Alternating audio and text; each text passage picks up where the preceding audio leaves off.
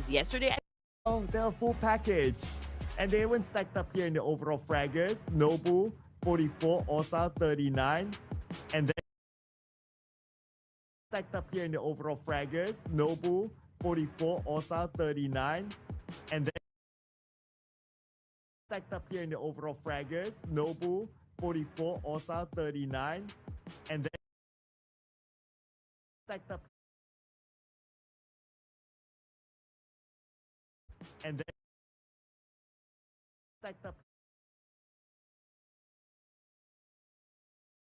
And then stacked up.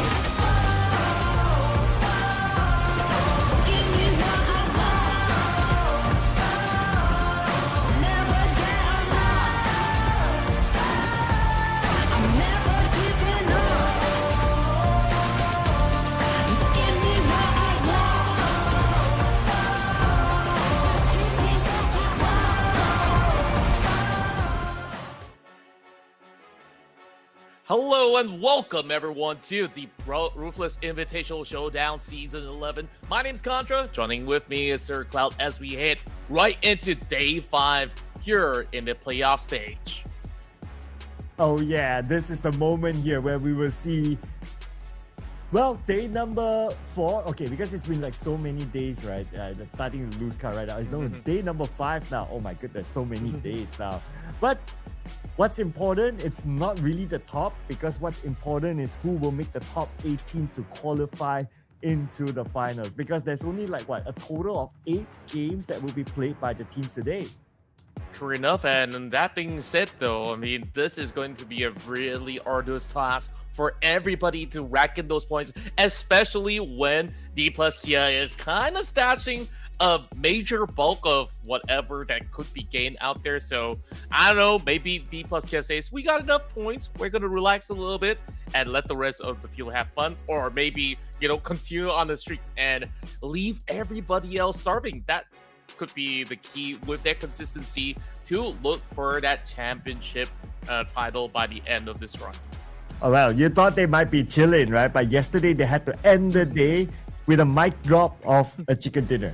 It's like they don't really need it. It's like, oh, you thought that, oh, we're gonna have an off day, you know, we're not really gonna perform, we're gonna have like a Korean barbecue while we play, and then the last game they drop a chicken dinner. It's like mic drop and then they left the stage. Yeah, I think like it's just the usual modus operandi where if you're already this good at the game, right? Like it's second nature. Like it's just another day in the office, and just goes to show that this team has so much potential packed in of all these 4 units that's been playing over the course of these weeks. And you know, I guess like the only way for the rest of the pack to do is just to get good, and perhaps that is what they are intending to do. Yeah, just like what they intend to get. Other points! Of course, you guys would know the point system by heart now. If you don't, well, we're here to serve it to you. Chicken dinner for every round will receive 10 points. Second place, 6 points. Third place, 5 points. Fourth place, 4 points. Fifth place, 3 points. Sixth place, 2 points. 7th to 8th will be 1 point. Other than that, no placement points, but they can still gather elimination points. That's right. And now we're on day 5. There is another day of action tomorrow for them to conclude the playoffs run, and I guess that is where everyone will be scrambling for the top 18 position. So because the top 18 teams will get to play on the grand finals, and that being said, the teams are also looking to secure themselves that hit start point based on their rankings. And what's special this time around for the showdown is that there is match rules applied on day 4, so we'll definitely want to keep our eyes peeled out for that in the grand finals. Oh yeah, but what will affect the grand finals is the head start point. So whatever placement that they will have by the end of tomorrow will determine what head start point they will have. Now, with the current state of D plus Kia, let's not even talk about how many head start points are they going to get. Okay, but that question will be given to all the other teams. What will be the amount of head start points, and who will qualify to the grand finals?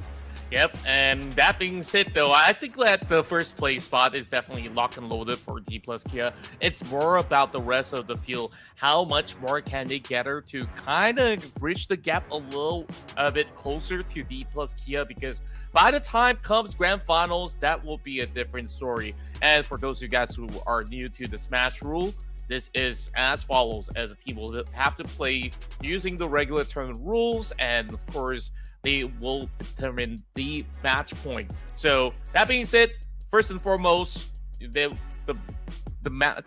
points that will be gathered by match 18 will be the points set as the match point plus 10. And once these teams reach the match point, they have to earn a chicken dinner to close off their run. I mean, it sounds complicated, but I assure you guys, it's going to be very straightforward once we actually witness it when it plays out. Yeah, so you got to stay tuned to the finals later on, then you'll get an idea. But we do have an idea who's going to play. These are your participating teams. So in case you missed out on yesterday's show, the groups are reshuffled again. So now we have a new set of teams in their respective groups. However, if we were to zoom in onto group red, it is still the powerhouse group. come on, look at this. D plus Kia, Alpha 7 in it, and then you have Hora Esports, you have Yaku Galacticos. It is still the toughest group. It definitely is, and that being said, though, it is going to be tough when you will be pit up against D plus Kia in the same lobby either ways. Look at the rest of the field. There are no slouches as well, where we're having the best coming in from Southeast Asia, South Asia, and beyond.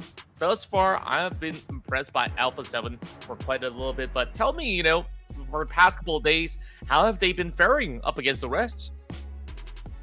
Well, I guess how D plus Kia has been faring is they are just dominating, right? Like, okay, to the fashion of like yesterday, they didn't really need to appear.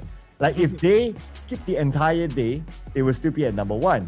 But they still played. All right, cool. Their first few rounds wasn't like the D plus Kia like how we saw in the first few days. But that's okay. Nobody will fault them for that.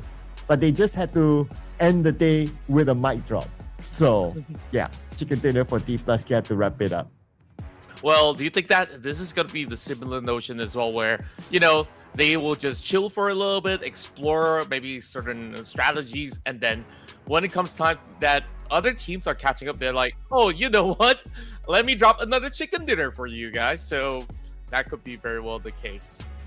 Well, not only the chicken dinner, but they're dropping MVPs left, right, and center. So Nobu is still the overall MVP as of now with 50 eliminations and 9,647 damage. Very, very likely he will hit the 10,000 damage mark by today with the 4 games that they will be playing. Well, unless if he's not playing, which it's very unlikely to be the case. And other than that, utilities used, that's cool, but what matters is of course the 50 eliminations. Can you imagine by this one player itself, 50 points out of almost 200 points collected by the team? He scored almost a quarter of the team points. It's really crazy if you think about it. I mean, when we take a look at how many games played and this guy is just delivering, and there's just nobody else that actually falls close to that number other than his own teammates. We got Fabian, and of course another name which I can't recall because I can't really read Korean or Chinese. So that being said, all 4 members of D plus Kia is on board, and the only other player that's been able to try to match those numbers is Superman coming in from Vikings Esports. Yeah, can you imagine like all 4 of them stacked up 1 to 4?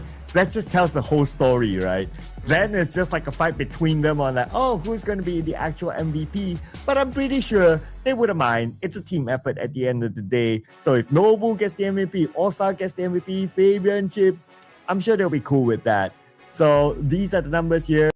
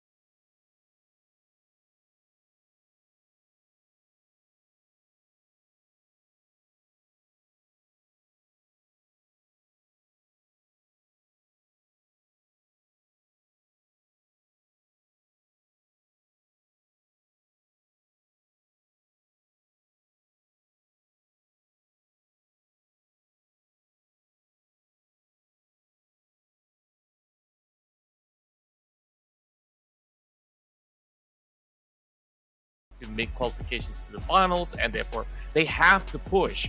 Now, look at how close it is. We might even see certain shifts to happen, especially Talon as well as A1 Esports at the cusp, at the borderline right now, where RRQ and Boom is looking to make an overtake, potentially even for KN as well as BTR, all the way down to Alter Ego. So we'll have to see if they would be able to score a couple of chicken dinners. As for Claw Slayers, I don't think that they're mathematically there just yet, but unless if they pull up a D+ Kia performance, we're talking big potentials here. Who knows? Yeah, I mean, major comeback, well, who knows, right? Who knows? But for the rest of them, you did point out, like RRQ onwards, the points are really, really close still. And that's thanks to D+ Kia pulling up a lot of points on top, right? So that will allow like the teams behind to kind of catch up to each other. Now, they're all going to play 4 games each, but on our broadcast, we're going to broadcast a total of 6 games. This is going to be the standard. We're going to start off with Erangel, and then we're going to switch it up to Miramar, and we're just going to go back and forth. But what we're going to switch as well along the way is the groups, and this will be the playing team for game 1. That's right, and we're looking at D+ Kia here with the opening as well. Blue Squad's absolutely is on the rise alongside with Drive, so I do expect them to actually pull up some decent runs. And I just want to recap for a little bit since I wasn't around. How do these teams actually fare when it comes out to Erangel? How do these teams actually fare when it comes to Erangel? Well, if we look at this group, right, so we can expect an early encounter because we still have Talon and also Hora in this same batch. So the Yasnaya fight might happen again unless a team decides to move away. So that's something that we want to observe. But we want to observe as well if Contra gets his groove after coming back here from base break. So who do you have to... Okay, we have a new rule here at the prediction desk, right? Nobody can pick D+ Kia because that's cheating.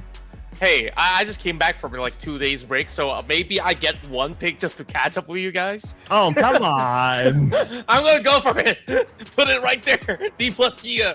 I need to catch up. Okay. No. He took it. Are our experts approving it? Okay. All right.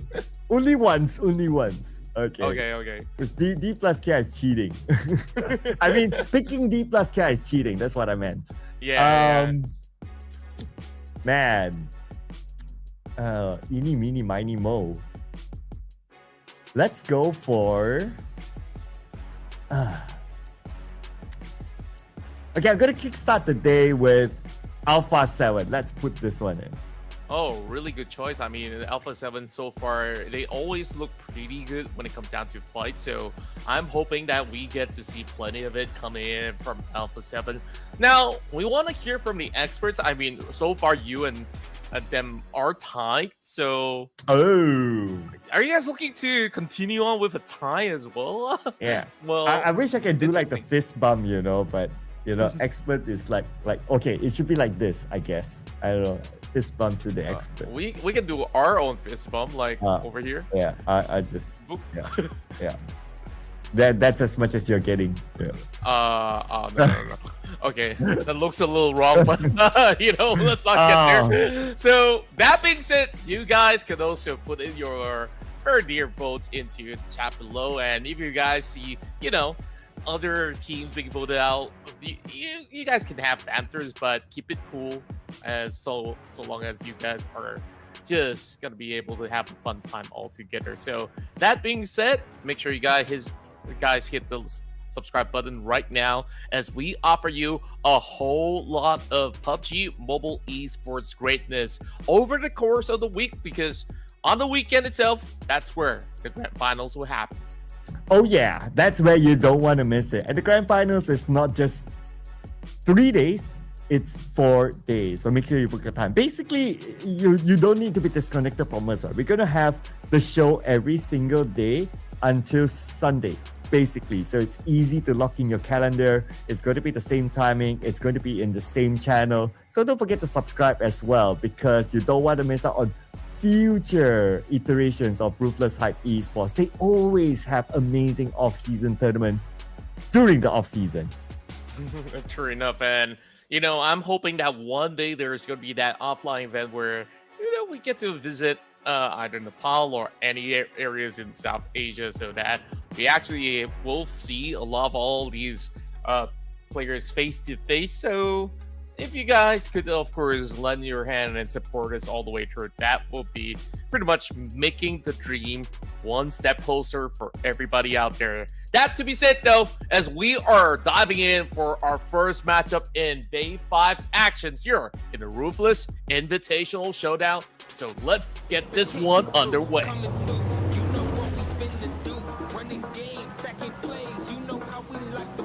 And we're coming underway into Erangel, the first game for today.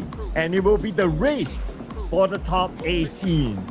Now, don't worry about the stats. It is the stats. It is not player lineup announcement, just saying, although we see D plus care all over our screen. Yeah, but it's just them just dominating like the entire 4 days before this, and they warrant themselves up there. Yep, all I see is Nobu's face at number 1 everywhere, and man, he definitely knows how to strike a real good pose.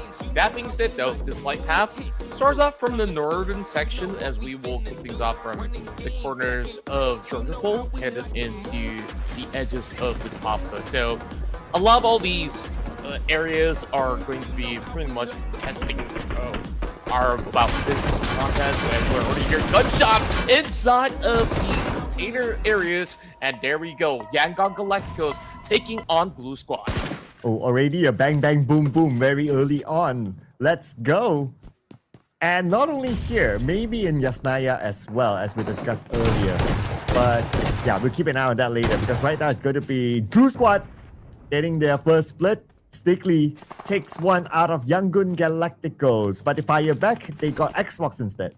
Yeah, 1-for-1 blow. Hex is dropping really low though, so he's got to find something to heal himself. While you can see that there is an even spread with 2 members of Blue Squad opting for the container areas, whereas the rest of the other members are actually taking the warehouses. Sky now going on the push as the battle continues inside Yasnaya, this time cleanly won by Horror Esports, with Talent walking away with nothing. Ooh, this is Horror Esports' fastest win in Yasnaya. Okay, they're done. And we're back onto the container area where Yangon Galacticos and Blue Squad will fight out with each other. 3 players left for Blue Squad, 3 for Yangon Galacticos. But on the elimination feed, RRQ is in a fight of their own against Kinotrope. They got Mark. Well, that is going to be 0 marks for Mark, unfortunately, throughout this run. Not intending to put those puns up this early on, but why not, right? This is all these teams are looking for early battles. We already see heavy casualty. There's about a total of 7 players eliminated thus far. I think I lost count. I mean, these numbers just keep adding up, so that makes it 8. And meanwhile, Kinotrope, like you said, very, very close to those members of RRQ. Unfortunately, no troubles on either side, so you don't really hear more bang or booms all around the corner. But for the rest of the field, they're really taking all the way downtown on close proximities, with damage being done from Ozisan. He's got that micro Uzi, he's running out of bullets already. He's kind of stuck out there, and that flank angle was perfect to catch up the bar. And here comes Genforce on to Ozisan. Micro Uzi on the other end, 50%. Oh, wow. They got those shots from the shotgun on points. And with that, Kinotrope eliminated number 15, no points at all. RRQ will collect them all. Yeah, that was cleanly executed by RRQ. It's kind of tough when you're pushing on the outskirts, and all these members of RRQ was kind of ready over on the outskirts in different positions. Therefore, it was pretty much of a smooth execution, not too worrisome other than a couple of tags onto these members of RRQ. So they will get the entire Milta sector for themselves. As for E Arena, well, gotta look out through the roads. It's funny that, a monster truck could not bypass such a skinny tree. I feel like you kind of want an update where you can, run over small little terrains with such a heavy vehicle. Yeah, just like that reminds me of like the Rondo map, right? Like Yeah.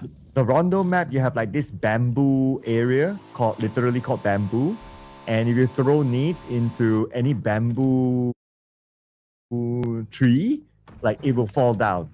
But it doesn't work for vehicles, though. I think I need to recheck that again. But definitely works for nades. So if they can do that kind of update, I guess it'll be kind of more realistic if you have a monster truck and you can run down those small trees. That'll be kind of nice. Yeah. Well, in fact, you can see that happen somewhere down the stretch while Lambo's finding a beautiful catch onto Potato. So that's one man down coming in for Voing Donkey. I don't see any form of assistance coming in from the side of Voing Donkey, so they will just cut their losses. Revo flipping over in a very dangerous location, but thankfully, Voing Donkey isn't all too interested in particular on this gas station, so cutting their losses. First blood for A7 thus far. Definitely looking for a whole lot more. Now, I kind of want to look at the first circle update. Do you have any clue where exactly would it be? I'm just looking at the mini map now. I see Saverny by the edge. So I guess it's somewhere up north. And that's just a guess. I believe so, because last time we saw all these fights taking place, a lot of it has to do with some area over a nerve point. So that makes a whole lot more sense why these teams are jostling for some of all these control around the area. Well, great to also see Alpha Gaming really getting themselves back to shape, because last we checked a couple of days ago, they were somewhere near towards the dead bottom, and right at this moment, they are fighting for that spot to solidify their position. Current place at 15. I think it's not too shabby, but if you take a look closely, Vampire Esports and Talon is gonna make some advancements throughout today's run, so it can put APG at risk. So we'll definitely have to keep our eyes very closely to the teams around that borderline. And APG playing without ease, their latest signing. But 3 players, we've seen it before time and time again that you can still win chicken dinners with 3 players, and it's APG. I mean, on paper, this roster is like super stacked, so I wouldn't be too worried about them for now, that is. I'll probably be slightly worried for teams like Boom, because it overall at number 20 now, and Boom Esports to not see them move forward, it will be kind of awkward. Yeah, Boom Esports, we know that they have definitely had the biggest potential out of the many teams that participated in Ruthless Invitational Showdown. And even through previous iterations, Boom Esports have always been that kind of staple team that we usually see in the grand finals. Unfortunately, they've not really hitting the mark for these past couple of days. I think that we've only seen certain signs of brilliance when it comes down to them going for all these heavy fights, and I think like that's where they thrive the best, especially when they play in areas like Miramar back in the past. I think track record wise, this team definitely knows the ins and outs of those maps. But in Erangel, when you put some of the best teams in the world to really play on the classic matchup of this map, it kind of gets a little difficult when you don't really have, say, maybe a good location to hold out. As for Alter Ego Ares, I think they've got themselves a very comfortable spot just by the edge of Mansion. Oh yeah, very comfortable it seems, but because like Mansion is in the circle, so now I'm wondering if like the circle is maybe centered around Yasnaya perhaps. But we get a good clear view soon. Okay, here we go. Oh yeah, it's centered around Yasnaya. So where will it go? Will it be a hard shift? Because a lot of teams are playing in the middle of the circle. A rather hard shift. Now Yasnaya is by the edge and School is the center. I would love a School ending. Me too, and the biggest winner when it comes down to gaining that zone control at this moment, Boom Esports, because they didn't really leave too far off of where they usually start inside of Rozak, and now they just have to quickly reposition and get the best spot possible. Meanwhile, Tony K showing up over on the feed, taking down Stickley of Blue Squad, speaking of which, Mormon hoping to flush him out, as Mormon hoping to chunk out Hex as he's falling so low, and these teams they're still tanking out the blue zone, and it's gonna take a while before they actually get into the zone. So E-Arena really have to shut this one out cleanly. They still have all 4 members. I can't say the same about Blue Squad though. And it seems like Hexus is, Noel in particular, is the last one standing. Yeah, this is where we will observe their healing utilities. Okay, Momo has 3 first aid, so that's pretty decent. And after eliminating Hexas, he can get his first aids, so he will stack up a bit more. So they should be pretty fine. They should be pretty decent. And even though 456 only has 2 first aids, but they can share it among each other. So I wouldn't be, I would say they should be in a okay condition now. And these pro players, you know, even though you see them like spending time in the blue, for the most part, they know their timing. They know when to leave. Yeah, and there's plenty of space over in the north section for them to also make that wraparound. Maybe we're looking at a north entry into Rozak to be the call for the rest of E-Arena. While Horror Esports, you know, after that fight that they've taken so cleanly up against Talon, they kind of have a lot of that space inside of his style. Now that it's slightly off of that zone, this puts them into the big mix-up in the middle where you saw plenty of teams fighting for the position, and Horror kind of looking around the edges right now, while A7 is on the hunt, having such a good view over the fields. Oh yeah, Alpha 7 in a decent position now. Especially with the fact that they can look at the rotation of a lot of other teams in their direction. Maybe like Alter Ego even now that they are moving in across the playing fields. But the moment they move, they'll meet with another Indonesian team, RRQ. Now with that information, they're wondering, do they want to go forward or not? But because we're only at stage 2, right? For the most part, if team sees another team in a vehicle like that, they will just move away.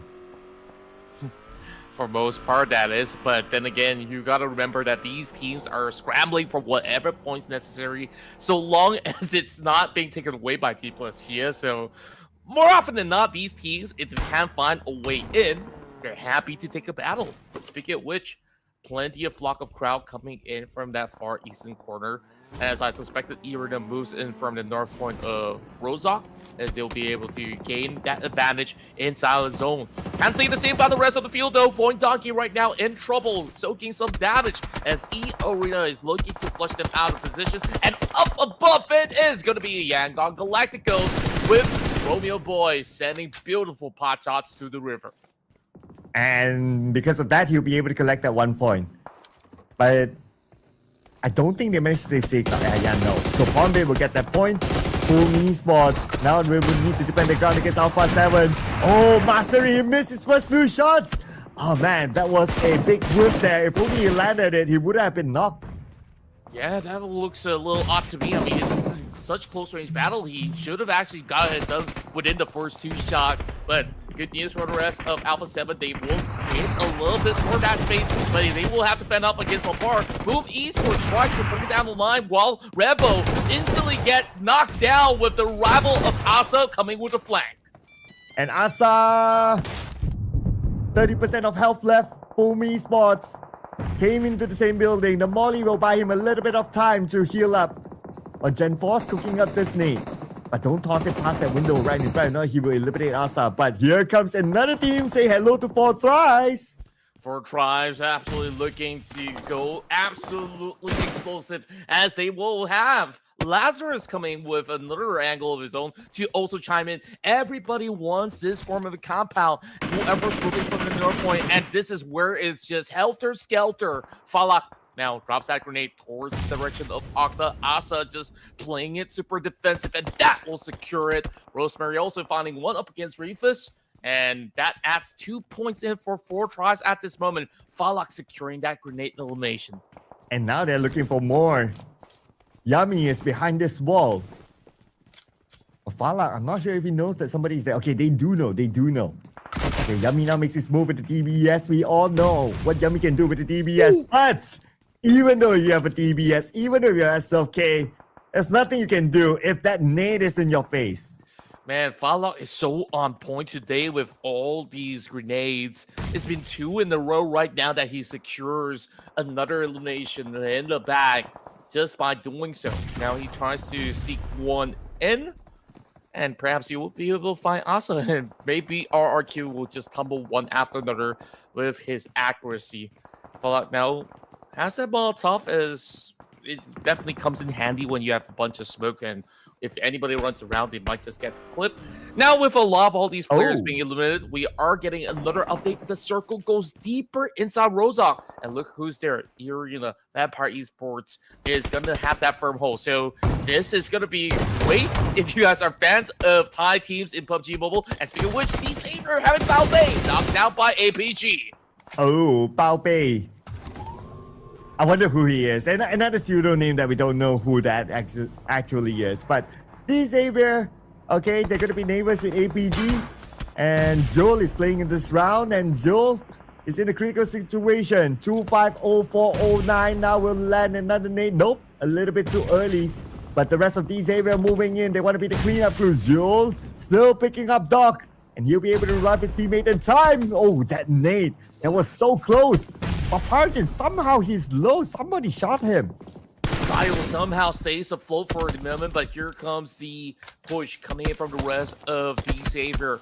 Tags all around, and there's barely enough spacing. Parachute also looking to close up. Zio has that space to find one in return, and just with the pump shotgun, he will be able to draw an exchange. Doc's still on the ground, though, but at the very least, APG suppresses it down to 1 versus 1. Here comes the push, and he's looking for a full kill up. Oh, he needs to reload his shotgun. Now switches to an M4, but to no avail. He will be taken out. APG eliminated number 10, 2 elimination points. What a close call that was. I felt like it was a desperate attempt to heal up. And so far, Vampire Esports is really making it hurt for everybody else inside the field. B plus Kia, late rotation, out on the fields, trying to enter the school terrains, but they are settling over onto the outskirts instead to get a little bit more of that natural cover, while the rest of Vampire Esports is really holding down the line. Look at that 2-2 split. Loving what Vampire Esports is doing by having 2 members to look into the city and another 2 over onto the southern terrains. Ooh, and guess who's dominating? Arena. They just took out Jiggle from Hora Esports. And because of that, Hora Esports eliminated at number 9. They only gained 5 elimination points this round, which is pretty decent, I must say. But the fight continues on. Here comes D plus Kia against D Xavier on the feed. Yeah, and overall, it's been pretty much a slugfest between the two. I think D plus Kia, with that late rotation, they kind of got themselves sandwiched in between these sector where they can't afford to really move all too much. This fight has yet to be concluded, but Falak is not going to wait any further. He's looking for that push. D plus Kia now wall to wall at this moment up against the Savior. It seems like they're looking to have certain info to be fed. Also, still limping on the ground. Same goes to Noble. Chips. He's revealing himself, but he's got a grenade in hand. He's running out of the open just like that with a shot. Perfectly connected as he takes down the entirety of the Savior. And he will revive at least 2 of his teammates, but not sure if he will have the time to revive Fabian. As Onzens now move forward, they heard the commotion. They want to finish things off.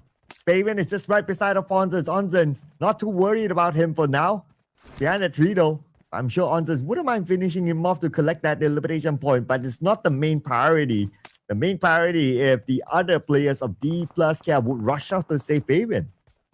Yeah, and taking a look at the current zone, Vampire Esports with this kind of split, they're looking to really close up against D plus Kia before they just go on a certain rampage. But it is definitely a little bit more difficult, especially with E Arena taking charge over the North Point, so it makes it worse for wear for the rest of Vampire Esports, hoping to slowly choke out the rest of D plus Kia. So Chips is just hugging by the very far edge, looking for an opportune moment, and Onsen is not gonna allow them to set foot any further.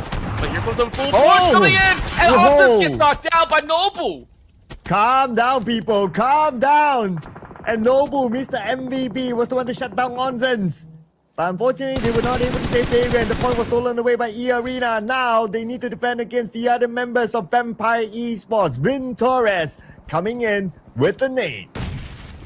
A little bit of a back and forth exchange between the two and Brett this moment, and Noble. He's got the S12K also pretty much amped up as they are looking to at least hold down the line. Quick damage being done, and Noble knocks them down one after another, looking for Lazarus as well, and he secures it, depleting the entirety and looking for Tourniquet at the very same time. Oh, but Tourniquet managed to nade down Noble, and he will be finished off immediately. Looks like Tourniquet became the kryptonite of Noble. Now D plus care, only chips left behind. But E-Arena, they're by the edge of the circle. Do they want to go in to finish off chips? Oh, looks like they will. They're interested in that one extra point. Definitely want whatever is necessary right now. While all these teams were going up against each other, take a look at 4 Tribes. They haven't really moved too far over onto that north point where they're holding up against R2 earlier.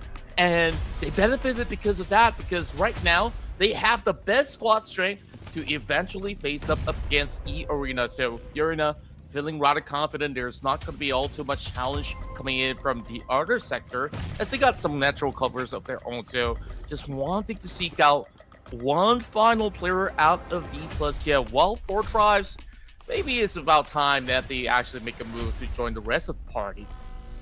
Yeah, 4 Tribes has been staying real quiet. Yeah, they had an early fight where Falak scored 6 eliminations so far, and that's amazing. But then they have stood quiet. They didn't get involved in fights. This could be their moment here. They're by the edge of the circle, and they need to cross the road, so might as well take the fight against E-Arena. Player 456 on top of the hill.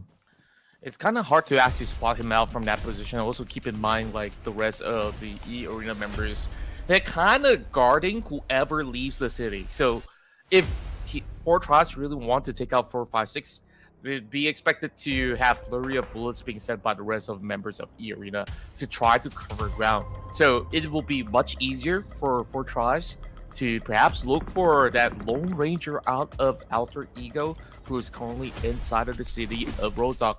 Easier said than done. I mean, all these solo players, they're just going to be staying super elusive for the time being, hoping to gain some position. And take a look. That circle fully belongs to those members of E-Arena, while D plus Kia is just by the edge of it, with another Lone Ranger coming in from Vampire Esports, hiding out in school. And that is going to be Newsy. Great to see him back. Yeah, normally he plays in Miramar matches, but this time he's playing in an Erangel match. And he comes back with an elimination for himself. But just too bad that he's the final remaining player of Vampire Esports. If his full team was here, then, well, they would have an equal chance against 4 Thrice. But now 4 Thrice with 2 DBSs moving in towards where Newsy is at. Not sure what his chances are. No idea, but 4 Tribes, so you kind of have no inkling as to where exactly Newsy is, unless if Naki kind of hears any kind of movement with any steps that Newsy take without having that awareness. Then they will be sending all 3 members of 4 Tribes towards their quarter. As for the moment, a little bit of a standstill until we settle with stage 6. So no commotion whatsoever, because all these teams are kind of comfortable where they're at for the moment. I do believe that Newsy has gotten a little bit of a sense that there are players inside of school, as he's definitely checking for his footsteps while also checking out the outskirts. Chips, what's the call gonna be? I mean, he managed to somehow stay afloat, even having the confidence to run out in the open, and this is where shots will be fired coming from Newsy as he's hoping to secure it, and that alerts the rest of 4 Tribes. And Newsy with the smoke, now buying him a little bit more time, but he cannot escape the wrath of Lucky, coming in with the DBS, rushing in on the Newsy, eliminating Vampire Esports at number 5. And now, inside of school, it will be 4 Thrice, but on the outside, on the high ground, is still E-Arena. Yeah, so unfortunate. Newsy could not even find a way to climb over the school walls, unfortunately. And as much as he wants to be alone, I think like he's kind of boxed inside of school. And now the same situation for the rest of these members of 4 Tribes at the moment, because they kind of need to run out. But the rest of the arena will be the ones gatekeeping the rest of the field. So as much as I would say the numbers are kind of matching when it comes down to the units that 4 Tribes have, exiting out of school is going to be a big problem to go up against the arena. Yeah, with 30 seconds on the clock, they might need to force an exit. But Chips is still here, the final player of D plus Kia. Nobody dealt with him. So as long as he's still in the game, he could be the kingmaker, because now 4 Tribes and E Arena is dead focused onto each other, leaving Chips behind. But it also depends on what kind of circle we're going to get in about 8 more seconds. If it forces Chips to move forward, he will be out in the open. True enough, and on top of that, 4 Tribes, if they were wary enough that Nuzi was shooting onto somebody, and they gotta kind of pay attention into the open fields where Chips is currently at. Or maybe they actually missed the mark with that. Nuzi did not eliminate Chips, so it would still be Chips being a thorn in the flesh for 4 Tribes, because right at this moment, they don't really seem like they were having full focus over onto his position. And interesting enough, 4 Tribes, they've been able to get that spacing while the rest of E Arena, they kind of hold up the northern section instead. So the onus now on Chips. How is he going to cut right into the zone? Because he needs to make a dash right over onto his front. Ooh, moving from hill to tree. And he sees one player of 4 Tribes, gets him. He sees T24, but Noki responds quickly. Not able to get a knock on the T24, not able to get a finish onto that player of 4 Tribes, and Chips went out without any extra points. Now it's E Arena and 4 Tribes, and E Arena, they have to take advantage of this. Yep, this is the perfect timing for them to strike. E Arena looking to close it all out while they're still looking for that grand reset down to T24 to try to make something happen, but he's all the way far over on the edge, so they will be able to go in for the pickup, but not quite yet for them to actually heal up. Another nade being tossed right through. T24 is going to be pretty low, and it's going to be tough for them to eventually jostle that control away from E Arena. Ooh, to a certain extent, Chips became the kingmaker. If he did the same to E Arena, 4 Tribes would then move forward. So now 4 Tribes, they had a deficit. 2 players against 3 from E Arena. And E Arena, they have control of the circle right now. If you look at their position, they are closer to the middle. And they managed to push 4 Tribes to the other end.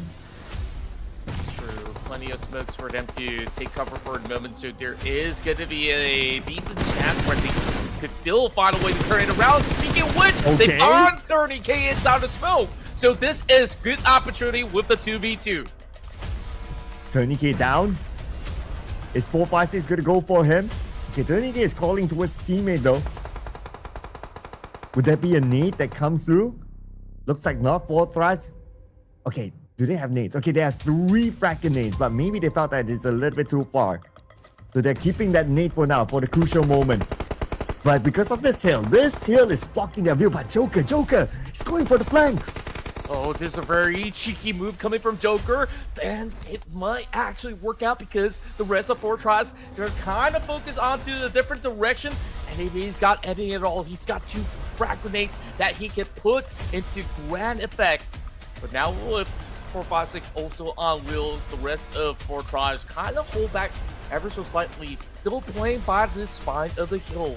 As much as I call it a hill, it is only a slope, and that grenade, good to connect, bringing them to only a quarter of health left for both Turning K and 456.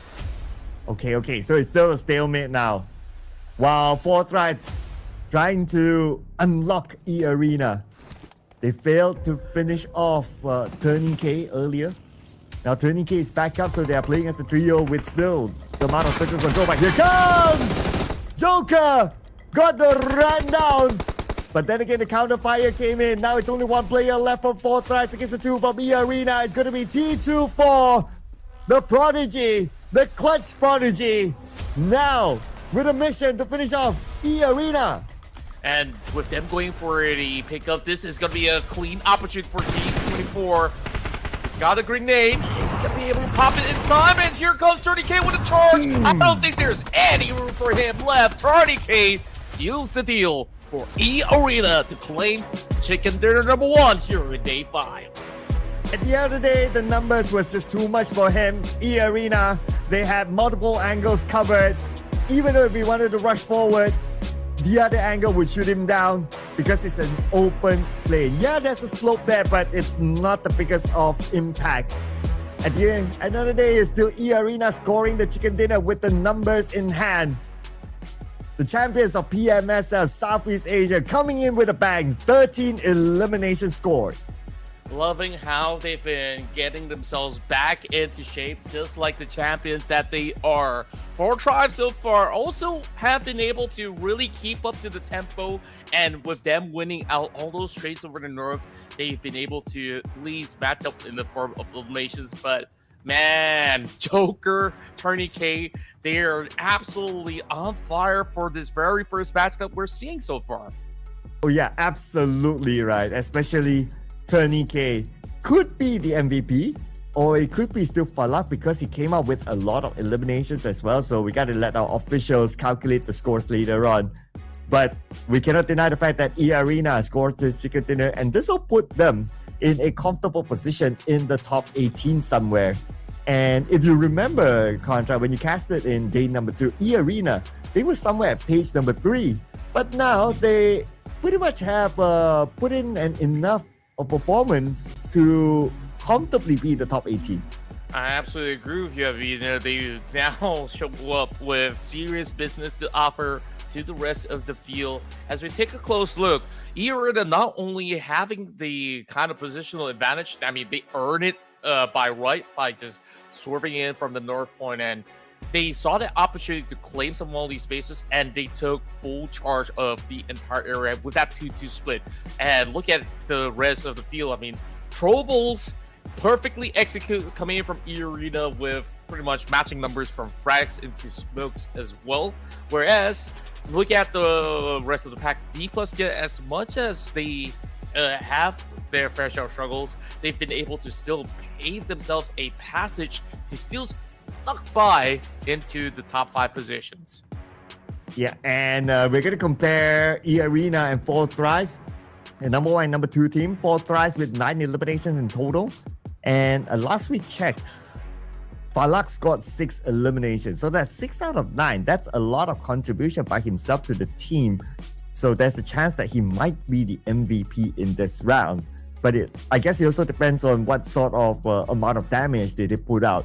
I'm pretty sure it's pretty healthy if you can score 6 eliminations in total.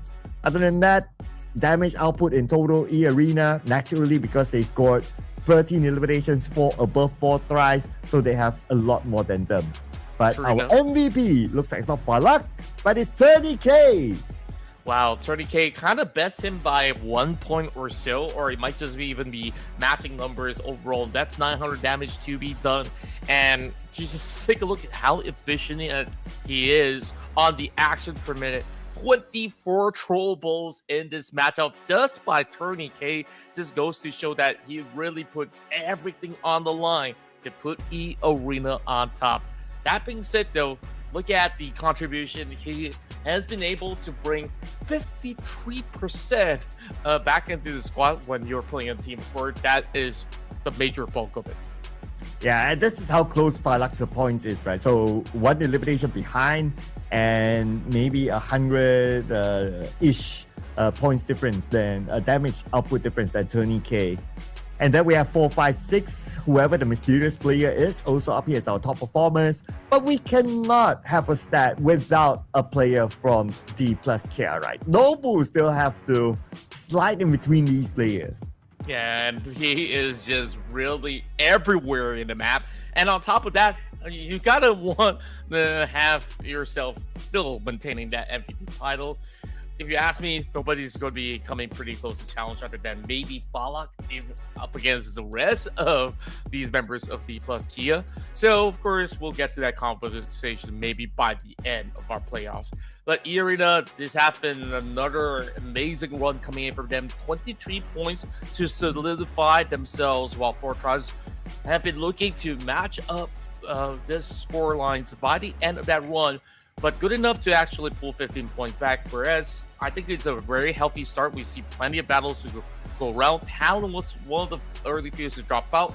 Kinotrope has folded to RRQ, and Boing Donkey was slowly being picked apart by Alpha 7, if I recall. So that being said, they gotta look for certain plans when they go into Miramar to at least pour some back. And looking at the numbers, nobody got time for airdrops. No airdrops looted. I guess because like the circle has been like hard shifting like to the left, to the left, to the left, to the left. And then people just don't have time to loot any airdrops in between. Now overalls, because 4 Thrice did pretty well in this round, so now they are at number 2 above NS Red Force. But to be fair, NS Red Force, they did not play this round, so they've been looking to claw back their second place spot in the next. That's right, and when they come back, I believe that they can kind of slowly get by. We'll have to see if they will be able to, of course, fight up against Fortress for it. Blue Squad, they kind of have a little bit of that early scuffle that kind of resulted in them being halted. So their positioning goes unchanged, but Alpha 7's been climbing all together with E Arena. And you mentioned that they were on the third page and now emerging into 7th spot. That is a crazy jump, if you ask me. Oh yeah, from 3rd place to now 1st page. Now they are, I mean, if you're in 1st page by now, with today and tomorrow to play, you're very, very likely to see the grand finals. Now, can't say the same for teams on page number 2, especially at the end. APG, Vampire Esports, D-Saber, and the likes of teams around there, because they could still be pushed down if they don't retain a level of consistency. So they need to be aware of the teams that's behind them. That means the teams on page number 3, where we'll see how close the points are now. That's right, and a lot of all these teams are just neck and neck right now. 76 points is the number to beat. Talon, they didn't walk away with anything, so that kind of allows A1, once they join in this upcoming matchup, to be able to challenge that to go alongside with Boom Esports. So Alter Ego, they're also inching in closer, moving up 2 spots with the members of Kinotrope unable to receive points this time around. So the race is still very, very nail-biting for the moment. Yep, but it will be nail-biting if you don't take a break. So we're going to head for a break, ladies and gentlemen. When we're back, it's going to be Miramar, so don't go anywhere. We'll see you guys after this.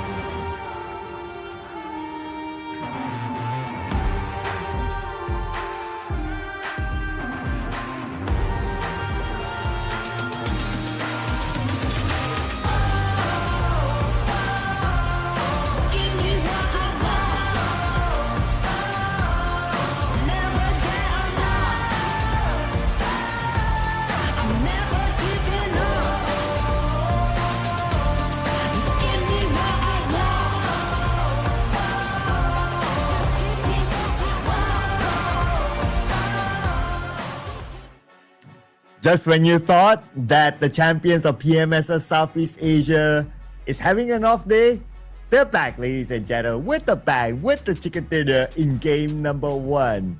Welcome back. You're now watching the Ruthless Invitational Showdown Season 11 together with me, Sir Clark, and my buddy here, Contra. What do you make of game 1? Well, I definitely love the tempo that Arena is playing, and we see a little bit of a good implementation of tactics as well as how teams actually execute in a very controlled and precise way on taking on each other. Whereas, somewhere in the mix of the field, there was a lot of all these chaos that happens for these teams to even try to squeeze for a position, whether inside Rozok or even on the outskirts, and it definitely was very, very difficult for at least majority of the pack. Oh yeah. I mean, if the circle like hardships to the left, never to the right once, and then it's like it ended out in the open area, it's definitely a difficult circle. And that's where the circle that Arena managed to overcome all the other teams. So Fortress, they came close though, so still gotta give it to them as well. And they still managed to bring in a good amount of points altogether. They're at the podium spot anyway on the overall, so I wouldn't be too worried for them. They're okay right now. We'll see them in the grand finals for sure. But who at the end of page number 3 will crawl into the top 18? That question will further be answered in game 2.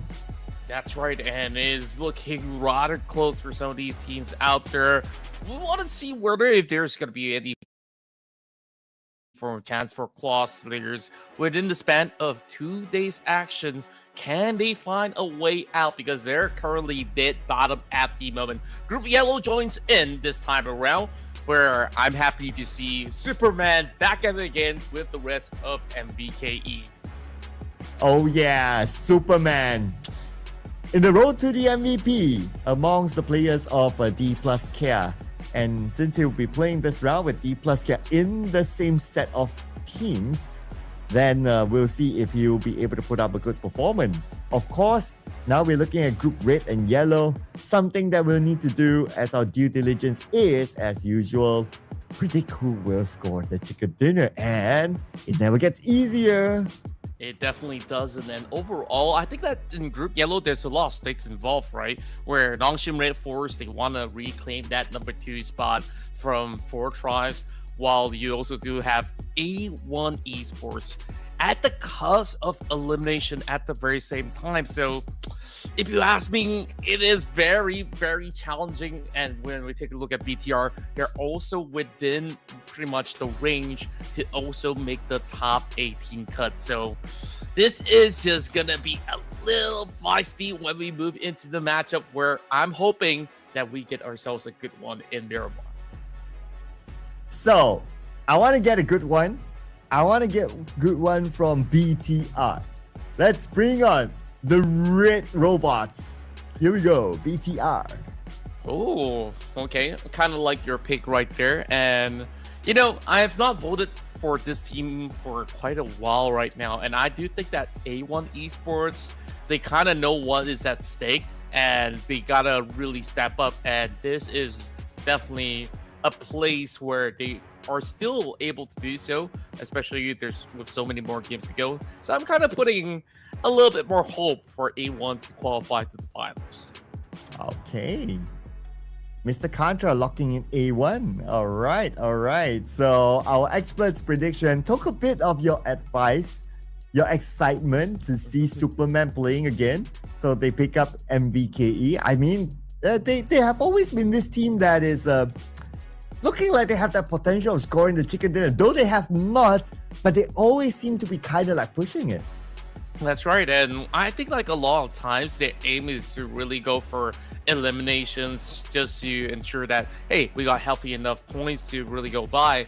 And I guess like it's not too much of a pressure for them, since that MVK is in a decent spot at the very least. So I'm definitely hoping that they will be able to show us once it gets a lot more serious in the finals, then maybe they're going to be looking into getting those consistent results to secure chicken dinners, because when it comes to Smash rules, those chicken dinners matter a whole lot.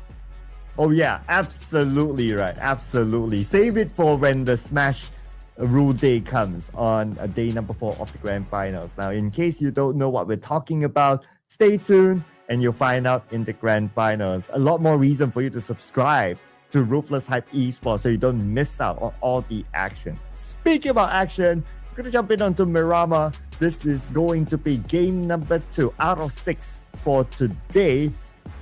And we're going to see group red and group yellow. Who will claim the chicken dinner? Let's go.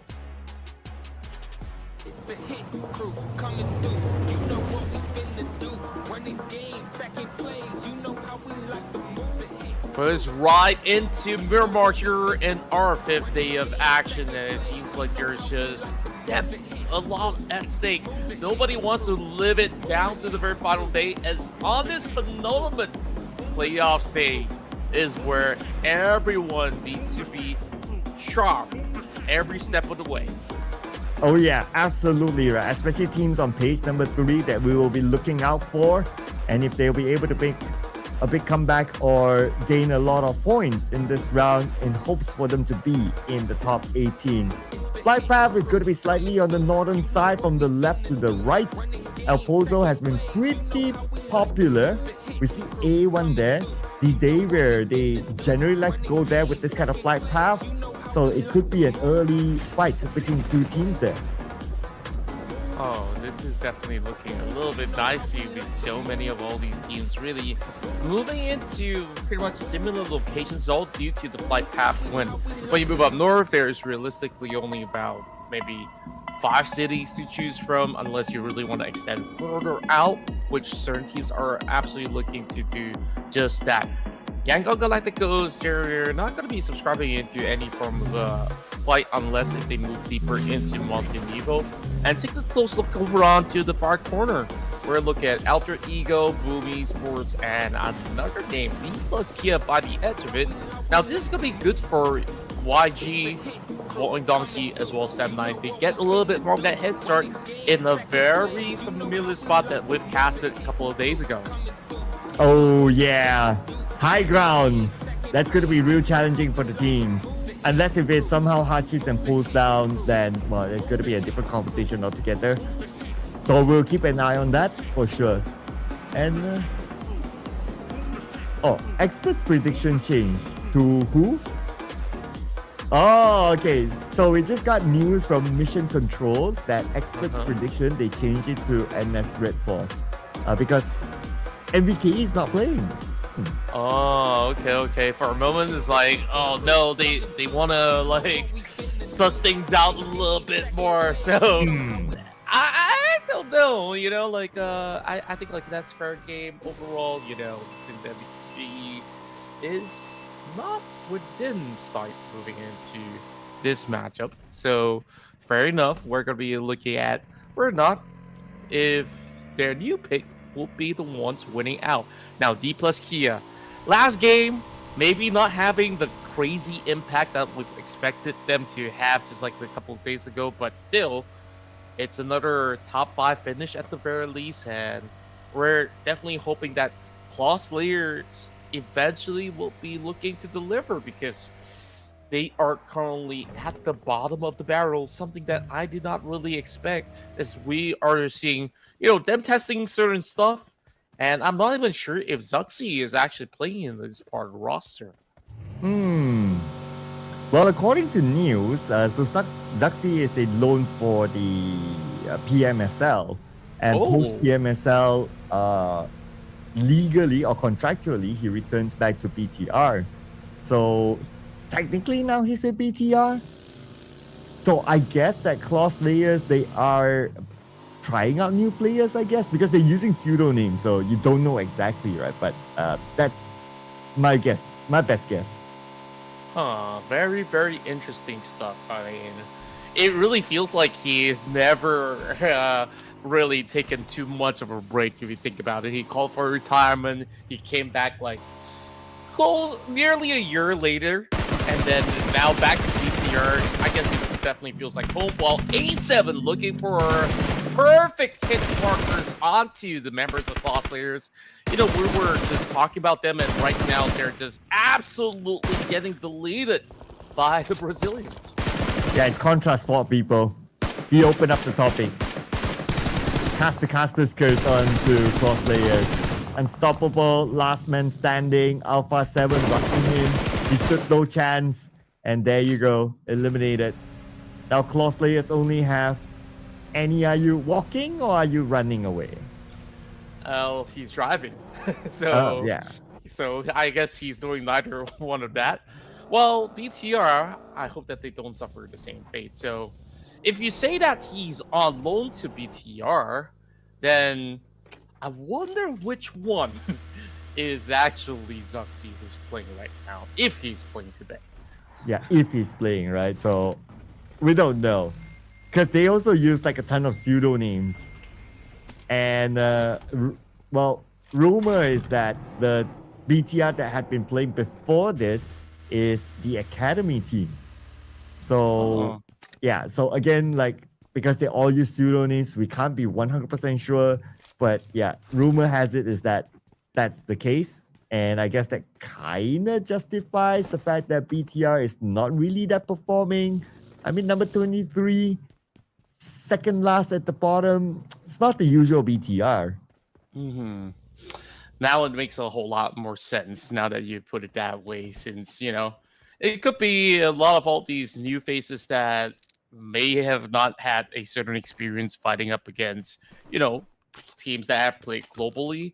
And sometimes it just gets a little bit more daunting, as much as, you know, Coach Ken, he loves those lobby slayers and looking for those fresh blood who's stepping up to the challenge.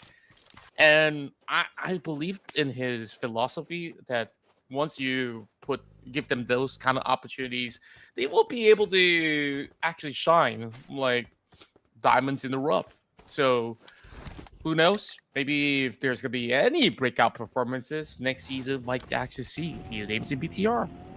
Wow, shine bright like a diamond. Yeah, and I guess that's what he will be looking at as well, right? Since, well, for BTR, unfortunately, it's an off season for them because they will not be featured in the PMWC, so they can pretty much experiment all they want instead of like truly preparing for the PMWC. So I guess it's both a good and a bad thing, but I guess more towards a bad thing. I'm just trying to be positive here for teams that didn't qualify. Yeah, I mean, every single tournament regionally has been extremely difficult. Even, you know, like, we talk about the qualities of V plus Kia as well. Take a look at them with this incredible result. You expect them to be at the EWC, but more importantly, these teams are also eyeing out for that very grand tournament towards the end of the year, and that is something that none of these teams want to miss out, which is why they just gotta keep working harder and harder despite it being an off season. Yeah, same goes for some of the other teams here, right? That's playing like D plus Care as well. It's unfortunate that it's an off season for them. They didn't qualify too, but Alpha 7 they qualified. And they're using this as a true blue training ground for themselves. And so far, what a good start for Alpha 7.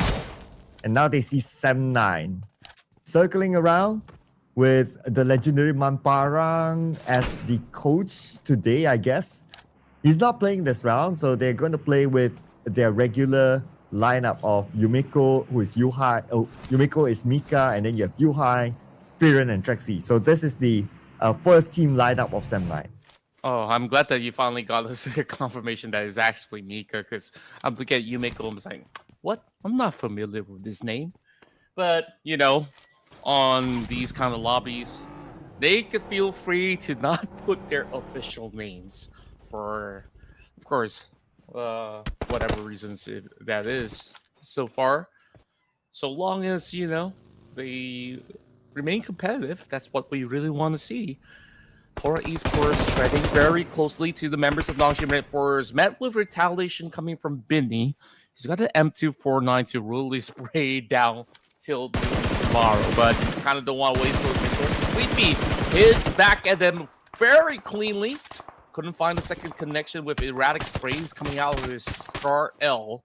But he's definitely looking for more. Oh, a little tag on both sides of the head, and they're thankful to stay alive for a moment, but take a look closely onto the rest of the members of Hora's position. they're kind of inching closer and closer. So this kind of allows No Fear to kind of find the flank angle. Yeah, and No Fear and Cole now looking for Beanie, who managed to make his way, and the fact that he popped that smoke, they know that he's behind there. And Jiggle does the same, but Beanie, he evaded that one nade. He's slowly moving forward with the SLK. Oh, but they know that he's behind the door. They heard the audio cue. Yeah, this is just getting rougher and rougher for Beanie. And the rest of Nongshim Red Force isn't exactly in the best position to challenge as well. But here comes the rest of BTR. Beanie actually gets the trade done beautifully so. And now the fight is not over yet. BTR rises from the back to put a little bit of some mounting pressure. Damage being done. It's going to be YG taking one member out of VPE while Sky strikes two members out of Nongshim Red Force. Somebody forgot to tell them that this warehouse is not in the circle, but everybody wants a piece of this warehouse. From afar, it's going to be No Fear finishing off Beanie. Now Nongshim Red Force only has that one player left. Aura Esports with two, but look at the amount of teams around this area. Boom Esports making a showing itself, finishing off Snape. Oh, this is just so rough. I mean, I guess it all comes down to this, where a lot of the teams, they drop over the northern section, and once the zone closes through, you see a bunch of them rotating rather at the same time, and it just caused this cluster to appear, and now they're just battling for a little bit more of that open space, whatever that they can find cover for the moment.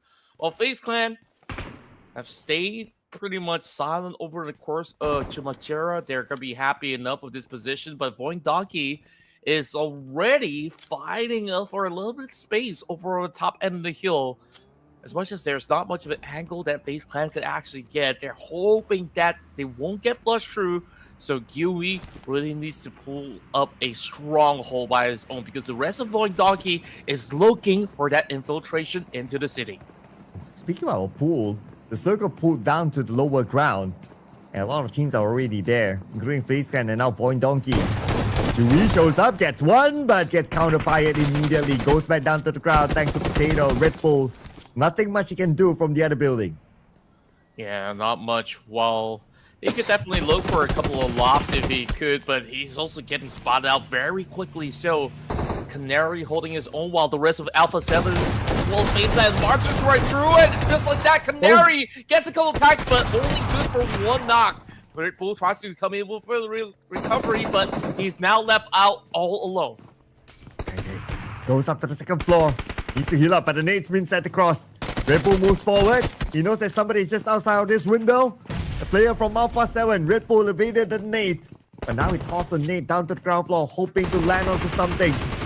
Cooking up the next nade. He wants to try to get Squash Bull. Tries to angle it across, but Squash Bull went in. Alpha 7 moved in at the right timing. And they will take out the final player of FaZe Clan. It's crazy how Alpha 7 knows exactly how to skill up some of all these cheeky positionings to really flush out Red Bull, not really allowing him any space to fight off. Now, the one problem settled by Alpha 7. The other one is from Void Donkey. And as they're currently boxed right in, looking for that reset, Void Donkey can actually take charge to kind of flush them if they want to. But guess what? Blue Zone already kicking right in for Horror Esports as well as Nongshim, down to 1 versus 1. And it is looking dire with the situation. Both sides low on resources. They gotta settle the scores. Oh, and DZ, he does have 4 first hits, but he doesn't have time to use it. He must win this clutch before he's able to really heal up himself. Look at this, he attempts. But lucky for him, No Fear needs to do the same as well. So both of them reset back to 80% of health. But stage 3 circle. Okay, DZ with the nade. No Fear doing the same as well. They're just mirroring each other now. As DZ moves in, evades that first nade. As STFK out of the hands of No Fear. DZ cooks up his second nade. But now switches back to SFK. And he will be the one to win that 1v1 against No Fear. Wow, great understanding of your opponents overall. The mirror action coming from both ends was just nail-botting, and eventually matches settle the scores, but they're so far away from the zone. Not too sure if they could still actually gain too much traction in this matchup itself.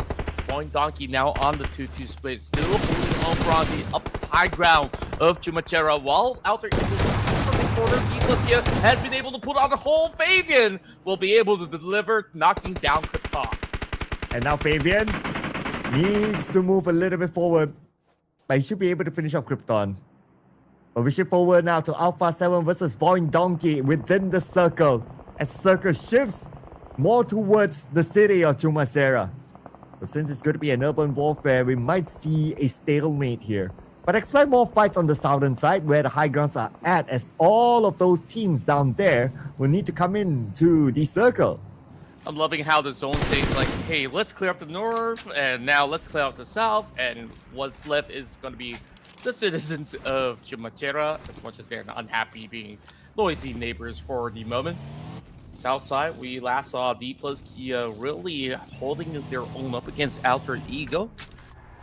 Only 2 points for now. Definitely vying for a whole lot more. Alpha 7 is having a pop-off performance thus far in Miramar, while Yangon Galacticos have been able to spot one more out of Alter Ego, while they are trying to also traverse across the spine of this hill to reach right into the zone. But as they do so, even more retaliation coming from the rest of Boom Esports, spotting them out, and the further they go, they will collide with Alpha 7 at the very same time. A1 Esports pulling inside the shack, down to Sinister only, but he cannot bend the rest of the field because they're in that tough jostle between 4 teams. Ooh, and Boom Esports dominating, but now Alpha 7, we have Sinister here on screen, dancing around with Boom Esports. And it's going to be Ponbet showing up with the DBS against Sinister. A1 Esports out. Respectable finish at the very least with 4 points for A1 Esports, despite not securing those placement points. While the fight continues, Void Donkey so far holding firm. They don't really have to do all too much, but they're eager to at least look for a couple of drop points. 2 is barely enough, and he might be able to spot something in return from the hillside where a lot of noise has been channeled through from that area. St. Cloud now soaks damage coming from all directions as D plus Kiera arrive to the scene, make it look very smooth for Noble to secure another one in the bag, and now that's 4. But the next challenger for D plus Kiera is going to be Boom Esports by the side, and they know that Boom Esports is there, so Osa is going to be the one in front. Okay, moves forward. I wonder if we can see Octa, but he surely knows the presence of Pombit. And Pombit, with the vehicle, goes back to his teammates, pulls the trigger, able to land the shots, but not able to get a knock. This is a couple of all these tags right across. D plus Kia playing it very, very patiently as Chips has been able to also spot one member out of Team Secret by the far edge. As much as they have shown their presence, I mean, there's still a lot of all these creases that they could actually play from. Zeta now joining into the factory areas where they're kind of locked into the space between Void Donkey as well as Alpha 7. A stalemate between the two as Iso is going to be looking to least with a little bit of disruption, some damage falling off. And it is just going to be pretty much the same story from both sides that have not been able to really call for a big breakout fight as they're holding the best position possible. Now, Team Secret also gets a leverage onto the zone, and Lazarus, the only member from Vampire Esports to take the dead center. Ooh, the final player, Lazarus, who's Schweppes, using a pseudo name. Oh, he stay as quiet as possible there within the city, hoping not to be spotted by anyone. But 7-9 from afar, we see them taking a bit of damage. Oh, it's them actually knocking down Ken for BTR. Not eliminated yet. It could be a long-range knock, so no follow-up. So Ken could be revived in a little bit more. We'll have to see whether if there's going to be any form of re-aggression coming in from the side of 7-9. BTR isn't exactly in the best possible location, but there is still the zone that they have. If it does shift towards the low grounds of the city, then both 7-9 as well as BTR, they're going to be pretty happy about their spot. Well, we'll have to wait for 2 minutes before we actually get that confirmation. So this stalemate is going to take a while for them to break. We'll have to see. Mika, so far, have been looking rather sharp today. Despite all of that, 7-9 still walks away with 0 point. I believe a lot of these knocks was actually claimed by other squads instead. Yeah, which is off screen right now. But look at this, an arrow drop behind Void Donkey. Okay, so that's a blessing for them. Kyurem gets U-High with tap of the Mini 14. But for him to finish up U-High, it's going to be pretty difficult. But because 7-9, okay, somebody's with U-High. I was about to say that, okay, maybe U-High doesn't have his teammates, 7-9 is well spread, but somebody's with U-High and now he's back up again. The biggest challenge for BTR is to cross this road because 7-9 is scoping down on them, but Apex, aka Satar, is playing today, and he managed to make it across. Glad to actually see him back in action once again. Love that he is IGN is actually Vitality versus the rest of the field, which kind of gives you a little bit of a notion that, you know, one day he might be able to also get another chance in the EWC. We'll have to get more of a glimpse as to what happens then in the international stage. Whereas Void Donkey, I believe they managed to get a little bit of that restock, like you mentioned, with the care package dropping really closely. 7-9, not willing to budge off from their position, but they allow the few members of BTR to cut right across. But BTR having one member stranded over on the far section. It's going to be pretty tough. U-High looks to deplete the vehicle. And Miramar on an urban setting, Chumacera is definitely one of the hardest cities for you to really get a firm hold on to anyone because of the high ground, low ground situation. Well, and it's still going to be a high ground, low ground situation. Dead center circle. These teams that have already locked in their own apartment inside Chumacera will continue to get the circle, but those teams on the south will still need to move forward. BTR, 2 players managed to break through onto the other side of the road. While Team Secret, okay, one of those teams that don't really have this circle, maybe some of them, but at least one player is on the outside.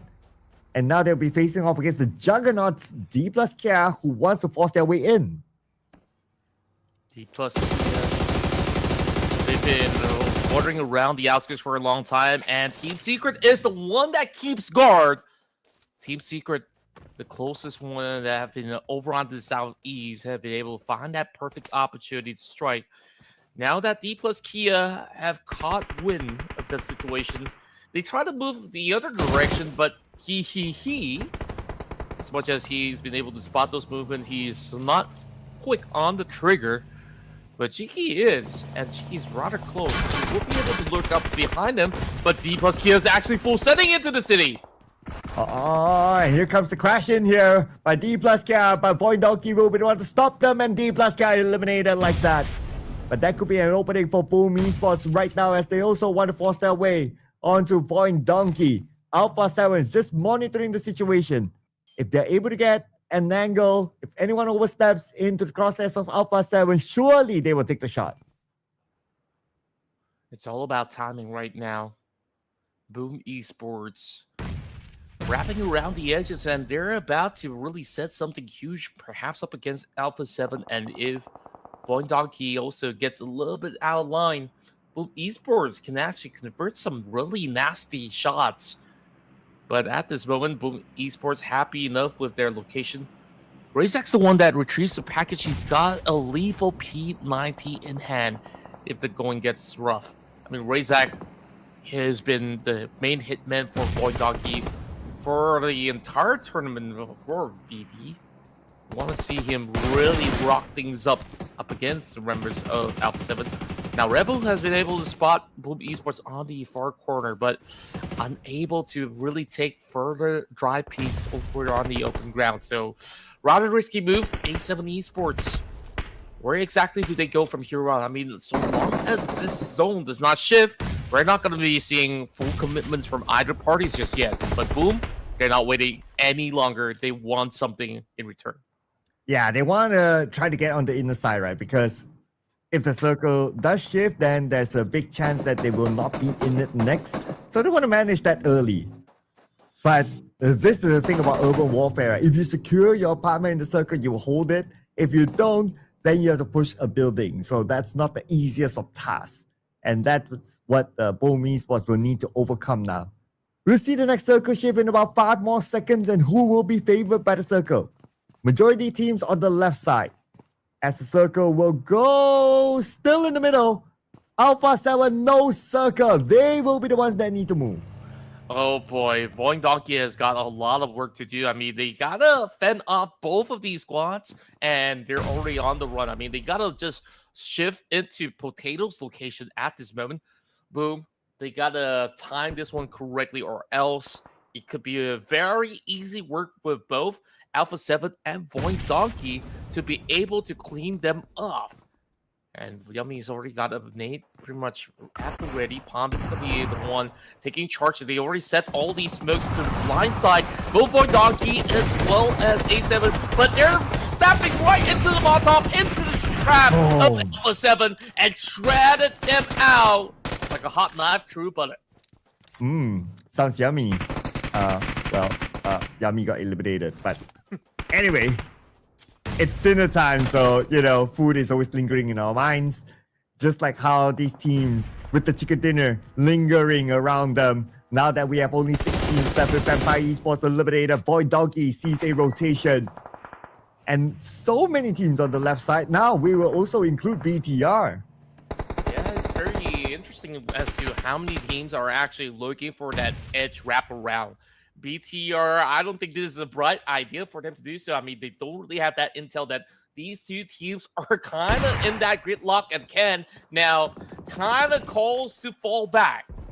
Razak allowing him to do so as they both have respect for each other's territory. Whereas BTR now thinks that, okay, we came from the south side, we know that 7-9's around, we can kind of play off with that info, so long as we don't get into the crosshairs. Speaking of which, Razak finding one in return, finally getting knocked onto Ken. Should be able to pick up that member of fallen BTR, but they just went through the door. That allows them to eventually get clipped up. Same goes to Fearon at the same time. Potato goes in for the exchange. Now, Yohai is the only active player for 7-9. Razak pushes forward, receives damage from Alpha 7. And Alpha 7, they're currently on the rampage with the fact that they took out Gachor. 10 eliminations at least for Alpha 7, playing with 3 players. But Alpha 7, they'll face their next challenge of not having the circle. Looking so ferocious right now, and you can see how they have been calm and composed. I mean, the way that they've been able to eliminate those members of FaZe Clan and a few other noble names just tells you that these guys are absolutely aim demons overall. Curry now tries to check inside of the smoke, as they do know for a fact that they're sharing that space with the rest of 7-9. It's just that they couldn't really get the vision through, so it's just gonna be about the matter of flying shots. Yuhai also tries to give some signal warning, but it's gonna be Kyoran that gets sniffed out in the smoke instead. Oof, you didn't get a good view, but Yuhai, he kind of knows the direction. It's like, okay, there's only that one door, so you just need to aim at the door at the right timing, and you will get your target. That's exactly what he did. But now Team Secret playing with a bunch of pseudo names here. Mr. FKY, I assume that he's Frankie. I can't be sure. But yeah, FKY, so far they are dominating with 6 eliminations right now. And they will secure another one in 7 eliminations. Top 3 teams. Team Secret, the only team with full squad. Oh no! Okay. Jiki! Oh, that was a little too high. And now Team Secret has got to get that revive done. The only reprieve is that Team Secret, they got the majority of space. Look how the tides have turned. I mean, last we saw Team Secret barely had enough space on the southeast, and now they're the ones in control with the most members up against Nongshim and 7-9. The patience pays off for the Malaysians. 7-9 still at the very far corner, so they kind of need to make a deep run in. FKY is going to be able to hold them down, though, so I assume that to be Frankie. He's doing an absolute mega job right at this moment to suppress 7-9. Yeah, we'll take that as Frankie. We'll make it easier for our brains. But 7-9 only Mika left now. Creates that smoke bridge, forcing himself to move forward. Now he's out in the open. Frankie's the one closest. And oh, he still managed to tag one player of Team Secret before GK follow up. And Team Secret will need to pick up their teammate, but it's not going to be a problem because Endless Red Force only has one player left. Simple spray from the top of the hill, and Team Secret locks in chicken dinner number 2. Build for work coming from Team Secret. They have been able to stop not just one team out there, make that 2, as both D plus Kid as well as Dongxi Brave Warriors have fallen into their hands. And this matchup was so tactically played off. Team Secret having the last laugh as these other teams were just going at each other. So as much as it wasn't the flashiest of plays, Team Secret has been able to really get some nasty eliminations. I really want to know who he is. Ooh, yeah. Who is this guy, right? Coming up with a whole bunch of eliminations and also damage output. Could be a new tryout player for Team Secret. But then again, they are heading to Esports World Cup, so I don't know if they can actually do a roster change during this period. Or maybe it's just one of the original players, you know, just fooling around with us. Probably so, if that's going to be the case. You know, Team Secret during the PMSL stage, where certain days they look a little bit iffy, but come grand finals, they were absolutely in the right form. So I gotta say that this team knows exactly how to execute, and that makes them a scary one to watch out for when it comes down to EWC. We'll definitely want to see a whole lot more out of them. A7 so far have been the ones to really shred out majority of the field, where they've been able to go on a rampage, like you said.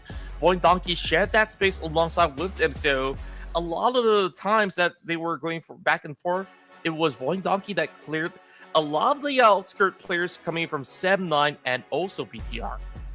Yeah, and with that, the Void Donkey, they are part of our top 4 teams to watch.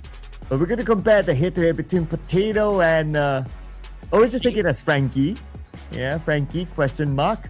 Both of them 3 eliminations, but damage output more on the Potato. Assists pretty much the same.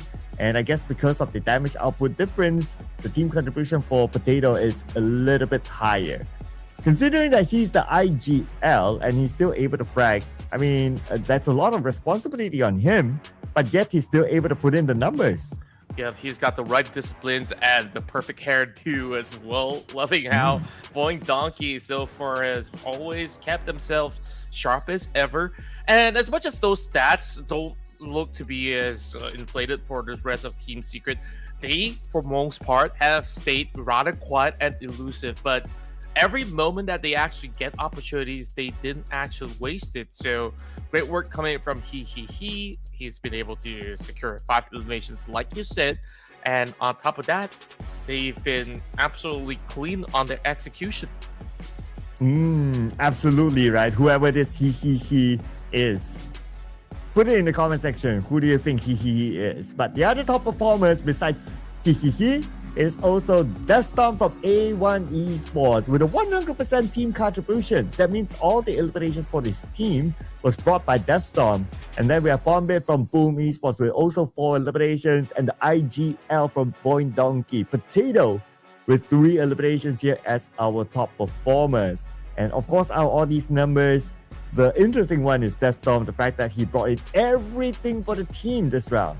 Yeah, and he was one of the early few players that's hoping to get that hillside in Jumasera, and it was just rather difficult that there's plenty of those teams who are moving from the south side, and A1 Esports unfortunately have been eliminated rather early in that sense. But take a look at this. Team Secret now with 20 points. How many positions will they move up from this chicken dinner? This being their second, like you said.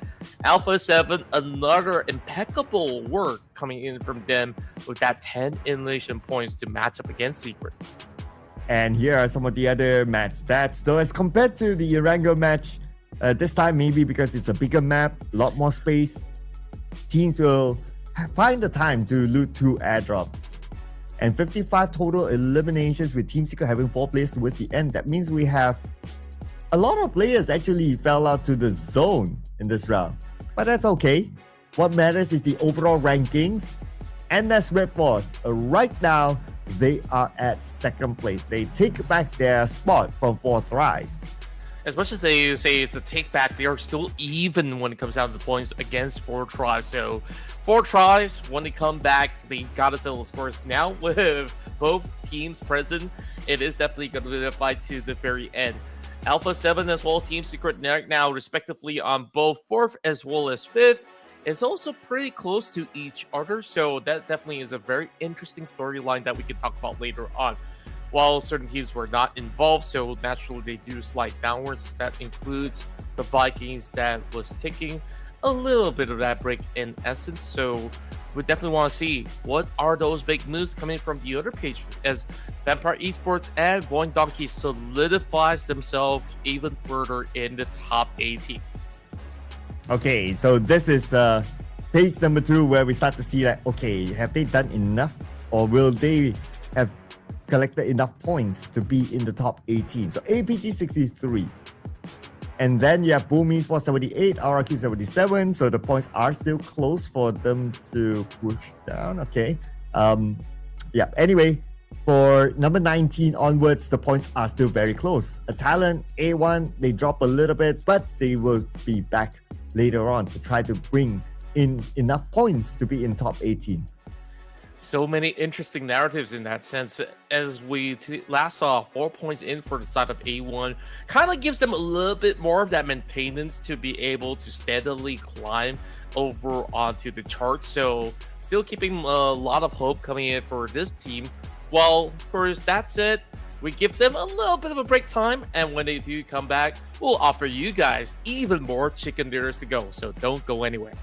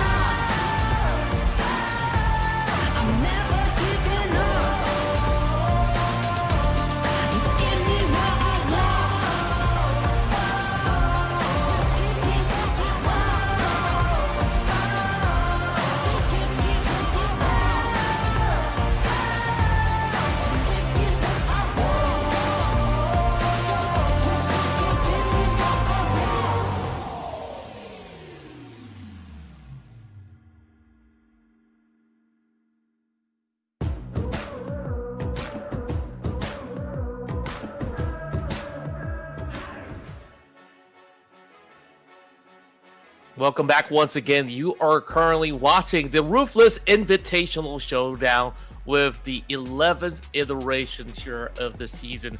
Sir Cloud, we've already had 2 games completed. Still 4 more to go for the night. So definitely it's exciting times to see some of the best teams here across the world.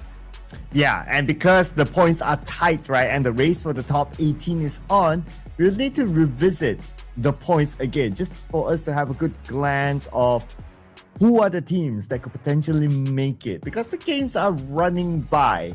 And here it is again. Page 1 teams, that's fine. Don't need to worry about them. They are very, very safe right now. Very sure we will see these teams in the finals. That's right. And that being said, it's more about the teams that are on that third page, because a lot of teams are just neck and neck right at this moment. When we completed Miramar, we see major movements coming from Alpha 7 as well as Team Secret, while Non-Human Force and 4 Tribes are the ones to be tied at second position with 136 points. Yeah, and APG is at 81 points. Okay, so that's number 16. 81, Xavier Vampire 88. So the points are close, and then you have a slight gap there with Sem9 with 96 points and FA7 with 97. But we want to look at around like 81 points or 88 points, how close they are.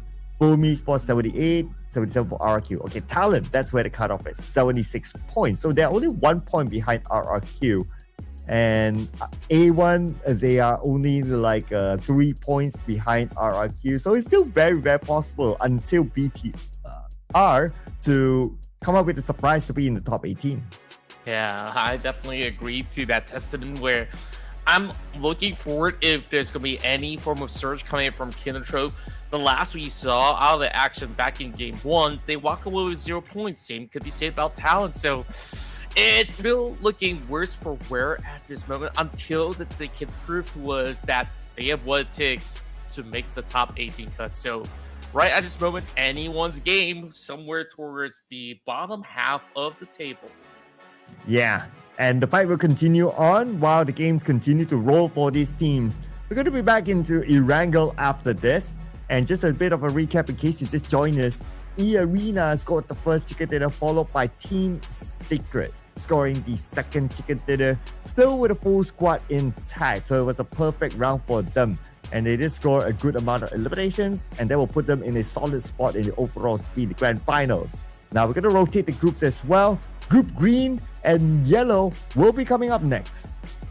Yep, we will welcome back Group Green with the arrival of Blue Squad, 4 Tribes, The Savior, RQ, Talent, APG, E-Arena, as well as Kinotrope. So the last we saw, E-Arena have been able to thrive in this setting when they move into Erangel. Could this be the case once more, where it was 4 Tribes that inch very closely into securing a chicken dinner of their own? So far, Southeast Asia is dominating for the first 2 matchup, and I think that, who knows, it might just be a different story this time around. Yeah, because we rotate the maps, we rotate the groups, it could be a different result. Well, we have not seen a double yet today, so the chance is also open for those teams, E-Arena and Team Secret, to score a double here in this match, since both of them will be playing together. Now, we're going to do, as usual, our usual due diligence. And I want to put in 4 Tribes. Oh man, you stole my answer right there. Oh man, did I? Yeah. Oh yeah. If that's the case, do we go for that rematch, what they had back in game 1? I think E-Arena's looking good today, so I guess I'll go ahead with them. Okay. Our experts are going with 4 Tribes as well. Okay. Second time, I have the same prediction as our experts. You're going for E-Arena, right? Contra is going for E-Arena. Lock it in. Well, for a double. It could have actually been all of us going for 4 Tribes for all that's worth. So, I guess I'm just going to be the guy that's thinking something different in that sense. Although we absolutely love, Falak and Cole. They've been looking super good throughout the course of the day. I mean, technically you could change your prediction.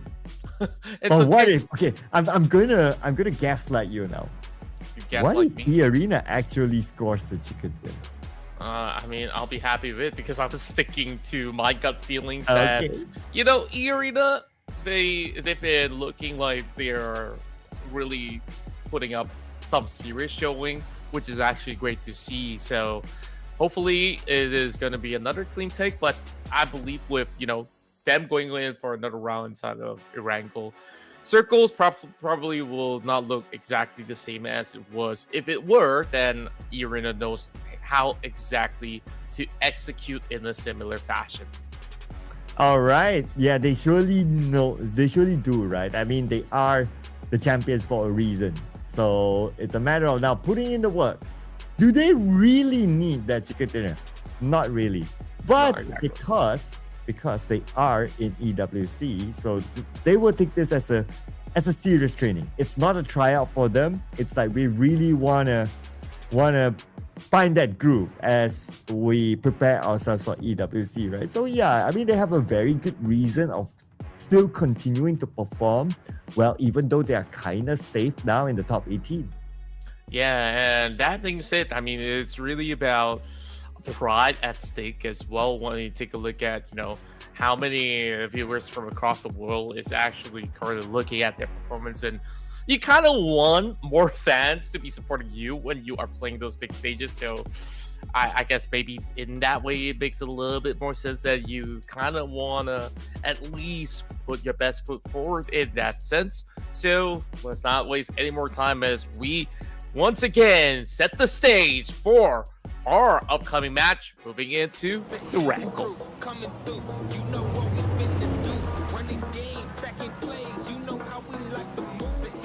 And Erangel it is. The second time we see an Erangel here today. This time the flight path is going to be very different. Earlier today we see a flight path from left to right, but I'm looking at the flight path to come from the north side, perhaps down. Okay, yeah, north. Besides Starboard to the left of Yogopol. Okay, so it's almost the same. It's just a different direction. Yeah, and it seems like today all the flights have been skewered.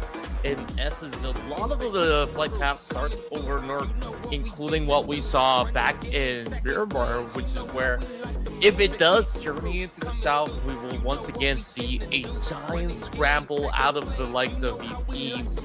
But for what it's worth, I think the teams that have played in Game 1, they'll be decently happy about the same sort of scenario. They know which areas to avoid going up against their own group, but against Group Yellow, it is a little bit of a curveball, right? So I want to see what does this actually change if it is anything at all.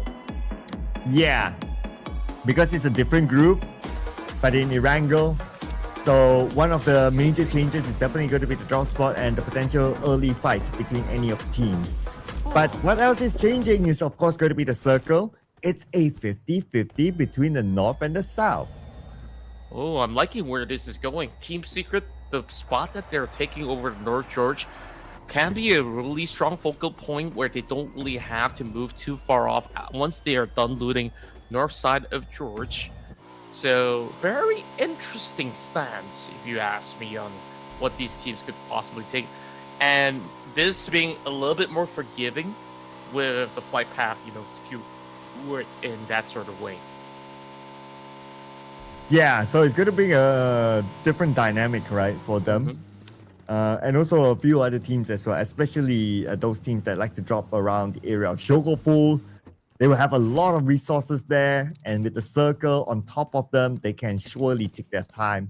But teams on the right side, Yasnaya-ish onwards, then they will need to move into the circle. But because they need to move, they can kind of pick their choice, right? Like whether they want to go north or south. Normally, we'll see lesser teams in the North Island, the shooting range area coming in. So if the teams were to anticipate that, okay, it's going to be an easier entry, we might expect more teams from the right side of the map to go up north in.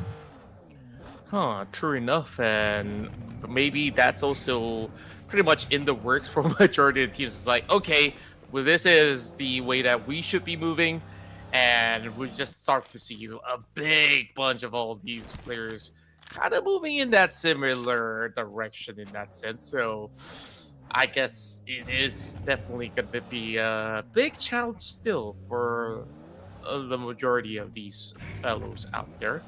So we'll definitely keep our eyes peeled out. As for FaZe Clan, they are all the way in middle power, so considerably one of the furthest location for them to eventually wrap their way back into that northwestern corner of the map. Yeah, they're playing by their regular drop spot all the way there. Well, I guess again that would allow them that space because you would have like teams moving in first. And from our trend that we have seen in the previous rounds, like teams would want to go to the middle of the circle. Not many teams want to play the gatekeeping role. And if that trend continues on, then FaZe Clan would have an easy access into maybe stage 1 or even stage 2 of the circle. So that's a chance that's a possibility that might happen. Okay, now we get an overall view. And we can still see that somewhere in the middle, where Jogo Pool is at, it's still rather populated by Team Secret, Blue Squad, and also E-Arena. 3 teams at least now. Yeah, whereas the rest of the field, they're definitely taking their sweet time. 4 tries will have a very firm access, and it seems to be that Team Secret moved right into the open areas where we thought that there's nobody manning this household, but apparently there's Glue Squad. So Xbox, he will secure the first blood for Glue Squad.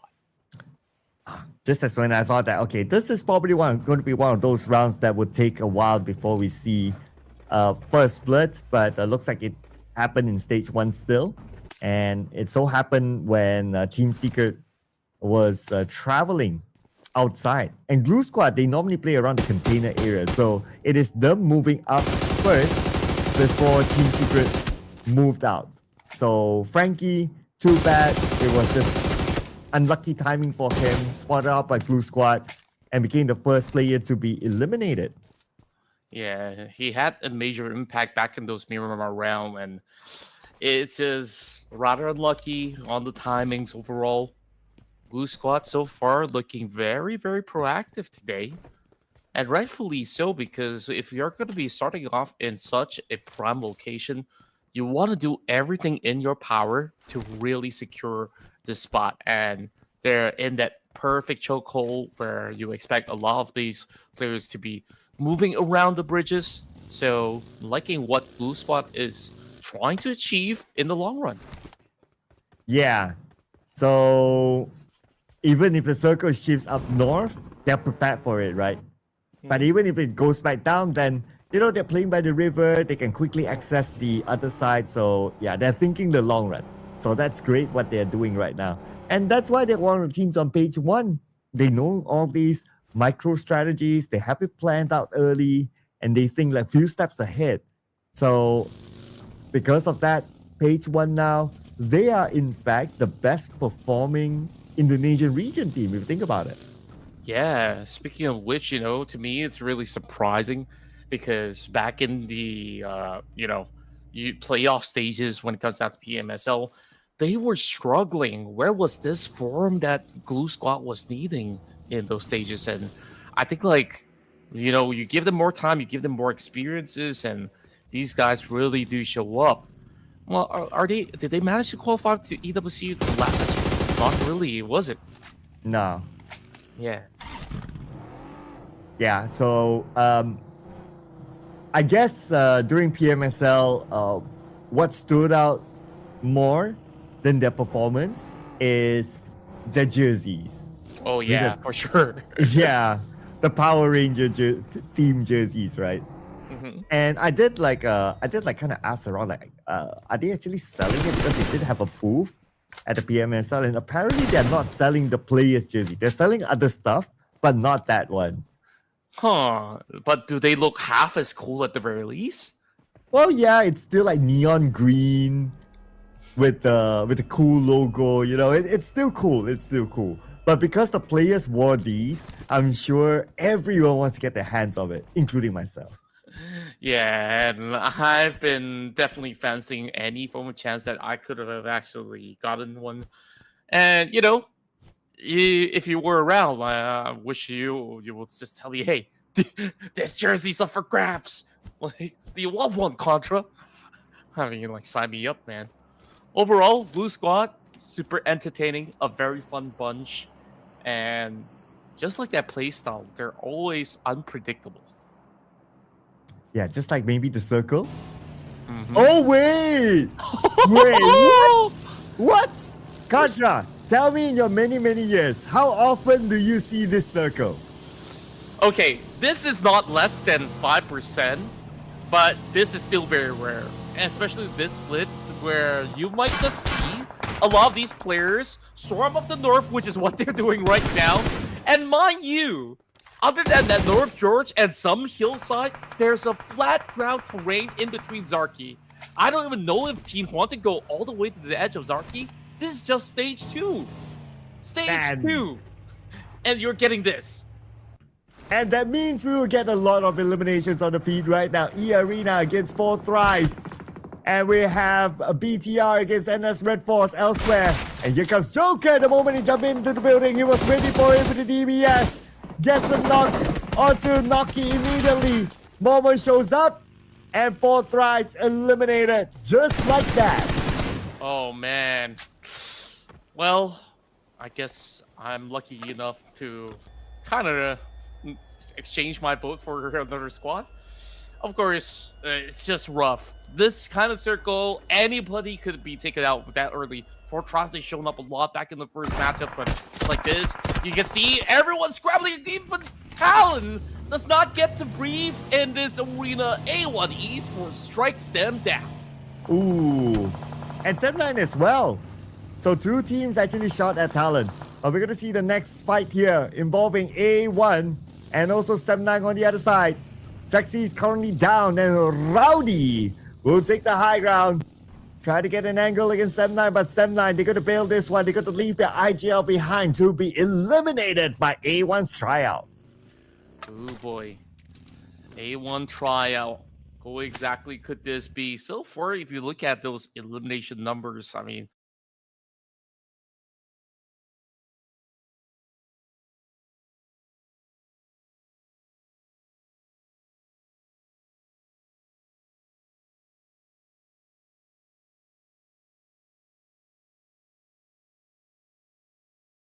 he's looking really good throughout the tournament thus far. While Team Secret so far has been able to at least hold to that position. They already lost 2. So it is rather tough as we last saw all these members of Glue Squad kind of giving them a little bit of a hustle of their own. But at this moment, I guess what Team Secret needs to do is just to ensure that they don't get flushed out of position. And look at the opposite corner. Claw Slayers is the one that books it very early on. So this kind of guarantees them at least a decent finish if they can hold on. Unless if the circle is feeling moody and just wants to move all the way out of the city, that's going to be a different conversation. But they're not going to stay quiet. They know that DZ is here all alone. They will rush into the same building. DZ with shotgun, he gets 1 knock. Second one comes in with the DBS. DZ stood no chance as Longshin Red Force will lose that player. And circle looks like it's going to go majoritarily towards the north. Wow, you take a look at that. RQ, they decided on Zarki, and yet they're not getting any form of reprieve. They're gonna be forced to play those open fields. Feels really bad for them, while A1 Esports, I think, is a big winner. They are holding the spot on the hill, but the only notion is that they need to defend this hill at the cost of their lives. So it's more about a question of whether if they have enough resources to pull off all these teams. Alpha up against BTR as Ease brings out an early MG3 to try to strike them all apart. Not really hitting the mark just yet. BTR finds a little cover. It's going to be a little bit of back and forth. And APG is also spotted by Wow. Ooh, long range by Ease trying to hit that headshot across to get the knock. But not able yet. But still they are blocking out BTR from coming in. Refuse having an eye on the BTR. smoke created. They might jump into the vehicle anytime soon to try to make a move for it. Crossing by Alpha Gaming, who's now the hard stopper for BTR. Well, hope that they could find a little bit of pulse right now. That Pang not so lucky. Good strike by Jiki. Team Secret, despite only having 2 players, whatever opportunities that they saw, they will take it. Speaking of which, is actually Claw Layers also pushing into this location, or should I rather say, it's Team Secret that actually pushes forward and get themselves into the mix. Boboho now takes another member of Team Secret out, so it's only going to be Jiki left all alone. And GK, final player of Team Secret, but on the other side, Alpha Gaming, they were the ones to try to block BTR, but BTR fires back, including Blue Squad getting east. And now only Zol and Refus, the active players for the team. Here comes the rest of BTR. Zol fires with an SLK, but he won't be able to take down any player of BTR as Curran will finish him off instead. It's just a really a tight space for him to actually play out. Ken gets a little bit of first dips over on the top end of the kill, knocking one player out, and just like that, on top for the rest of APG as Ref is hoping to actually go for the pickup. Not quite enough. APG, by doing so, they got in the line of sight, and just like that, gets eliminated.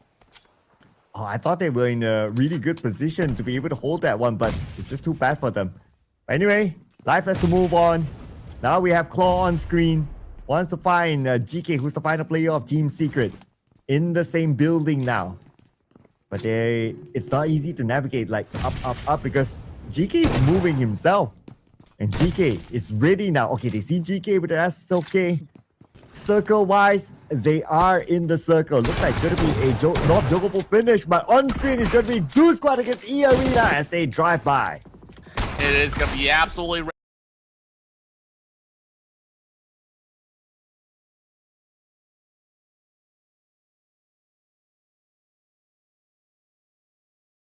rowdy. So many teams on the outskirts. And I believe the Will wants to get that safe done quickly. Now they will secure some of these points before getting stolen away. And John. Oh, that was a beautiful one. Okay, anyway, Ken became the tank to receive the damage from Noel, but Curran follow up immediately, and that's how they want to fight against Group Squad. Now, Claws players, they're not done yet with GK. How long has been GK holding up for himself? Looks like not too long more, as he will be taken out finally, after lasting that long. I gotta say, that was a pretty good attempt at the very least. But still more to be done for the rest of Claw Slayers, because plenty of all these teams will be eyeing on these spots. A1 with a very tactical position. One member knocked out, and that's Deathstorm on the outskirts.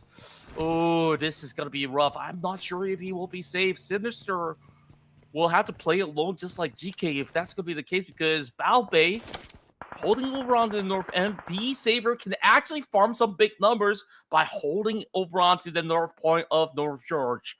Claw Slayers in the heart of the city, directly in the center. Kinotrope's going to be sharing some space with these gentlemen instead. RQ also in the mix, moving from that far end of Zarki to be able to safely journey their way into North George. Now, in North George, everyone's holding their own apartment. Looks like we're going to see another urban warfare, just like how we saw in Chumacera, where teams would just hold until somebody comes by, or until, most importantly, the zone forces them to move. So that means it's going to be a standoff here. There is a player by the bridge, though. Not sure if he's on top of the bridge or if he's below the bridge. But anyway, he should be able to enter North George okay, because everyone else is paying attention to all the buildings around. Fair enough at this current point in time. Whoever's taking a little bit of a rental into the space is happy enough to stay for, you know, a couple of weeks, months if they need to, until the zone actually shrinks deeper into this vicinity. And for most part, take a look at the Spinal Hill, which is still somewhat playable. I believe there is going to be a little bit of a haggle over on the far north, and take a look at that. FaZe Clan is going to be the only outlier. It'll be funny if that zone actually pulls deeper to FaZe Clan, and then, well, no one then. I'll just scratch that because they will be left out to dry, needing to now force a rotation. I believe that could be a bug on Red Bull because he's straying further and further on the outskirts. Maybe looking to claim something in return. RRQ finding themselves a decent spot right now with the update, while Tourniquet is the one by the bridge. So very interesting choices coming out of those players. Oh, I was kind of hoping that the circle pulled to FaZe Clan as well. Then it will be interesting. Yeah, but okay, it looks like we're gonna get a okay circle for most of these teams that are inside North Jogo Pool. Though it's like 50% water, but because it's Jogo Pool, right? And you got those apartments around. The water wouldn't be a big factor. But FaZe Clan, because they don't have the vision that we have, they will need to kind of guess like which compound or which apartment is vacant that they can still go in. Yeah, this is where, they're kind of like missionaries with the choice of knocking on each neighborhood store. And on the opposite case, that this time around, by knocking on the empty door, they get rewarded instead. So, very, very difficult options out there. E-Arena, last we saw was Tourniquet by the bridge, quickly gets sniffed out. So they will be out at knife. Unfortunate as they could not find a spot to score those placement points. And FaZe Clan is still not in the circle though. And time is moving. But Baobei ready for Kieran. And Kieran's now down, but he should be able to be picked up. I mean, they have that ledge to play with. So they should be able to recover him. Not going to be a problem. I guess the bigger problem right now is going to be FaZe Clan. Like, where are they going to enter? Speaking of which, they're already getting shot by the Savior. The Savior so far with clear advantage to also peek both ends. Balby on the south, another few members over onto the north. So these form of strategy absolutely helpful when you need them the most.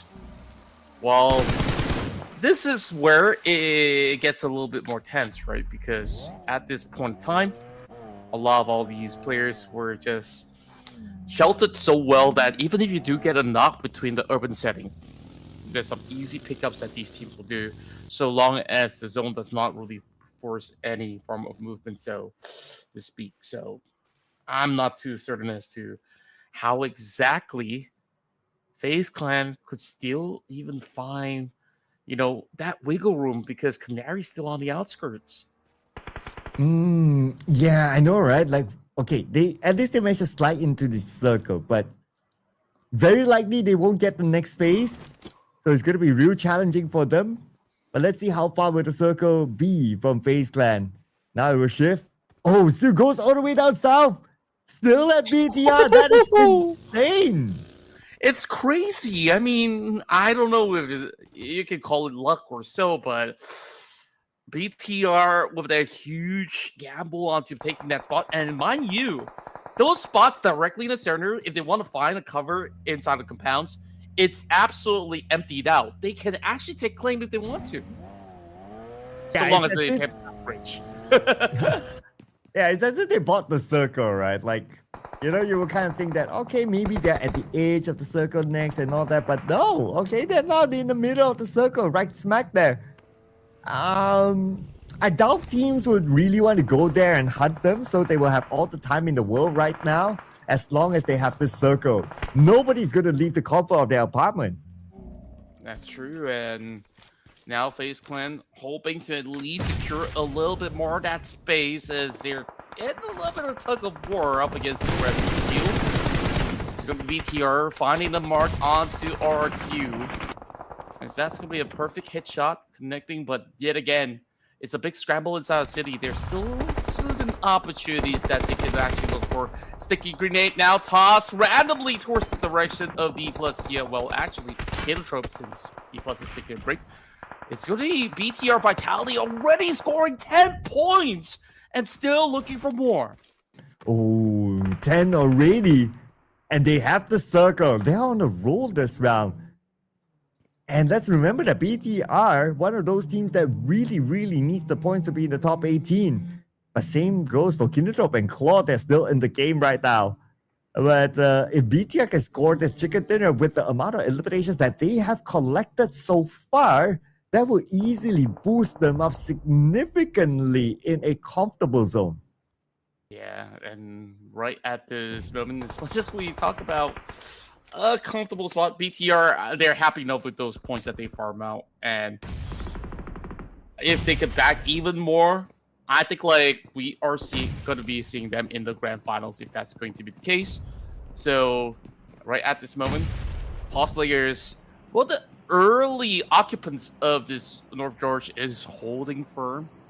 And they're trying to see a way if they could actually get a couple of catch over onto these members of Kinotrope. While the rest of these other players coming in from D-Savior, happy enough to take the dead center. If they go even further than that, there might just be a challenge between DX and RRQ. Whoa, that's a big nade, and makes the job easy to clear out Sinister.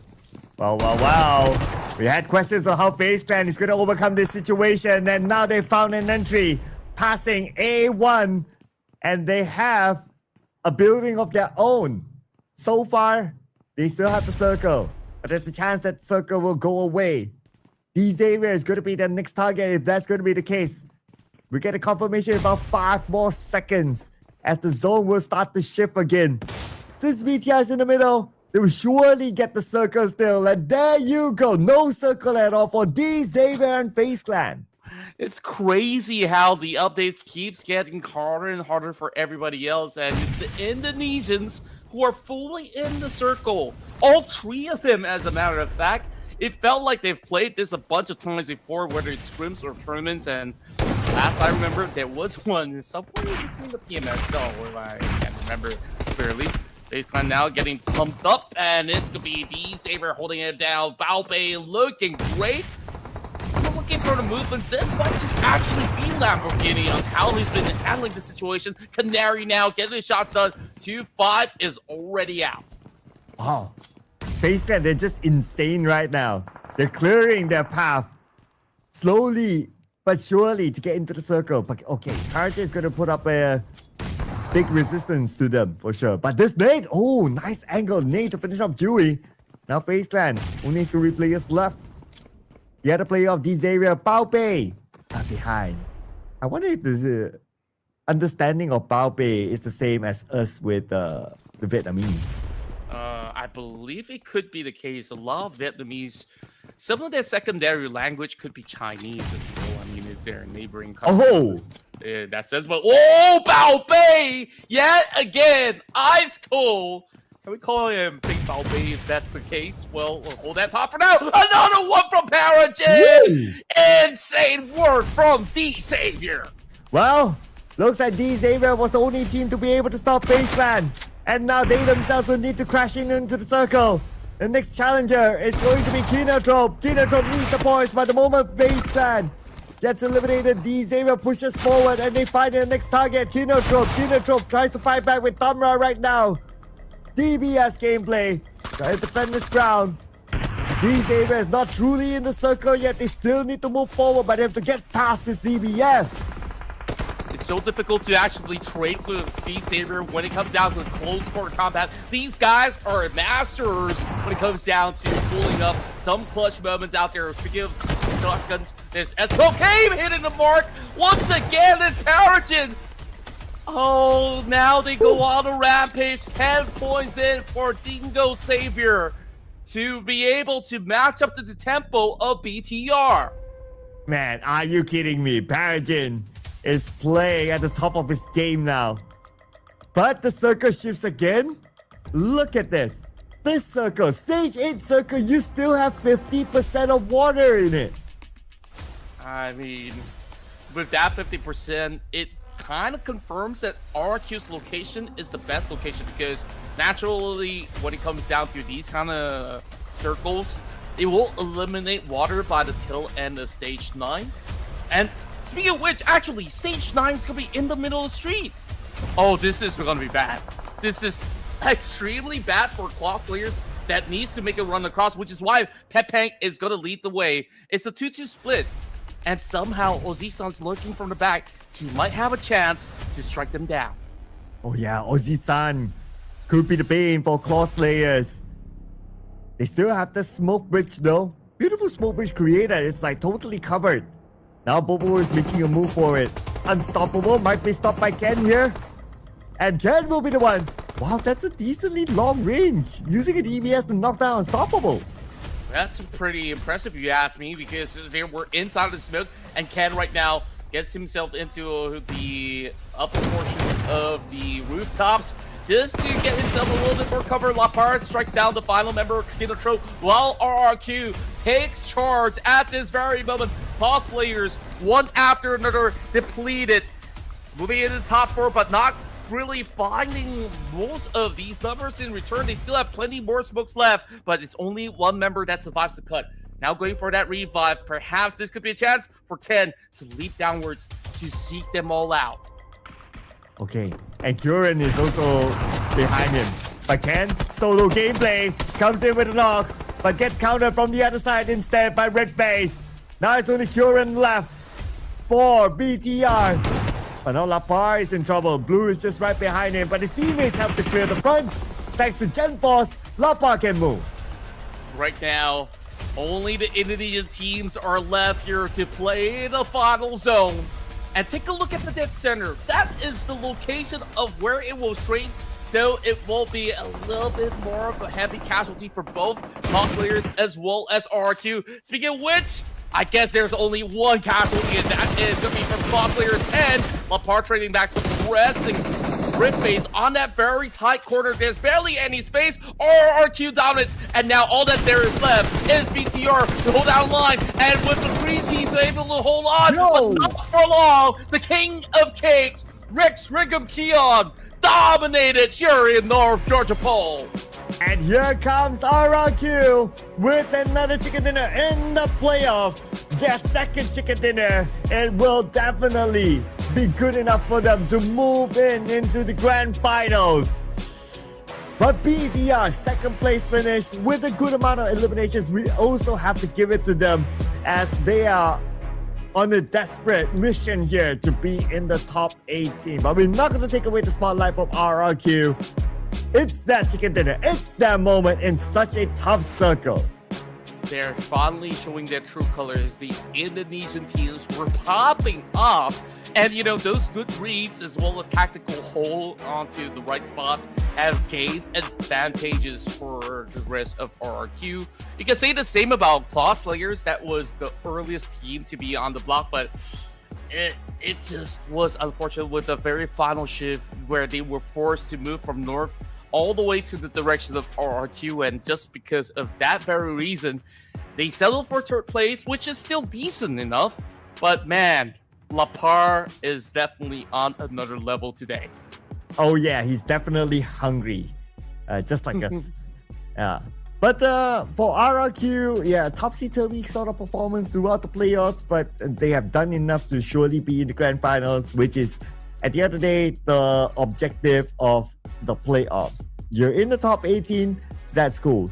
Yeah, you get more starting points in the grand finals, but grand finals is like a total of 4 days, so there's a lot of games that will allow the best 18 teams here in the Ruthless Invitational Showdown Season 11 to catch up to each other. So it's not going to be a big problem as long as they are in the top 18. With 2 chicken dinners so far in the playoffs, RRQ surely will go through.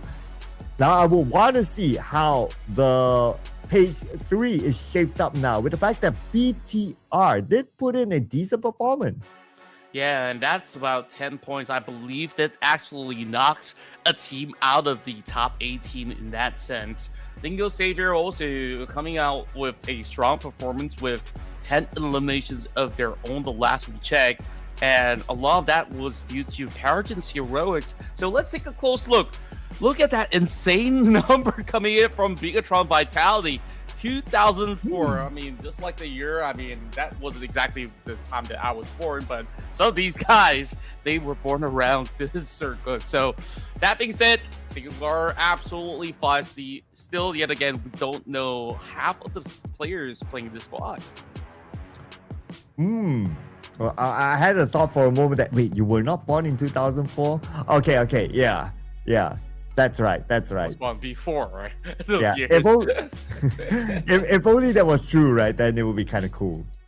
But what's cool is Kyurem coming out as the MVP. 6 eliminations, 1,035 damage, and he was the final player to stay alive for BTR.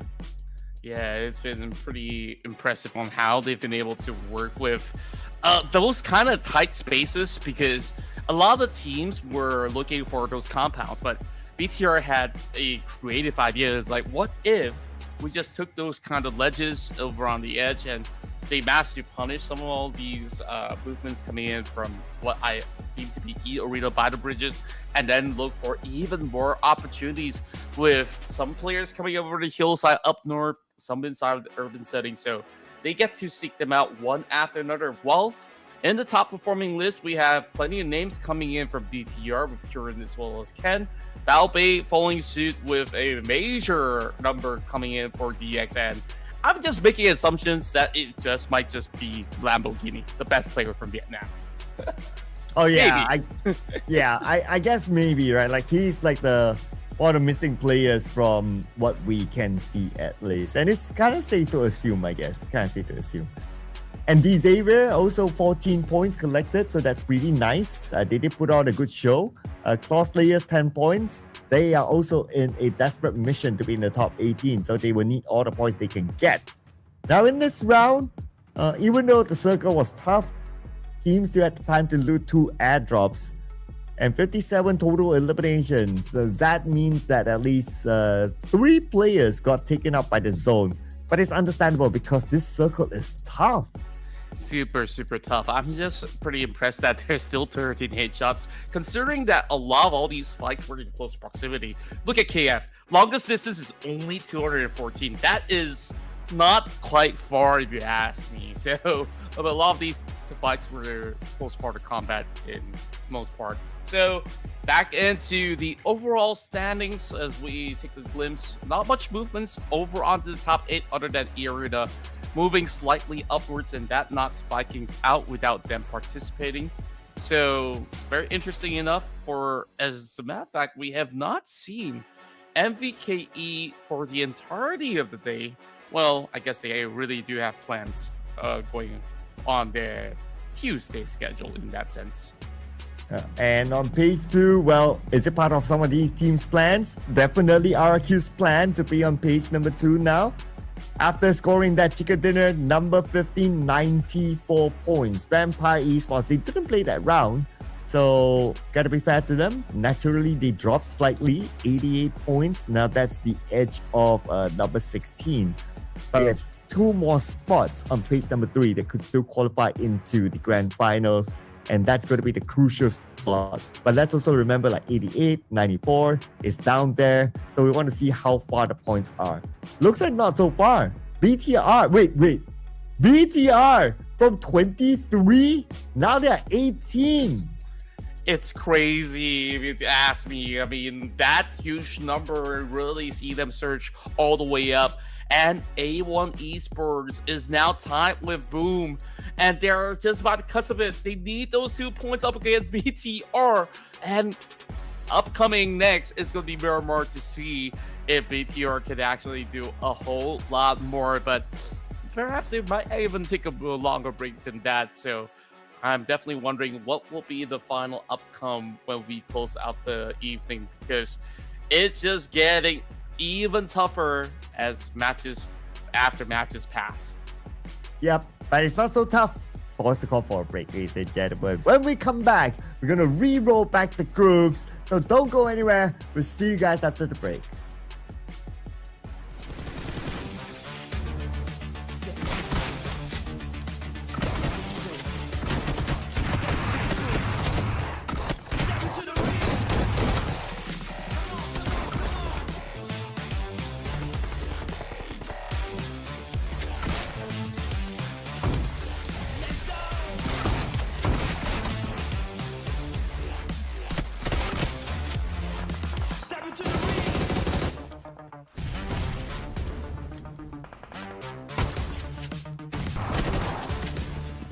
Step into the ring.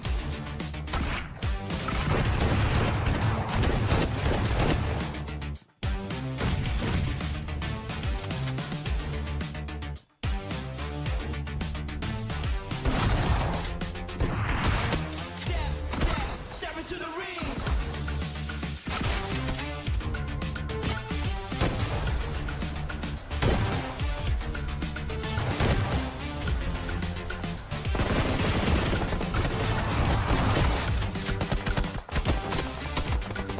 Step into the ring.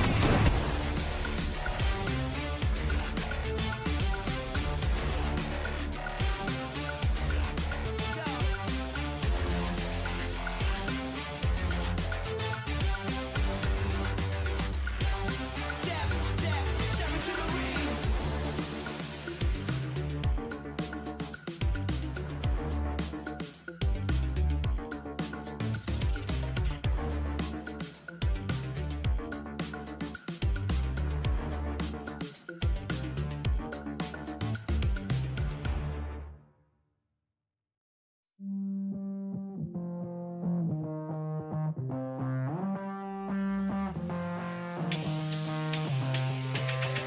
Lights out. I got a feeling, but I can't shout. I got reasons, but I'm all out.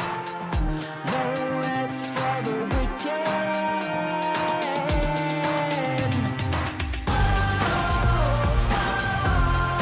Give me what I want. Never get enough. Never giving up. Give me what I want. Turn on. Get ready for it. Stay strong. I'm here for it. Don't stop. No rest for the weekend. Turn it up again, I lose control. Give me everything, it's what I want. Best I've ever been, I see the Well, more surprises to come. Not only the circle, but also potentially the results here, ladies and gentlemen, as we're back for the second half of the Ruthless Invitational Showdown Season 11 for today. And we only have a handful of games left before we lock in who is going to be in the grand finals. My name is Sir Clark, together with Contra. We're still here with you. And here is RRQ, who just scored the chicken dinner. Yeah, and take a look at this. It's been different regions of Southeast Asia that's been scoring those chicken dinners for the past 3 rounds. We still got another half, so we might even expect to see, Brazil to take the cake. It might just even be one of the Korean powerhouses to also secure it. Speaking of which, Group Red will make a return into this matchup. So welcome back for Esports, D+, Kia, Yangon Galacticos, and Alpha 7 in that sense. Now, out of all this list of names, it definitely has been very interesting that a lot of the winners are actually from Group Green as well as Yellow from what we're seeing today. That's a good point. So Group Red, maybe they're losing their mojo. Is that a clue for your next pick? Not too sure about it, honestly, because there's just so many no lanes. So I'm just thinking that it might just be this time Group Red that actually secures it because it's been a dry spell. So of course you said that D+ Kia is not going to be up for selection, so I'm going for Alpha 7 this time. Okay, locking in the Samba boys. All right. Hey, expert prediction took whatever. We're having this wavelength today. I was also thinking of horror. So, yep, gonna stick with my guts. Let's bring in Horror Esports. Let's go.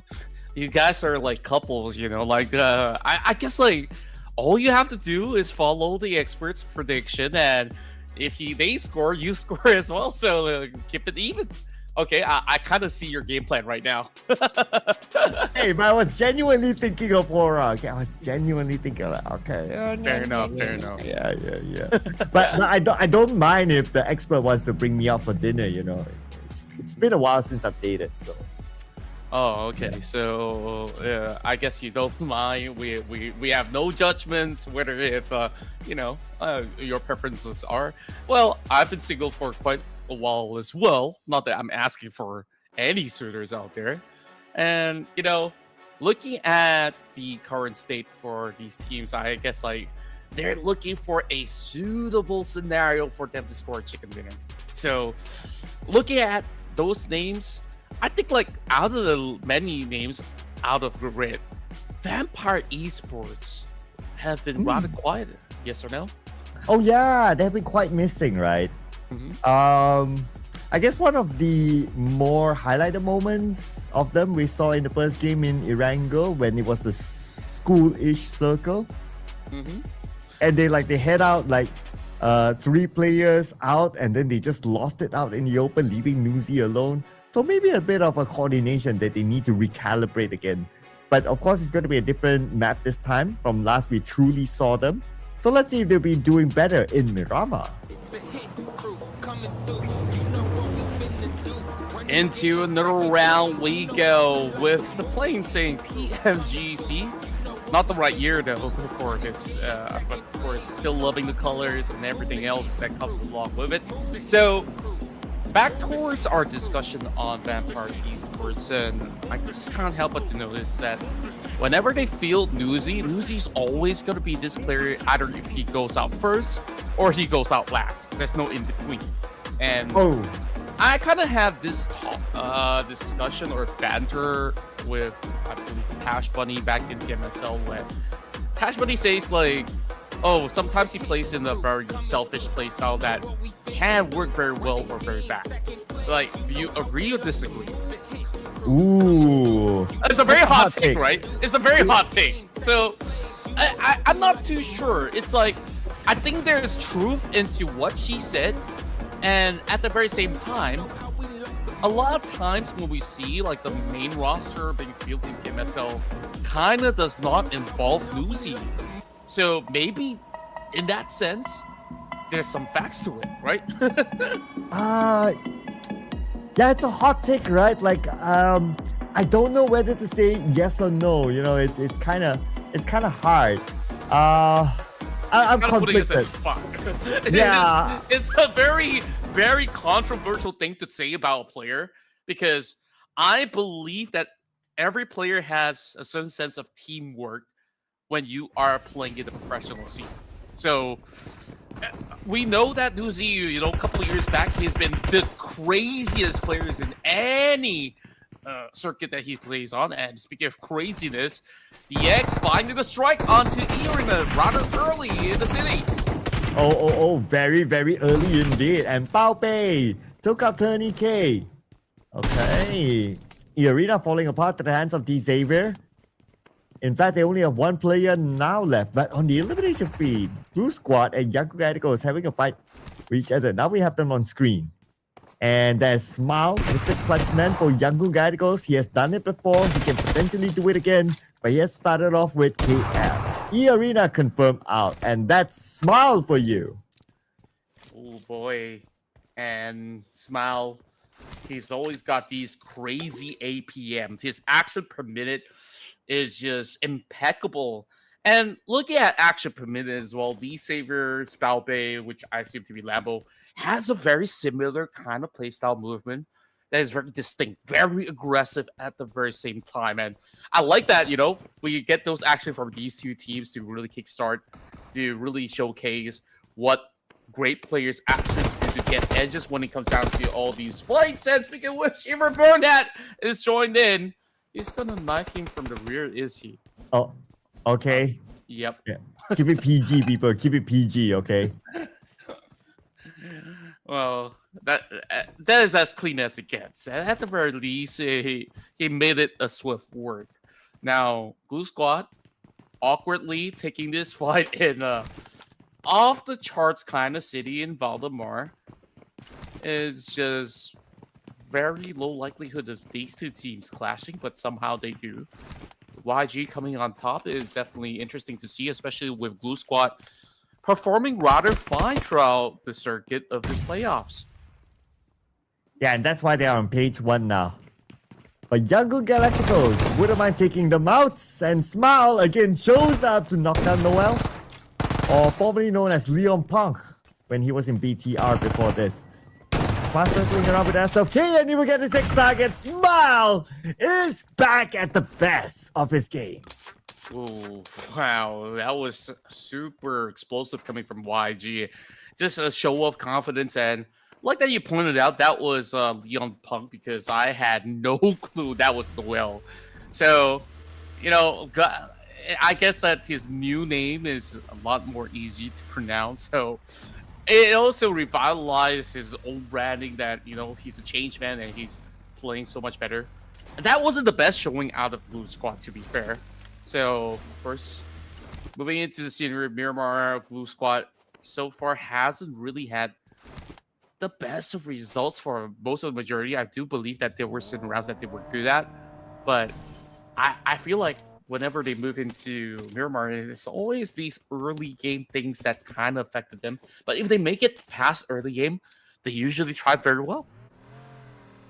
Yeah, but to be fair to Blue Squad as well, like they're like 117 points. You know, they can afford to drop this round and Ease have out a a little meal. bit. Yeah, they can ease out. And I'm sure you know this, right? Like, especially when players play online and they're at their respective places, like if they drop out, what do? They go eat. So We don't have the privilege. we clearly don't have the privilege, right? But the players do. They'll be like, we too soon. Okay, let's go eat. You know, food is waiting for them anyway. Yeah, Prod. Do we get a raise or do we actually get dinner time? Make a choice. Pick one. Give us one of the other. Anyways, I mean, nudge, hint, hint. Could be serious, actually. While Boy Donkey, Whoa. ooh, clean stuff, takes out Ventores. Razak so quick in action, and to me, this early game is really a flare of showings coming in from all these players who are really looking to really hit the mark here. While Razak looking for a whole lot more. You know, this Ansys is already on the save, breaks down the doorway. So Ansys is kind of stuck with Ventores because either the only way is up or you will be pretty much boxed in through the doorways. And Razak is just so smart on his maneuvers. Yeah, and Razak right now needs help though. He's stuck at the top of this tower with Vampire Esports wanting his hit. Lobbing nade after nade, hoping to get a knock. Then they will have an opening. But for the rest of Void Donkey, okay, they are still quite spread out. They need to back up Razak for sure. Ventores shows up and Razak goes down. Now Razak calling up for help, but he's behind the edge of that rooftop, so he can just drop down easily, and now he will be amongst his teammates. Yeah, and that mid-range shot coming from the DPS was so nasty. Finding a knock on to Razak, but thankfully Gachori is over on the back, so he will be able to go in for a save. Newsy now finds that opportunity. Great clearance coming from Ventores to be understanding that situation to really push upwards early on to really find the opportunity. Stick a grenade, toss right out, not finding the mark just yet. Razak now back up. Gonna go in for that full challenge right now. Potato now trying to really clear up the space. It's really taking a while now between both Boink Donkey as well as VPE, both having equal stances. And now, who's going to come up on top? Potato soaking a little bit more. It's going to be Schwabs. That does get that return exchange. And now he joins in the rest of the field. And Zeta stuck on the open. It's going to be Newsy out here, bringing it out to PBS into play. And Newsy from somewhere on the ground floor, or maybe like a first floor, depending on how you look at it, just buying time for Schwabs to come in with the flank. They bought enough time for Schwabs. Schwabs shows up, flanked Void Donkey, and that's how they eliminated them. What a well-coordinated gameplay by Vampire. And that further solidifies our point that Newsy, he's still very much a team player in essence, where he's been able to really supplement in that fight.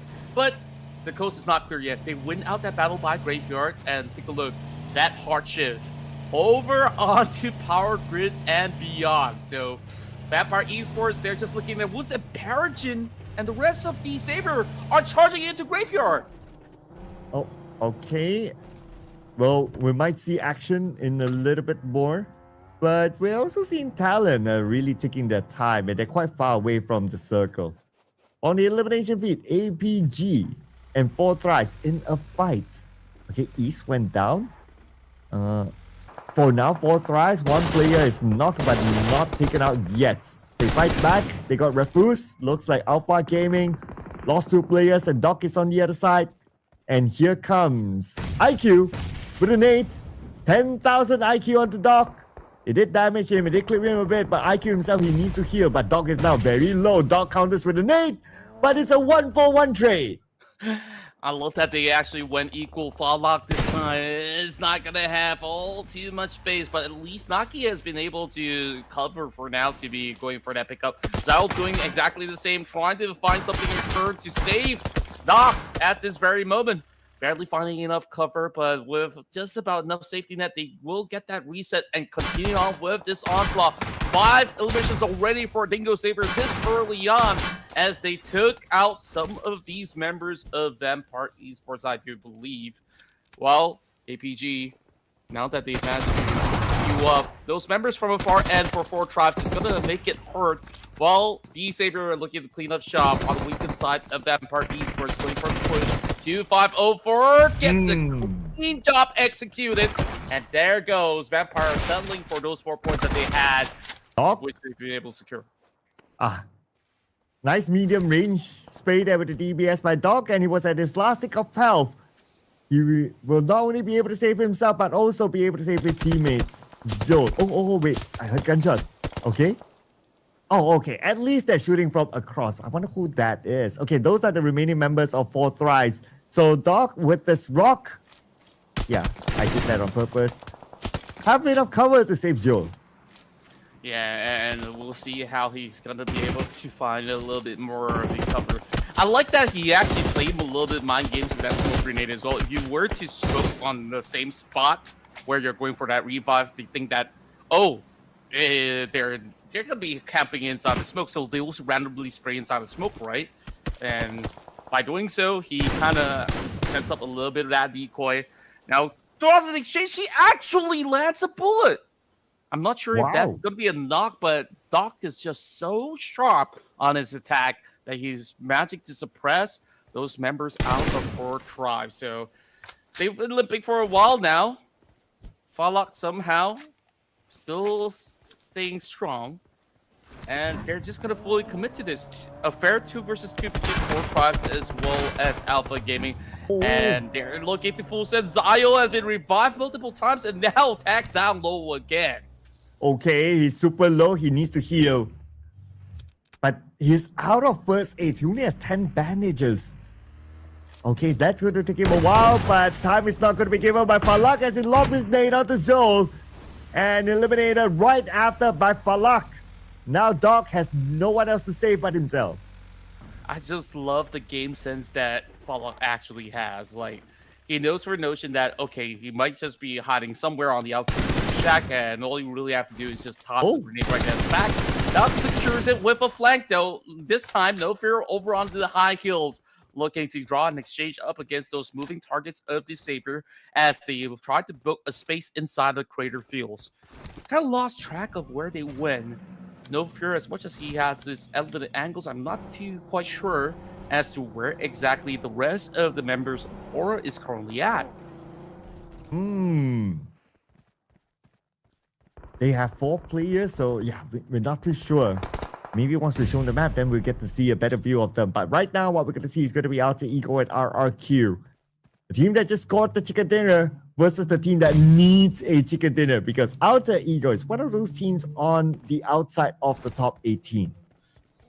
And when they do score chicken dinner, there's still a lot of work to be done. You set the benchmark as APG, right? You don't want to be at 18 in specific.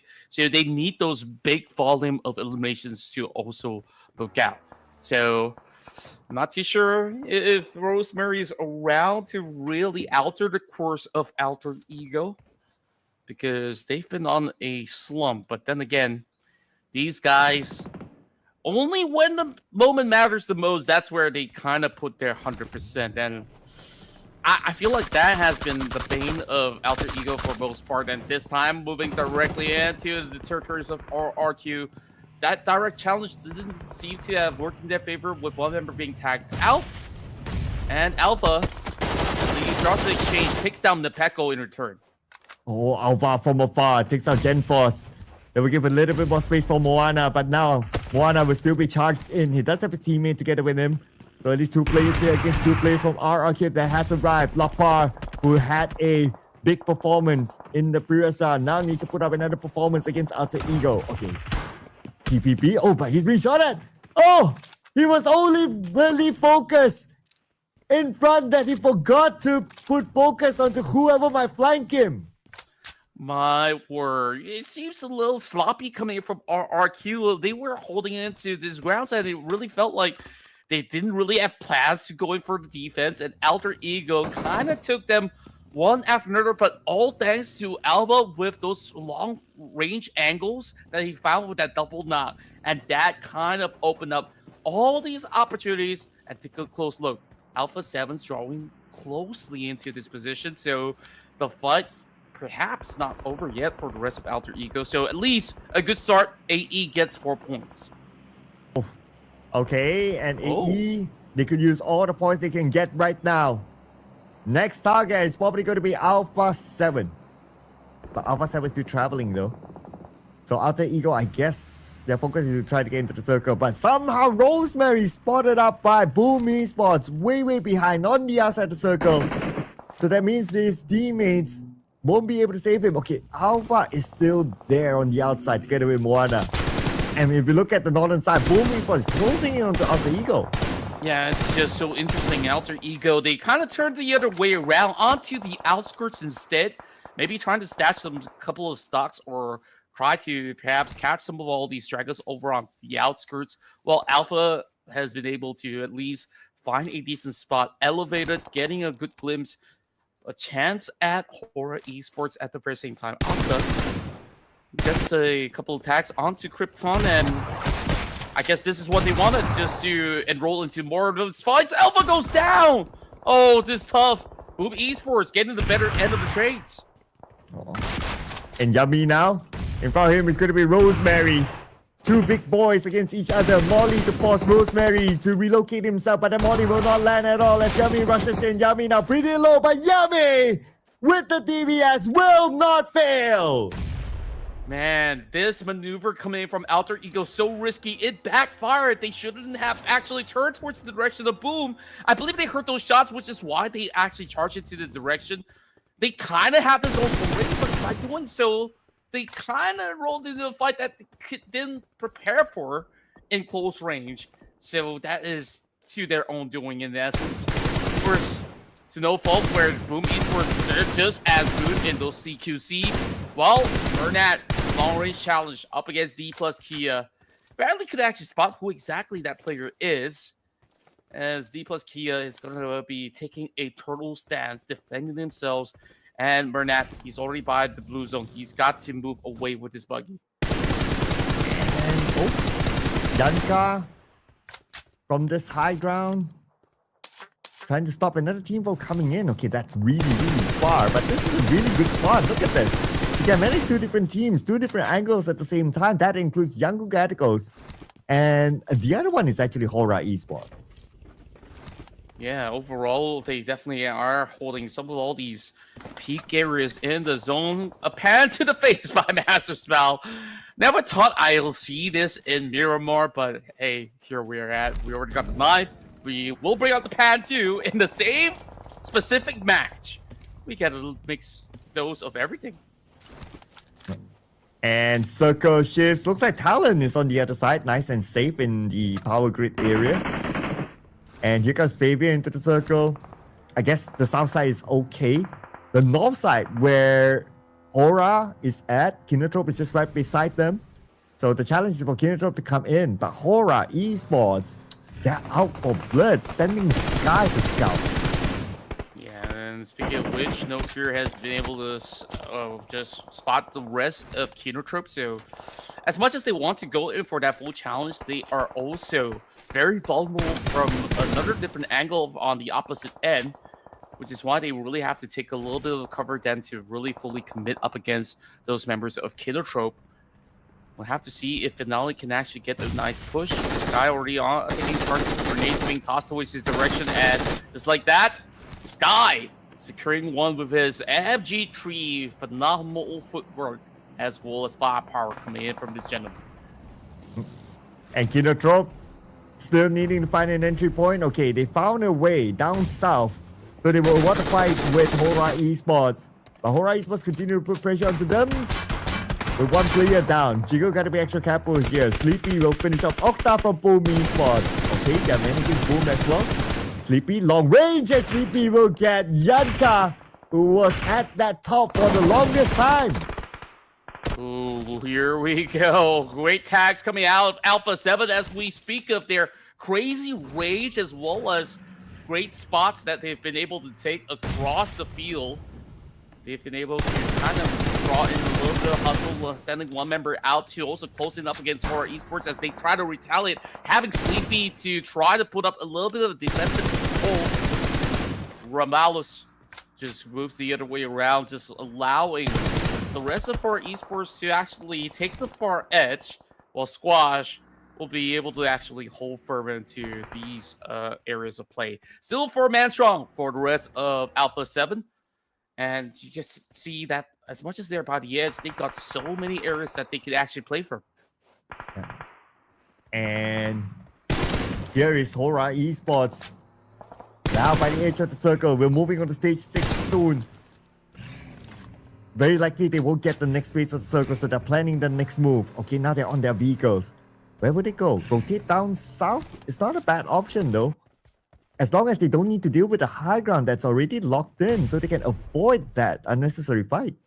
Yeah, the problem is this street in the middle, though. I mean, it's a lot of open space where you can barely find yourself cover. There are some increases just by the roadways, which is what Yummy's currently doing. Just trying to hide in plain sight, hoping nobody actually reveals his location.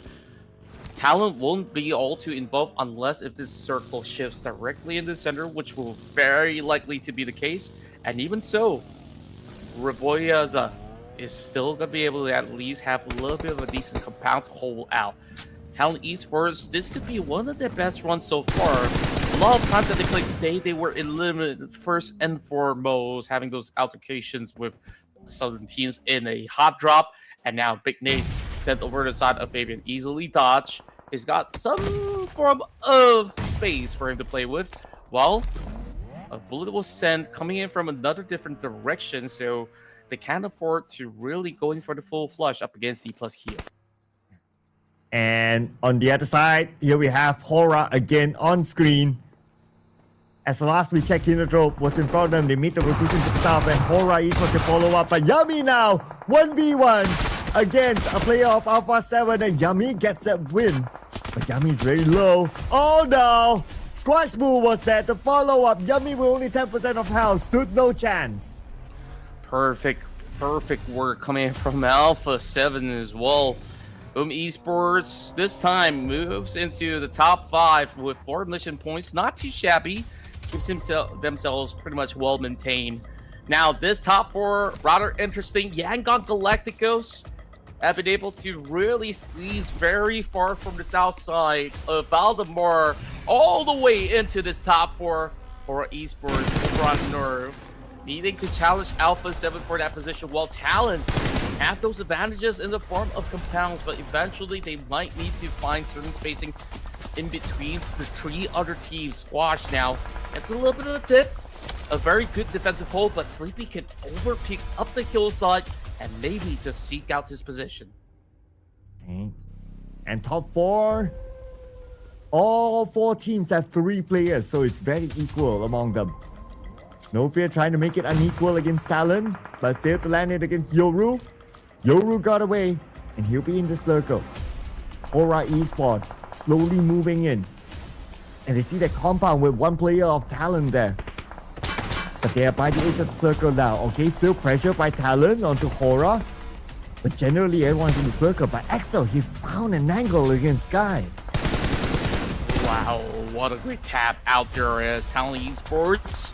Leveraging on their high ground terrain right now over on the rooftops of their compound. Getting that attack over on the Sky and immediately looks to recruit this Fallen Brother. That leaves him vulnerable at the very same time. Oh, Yoru. He almost got in return, but No Fear is also putting the pressure coming over the sidelines, and that could be a problematic turnaround if Yoru is not careful enough. Lively spraying through the smoke, and this is where they retaliated, and tags sent right back at Yoru. And just like that, they managed to at least deplete the vehicle, getting at one knock, and No Fear has already closed right in, 1 HP left, and that Molotov might just be able to do the trick! And where can he actually go? Barely enough space for the side of Yoru, and he's still somehow surviving, landing a little bit of a shot, spraying through. Somehow, he's hanging on, and he's pushing upwards. This might just be it. No Fear! And with the No front center, Fear! No Fear clutches in that moment. Oh man, I was at the edge of my seat looking at that one. Yoru had the time to heal, but No Fear showed no fear at all to Yoru. But short-lived celebration as that long-range spinner of No Fear, but still it was a good move there by No Fear. But now Romeo Boy on the high ground against Alpha 7. Mernat gave him the assistance from the side, and Romeo Boy will not die.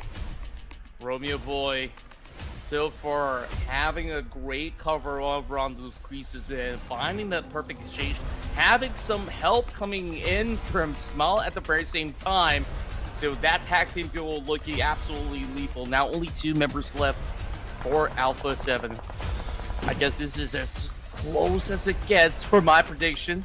You know who I'm rooting for, but YG, I mean, I've casted these guys from PMCL, and they have been able to always close up games when it comes down to a top 4 scenario. So looking to do it once more. Squash hiding in the midst of the valley.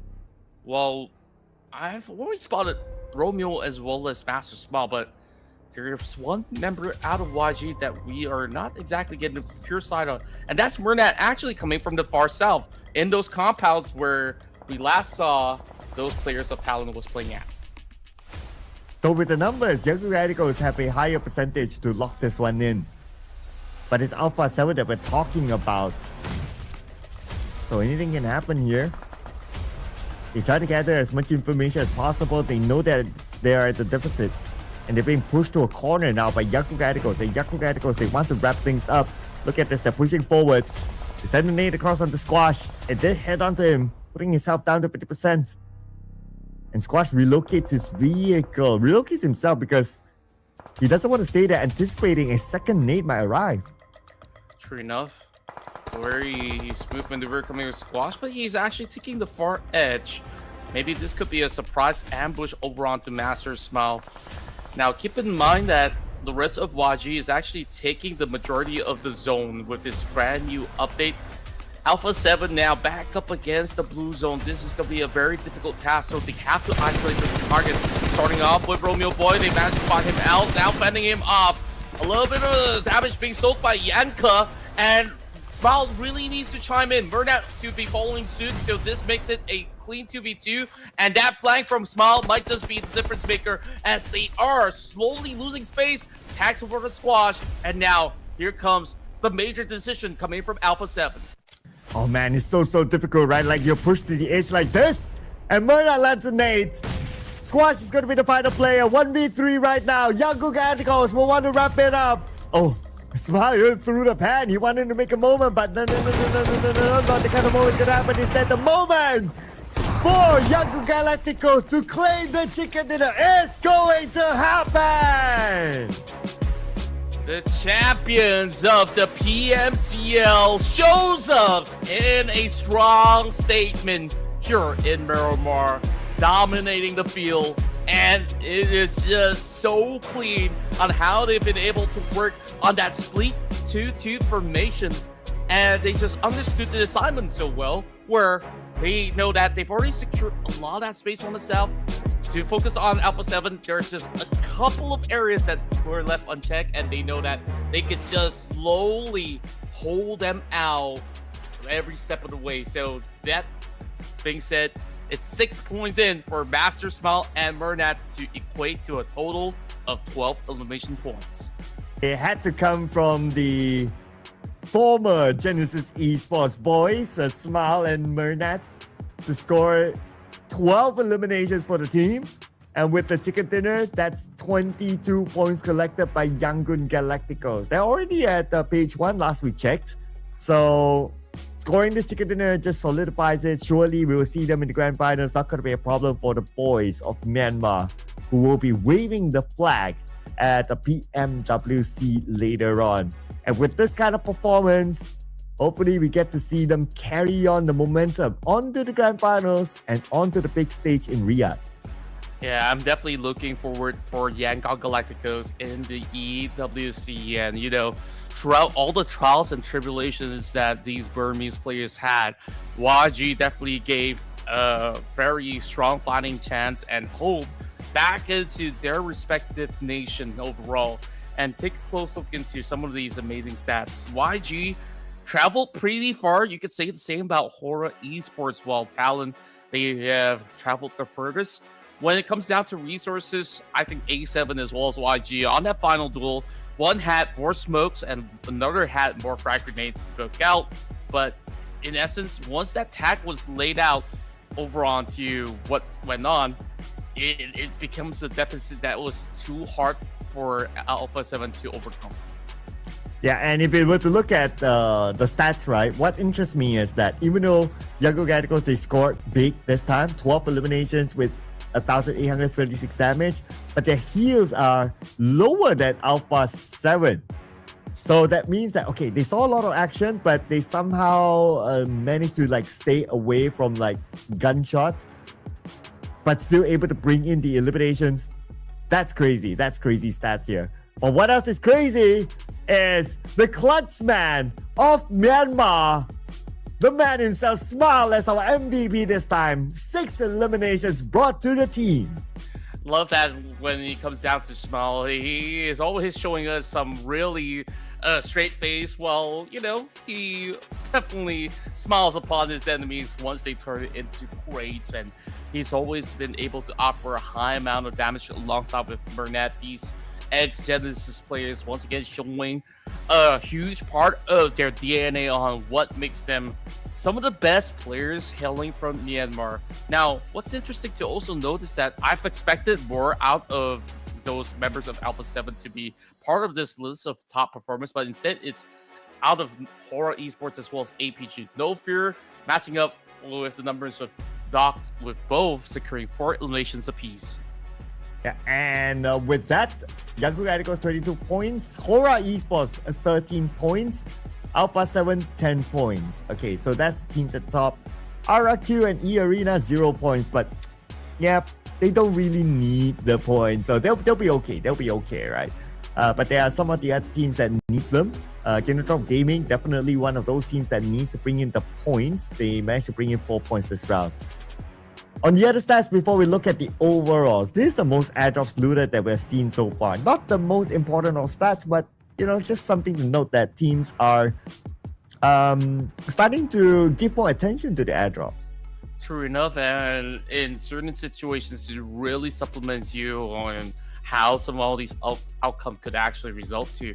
And this is probably the longest shot that we've seen so far today. 377 distance coverage coming from Murnat to be able to really stash some of all these points back. So good work coming from Murnat. While look at the rest of the field as well. One of the higher ratios of troubles, especially this being Miramar, where most of these actions usually happens long range, is still rather impressive. And the overalls. Okay, teams on page 1. Okay, they're cool. Yangon Galacticos move up 8 notches. 8 notches, ladies and gentlemen. And now they're at number 5, 124 points collected by them. So that's very, very safe. I wouldn't be too worried about teams on page 1. That includes Hora Esports, who came out with a massive performance as well with 13 points collected, 117. Now on page number 2, okay, RRQ, Vampire, Sem9, not moving at all. They're now at 92, 94, and 100 points respectively. So that's the kind of like almost a benchmark that we want to see. What will it be on page number 3? And look at the cutoff point as well. I guess that we can argue that it could be an average of 120 points when our final day concludes tomorrow. So definitely more work to be done here. So speaking of the cutoff point right now, it's a tie between Boom as well as Talon. What? 85 points. And the difference is on those placement points, right? I mean, eliminations wise, Talon definitely has some decent numbers to be yielded out. So, how this is really cutting it to a close. I mean, maybe the difference of chicken dinners also is in consideration. So, the stakes are high. I mean, those chicken dinners really do matter when it comes down to tiebreakers. So, we'll have to see. 2 more matches to go. So, don't go anywhere. We'll be right back after a short break.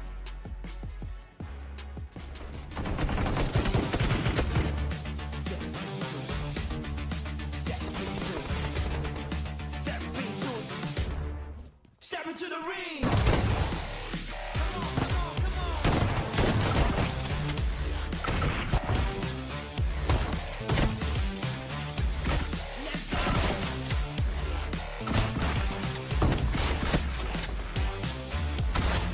Step into the ring. Step into the ring.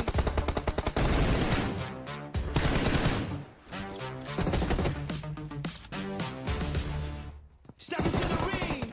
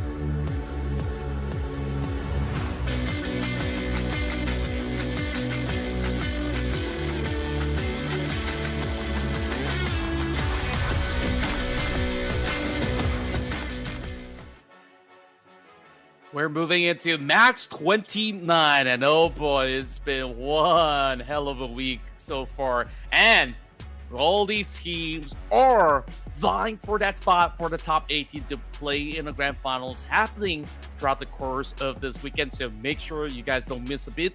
Hit that sub button right now, and don't forget to drop that like into the video to support Ruthless Hype Esports. So that's it. We are looking at the chicken dinners once again claimed by majority of all these SEA teams, and now we will see if Group Yellow has any form of answers. Oh man. So Group Red, finally they scored a chicken dinner here today, represented by Yanko Galacticos. And what I noticed as well is that it's great to see like all chicken dinners today is scored by a different region. So that just shows diversity and how balanced the lobby is. But for Group Yellow to come in, so Claw, they definitely need a lot of points. We're clear with that. BTR, they're slowly rising up though. So these could be the rising stars here. So keep an eye on BTR for this round. A1 could use points as well. So there are a handful of teams here that will be playing the next round that will need points. Definitely, it's a really difficult pick for me. I mean, look at all these choices. Ideally, if I get to vote, I'll pick Vikings, but unfortunately, they're not playing today. But hopefully tomorrow they'll be back.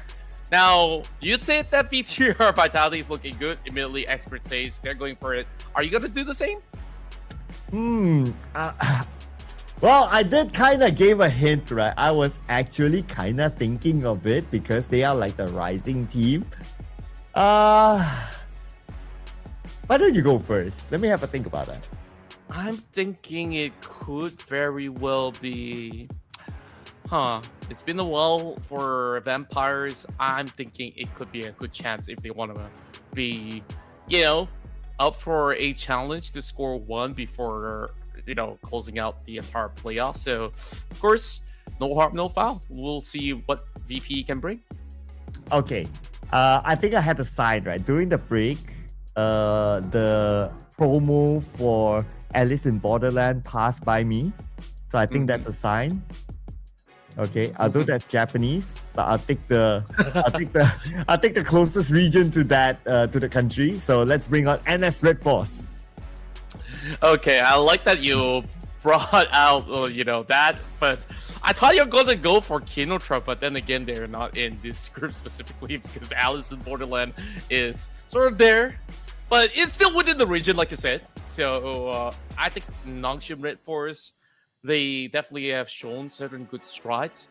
It's just that they haven't really found that pure rhythm to really nail down a top 3 finisher in their favor in general. But in Erangel, they generally look very good. Yeah, they did score 2 chicken dinners yesterday, so they could be feeling the vibes here, and they want to at least be at number 2 because they held that second place spot for quite a while. But let's see if they'll be able to do it in Erangel.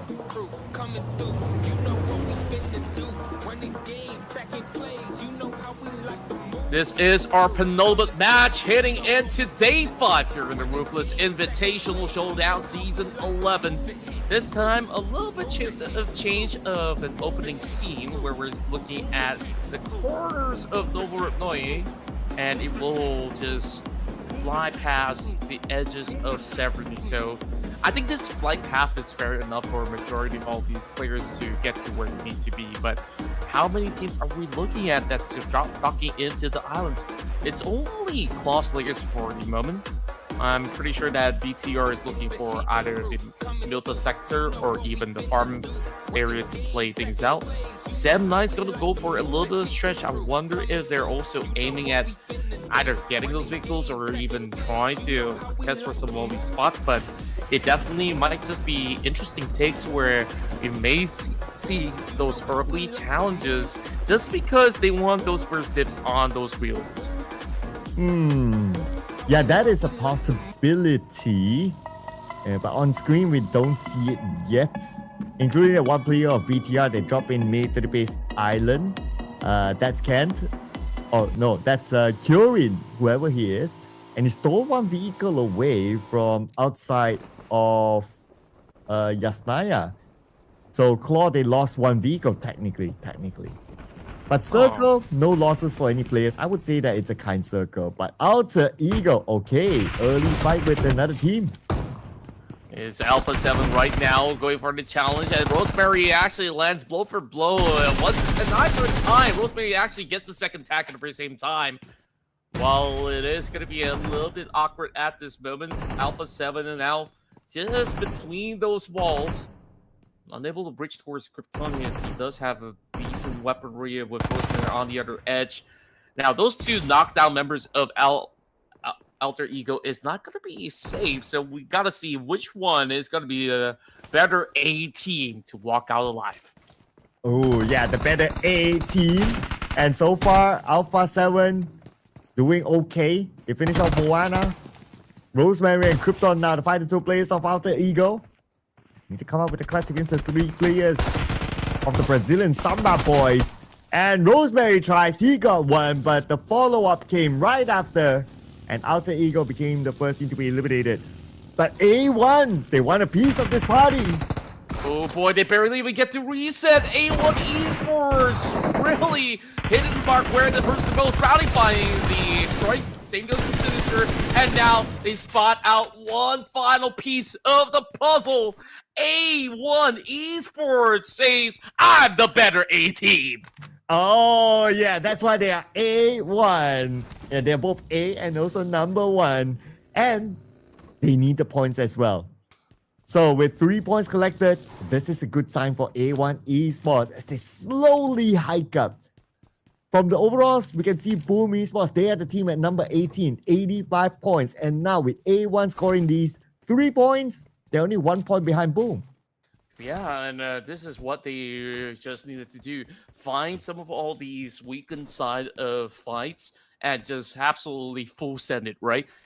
If you can do it one more time, they can surpass Boom, because Boom so far, the best run was also back in the Erangel, where they've been able to really get a lot done back into the corners of Rozak. But other than that, the rest of the maps has been rather a little bit of a disaster, where I guess arguably that last round, Boom Esports still managed to go for decent exchanges up against the likes of Alter Ego, last I recall. But so far, Boom Esports now under pressure. This tight race, even for BTR, you know, they're just 1 point behind A1 when we started. Now, they also need to play catch up. Yeah, it's like crazy tight down there, right? Mm-hmm. It'll be even more interesting if Claw can get a chicken dinner this round, and then it becomes like what? 6-way fights? Yeah, 6-way fight for at least number 18. That will be crazy. Because after this round, we only have 1 more game today, and then tomorrow will be the last day of the playoffs. Average, every team would play 4 games in a day. So only 4 games tomorrow then to determine who will be in the top 18. And until now, we're not clear because the points are that close. True enough, which is why we have not changed the point system for so many years, you know, like, because it's so efficient. You know, back in the days where Chicken Dinner awards you with 25 points and then the second place was like, what, 15? That's inflated numbers, right? Now it's pretty much tied up. Almost anyone's game to actually take when you just outgun your opponents, then that's all you really have to do. It's a fair shot for everybody. Now, you talked a little bit about Claw Slayers. I think they need at least 2 chicken dinners if they can find 1 or 2 today. Tomorrow's work will be easier, but right now the gap is quite significant. Okay, at least we get to see at the teams that are playing right now. Alter Ego at 74. That's a big margin. Claw Slayers, dead bottom, 40 points. You need 2-3 big games to get you on track. But the good news for Claw Slayers is that they're not only playing this game, but they will also be playing the next game. So, yeah, so they have that chance to do whatever that you mentioned. Okay, that was a big flip there. Okay, when does it stop? Okay, does it stop yet? Nope. One more? Nope. Well, Smile's always got the lucky charm with him. It doesn't he? Like, it could be awkward where You are overturned after how many flips, a lot of time being burned out. But thankfully, they are in the safe spot. Can you imagine this to be stage 3? And then like it's a Ah. Gatka region, then oh, he's absolutely doomed, right? And I think certain times, even in competitions, we see vehicles flip at really bad moments. Well, we've talked so much about Nobu. I think like back in the days, not many people bat an eye on all these Korean teams because, oh, they're new to the PUBG Mobile esports world, but there's a reason why they say South Korea is the mecca of esports. And fun fact to those who don't tune into PUBG PC, South Korea has always been up there at number 1 or number 2 for many, many years. And what these big organizations do, they employ coaches from the very best of PC into mobile. And that formula works just fine into mobile. And it just took them like what? Less than a year. 3? Well, since their debut in the world stage that I could remember, they took like what, 3 or at most 4 years, and they became world champions. Mm-hmm. Or champion to our observer as well. This is a unique sight. I never never knew that the horse could like just move on its own. Does that not put him in a not in the same position where he was left? I guess slightly so. It's still gonna move around those facilities. Imagine if he just goes for a Erangel tour around the map. That would be fun. But that's a rare breed of horse, which I kind of wish we get IRL version of it. Even if we do, then I don't know how we're gonna ride it. Well, not like I know how to ride a horse. But players do know how to ride the circle. It's a kind circle. Okay, after like having like insane circles, if you think about it, like especially the last Erangel that we saw in North George, I guess this round is more like a breather type of circle for the teams. True enough, and look at plenty of all that space. I think that every team gets a fair shot because you get to play around those regions of Ruins, Gatka, and so to speak. Erangel Galacticos have been here for a very long time, and now the challenges will be Bowling Donkey rushing up against them. Murnat immediately dropping the nade, taking a quarter of health coming from Murnat. He's going to try for another blow, and if they do land a lucky strike, Erangel Galacticos can easily own that. And with the monster truck, it seems like they will have that perfect shot coming out of Zeta to annihilate one out of YG. Okay, Safe Cloud. Technically still in, but no longer. Zeta's need will take him out. Yakuga goes 3 players. They're still fighting for this hill, but Murder responds with a knock onto Zeta. Now he's prepping up into the nade. Okay, he's also rushing at the same time. Murder has the DBS, trying to close the gap between himself and Potato. But Murder takes damage, and now he has to fall back to heal. Yeah, both sides needing to actually go in for a little bit of slight reset. Murnat also healing up instead. As much as One Donkey is playing on the lower end, they're doing a really massive job defending it very well, but Roman Boy is closing the distance, securing the knockdowns, and YG turn the tides around. Now only down to Gachora. What more can he do? There's barely enough space for him to really get it into that party running to the back, and Roman Boy's looking to secure, but he gets knocked down. Wow. Oh, a close call. Smile secures it, but over the back, here comes charging Vampire Esports. Oh man, just as they wanted to celebrate, now they have to deal with the vampires. Romeo Boy is still down. A nade almost landed onto them. A bit of an overshot. But Vintorez is edging closer and closer. Newsy is doing the same as well on the other side. Onzus from behind. Smile, he does not have time to save Romeo Boy. He has to clutch this one against Vampire Esports, but Smile was not able to do so. Vampire Esports, third partied in. Crazy altercations by the peak of the hillside. And that's why we absolutely love some of all these Gatka kind of endings. And you can see even more happening over on the side of Horror Esports, hoping to pull up a massive defense as they have all these players of B+ scale running all around. The nades are flown right over the force window. Deathstorm finds one in return. And instead, it's gonna be known for getting tagged out. So this is a three-way battle between these teams right now. At the rooftop right now, it's gonna be Chips going down, but the moment Chips stepped down, looks like Sky got him. But name from the outside, took out Sky, he came from Osal, but from afar, from the inside the building, Jiggle spotted out, Fabian finished him off. And that is the end of Hora Esports. Taken out by D plus Kia. Yeah, it's just a really tough sandwich situation where they're pretty much boxed in. They couldn't really run over on the outskirts, especially with some involvement coming in from another different party. D plus Kia holds up that solid defense, taking 3 players out. And it'll get D plus Kia getting some airtime. Now that's a little bit of a show off of how well he actually drives as they look to take down the rest of Boomy Sports instead getting knocked down. Oh, this is tough for Oso. Too many for him to handle. The rest of D plus Kia, they have to build this one. And Boom Esports, they're on the chase. Octa really wants to hunt them down. But as D plus Kia tries to get away, they will bump into another team. In front of them is going to be Endless Red Force. And Yummy will finish off Osal. As for D plus Kia, okay, they have arrived. Okay, here we go. From the pan to the fire. Now it's going to be D plus Kia and Nongshim Red Force. It's going to be the battle of civil rivalry right now between the Korean side. Doxy is finding some outer angles, but that is quickly navigated by the rest of the members of D plus Kia.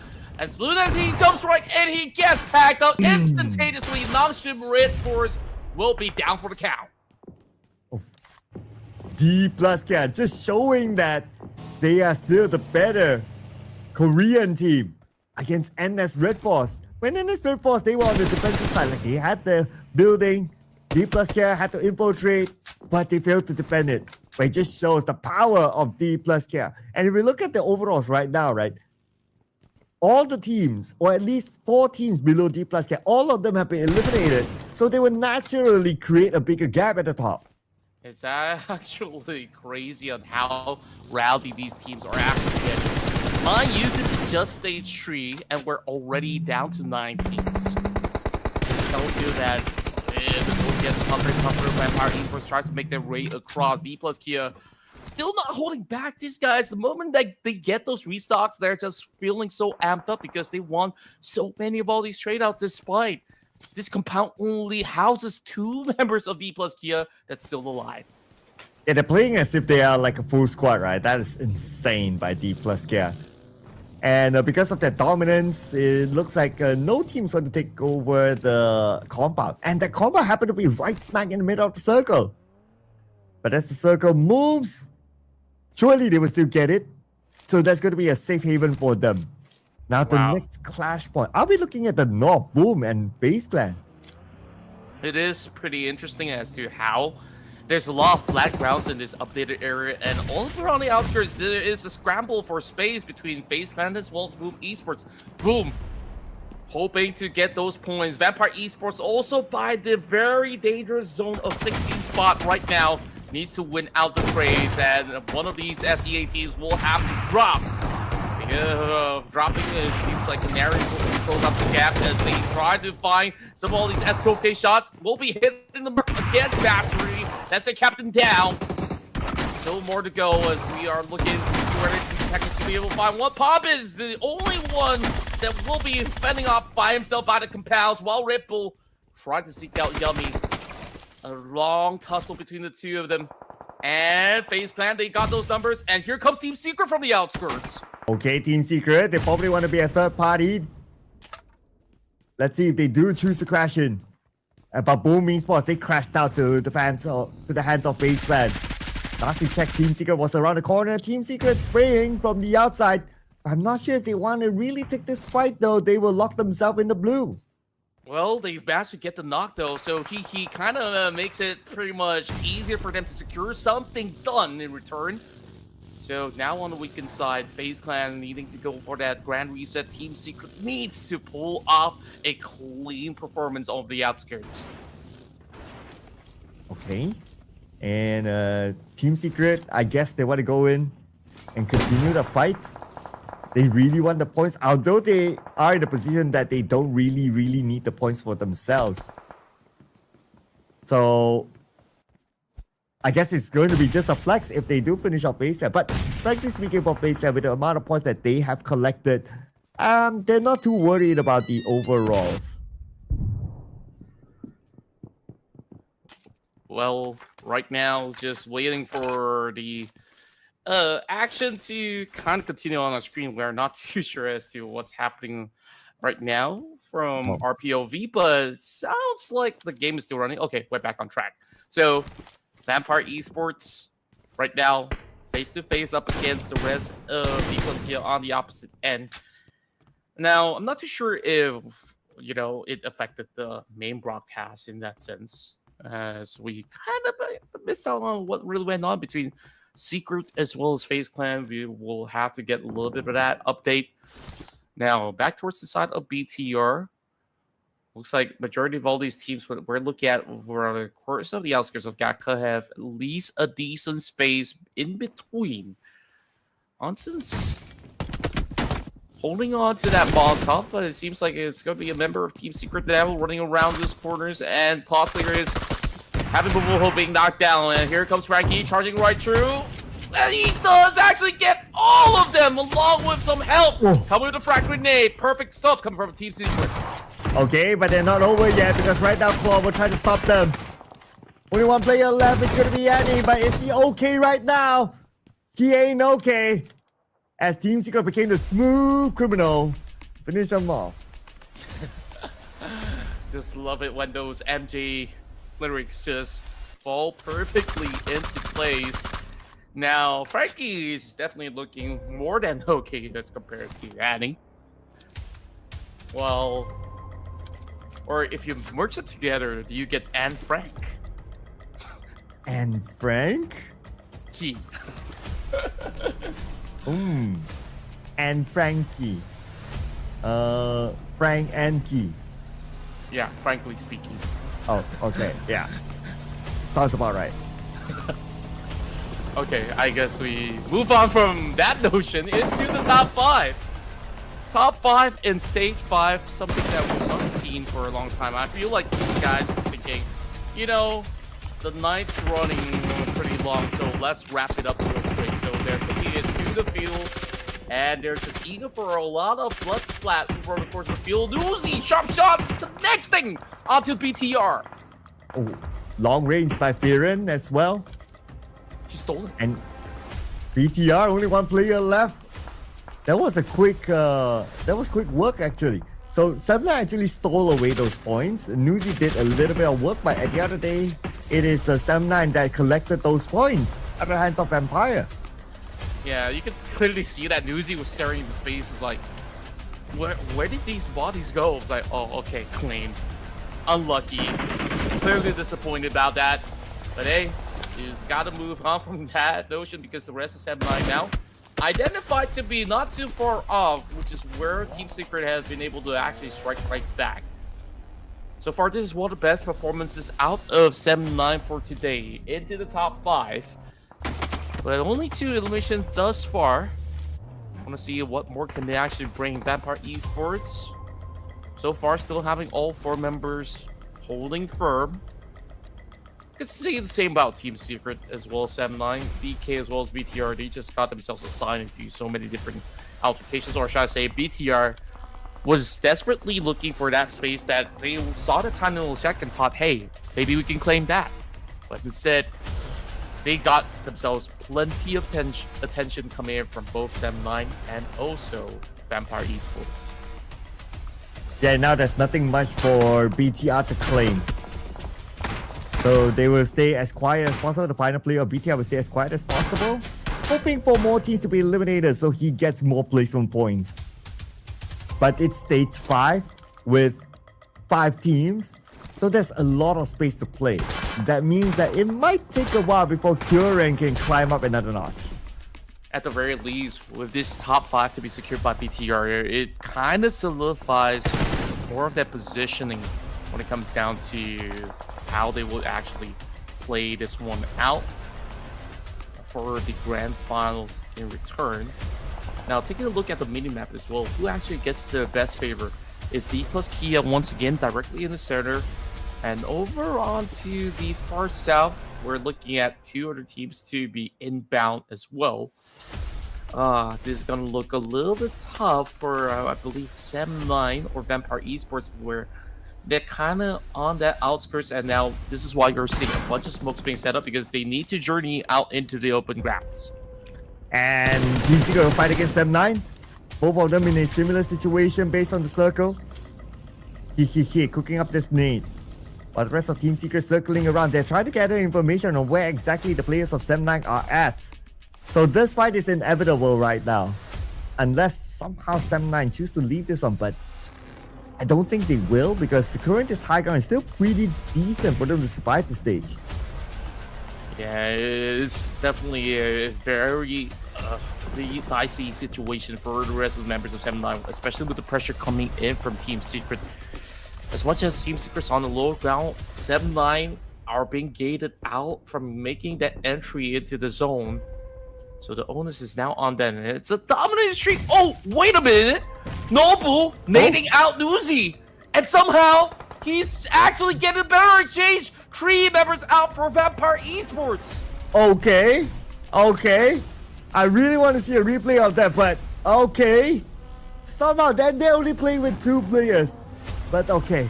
Anyway, right now, looks like we are down to the 4 teams. And here comes 7-9 rushing in. Okay, the final player of BTR. Make quick work by Mika. But now he has to save track C. Okay, here comes Spearin as well to just barricade them from potential gunshots from afar. Team Secret, now they have the space. Yeah, but that actually took a toll on them, not losing out 2 players. Meanwhile, Vampire Esports finally shutting out D plus Kia and managed to recover all 3 of those knocked players. Or should I say 2 of them? I remember one of it is just falling rather low. So Team Secret, are they gonna get involved, or otherwise are they waiting for the right moment to strike? Mika, aka Yumiko, knowing that there is gonna be those members of Team Secret just right across, Sheps is gonna be able to spot out a member of Secret. So right at this moment, Secret is just hoping to find that gap, find that little spacing to tack onto the biggest threat, the Tigers of 7-9. The Tigers of 7-9. Fearon just took down GK. Okay, now Team Secret GK is bleeding out. Okay, it's very, very low, and Fearon will lock that one in. And while all that was happening, Ventura is still able to take out able to check a airdrop. As for 7-9, they're not having the most closed up position, but they're taking the active approach. Look at this. Mika going back onto the high ground, not taking the fight head on against Team Secret. This is looking rather great for sprays, but not quite enough to take out Schweppes just yet. That grenade might be able to seal the deal, as he will be able to get that knock. The rest of Vampire Esports charging for Teehee. He's trying to hold the line, and he is looking for that clutch. That tag secures it for Team Secret. Oh, and he came from Frankie. Now it's between 7-9 and Team Secret. Frankie is still alive. I wonder, is he able to save his teammates? But no. It's just too far. He has to do it alone right now. 1v2. And finally, 7-9 scores their first ticket to the end of playoffs. Better late than never is what they've always said. 7-9 have got that perfect opportunity. That big blowout out of that part Esports. They were so confident to take Hehe out of the equation, but instead, that clutch factor pulled out from Hehe and that final touch for Frankie was enough to shut out Vampire Esports, or else it could still be pretty much a 3-way warfare. But my 7-9, this was just that perfect moment for them to just seal the deal by the tail end, and Fearon is absolutely on fire in this round. Whoa, 5 eliminations brought in by Fearon for 7-9, a total of 7, so 17 points. 7-9, at some point they were one of the teams that was struggling on page number 3, and now with this ticket dinner, surely they will book their ticket into the grand finals. Anything else after this is going to be a bonus for them, and for them to seek more starting points in the grand finals later on. even if you look at the knockouts, only Firen had all the knockouts. Man, this guy is just hot carrying Sam9 at this moment. And to the point of the final touch at the very same time where it could just be any one of these members.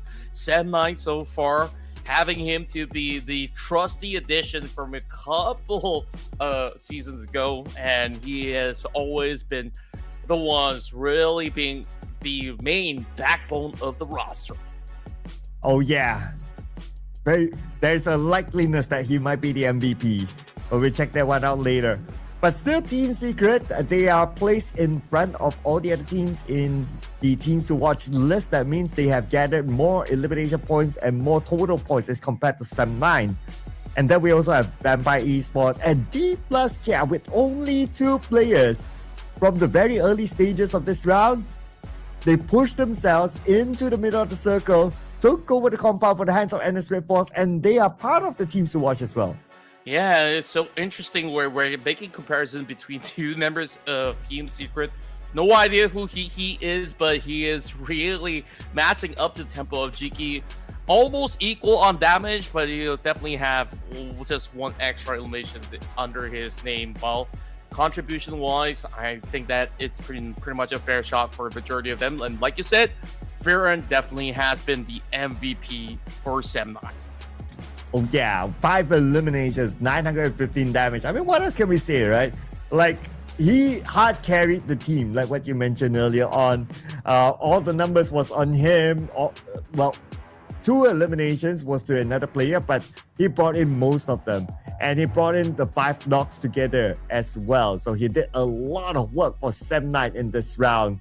And because of that, he's also the top performing player amongst all these other teams in terms of eliminations, separated by 3 players of Team Secret, Hihi, GK, and Zeus? I don't know, man. It very well could be Xerus. Oh, yeah. Okay, Oh, now it man. makes sense, right? So, yeah, you just got to change it to something a lot more confusing for us to read. But in essence, this is the Team Secret that we all know and love, and now they are bouncing all the way to the top, even surpassing Sam9 because they got the most chicken dinners today, a total of 14 eliminations in the span of a round. And surprise, surprise, NS Red Force is the only team that did not score any points. But objectively, for NS Red Force, they would have done enough to be the grand final, so that's still okay for them. BTR, they need the points, so they scored 6 this round. Claw Slayers, they did a decent job. But for Claw Slayers, they need a lot more points overall.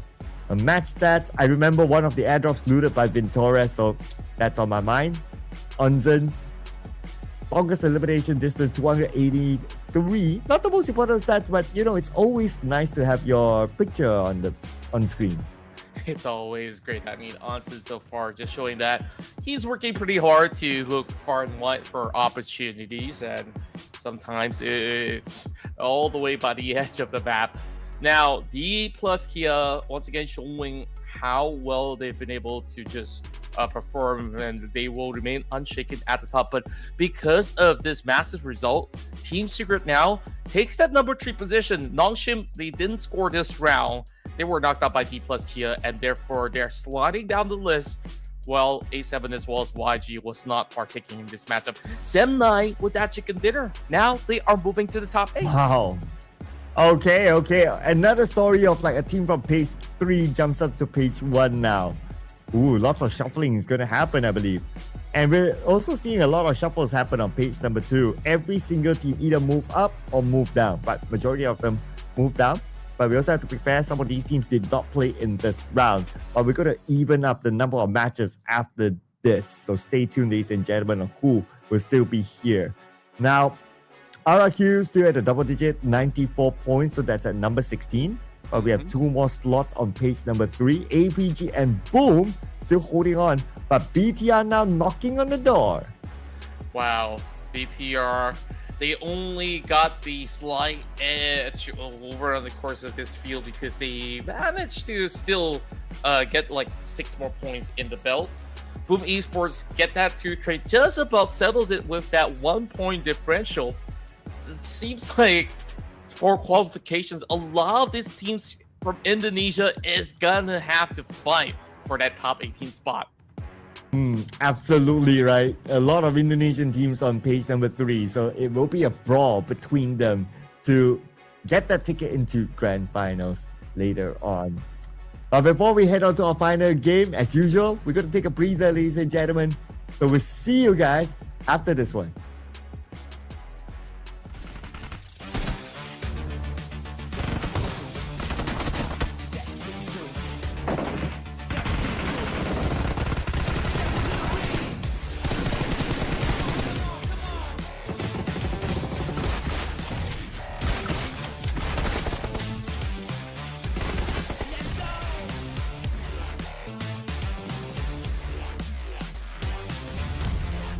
Step into the ring.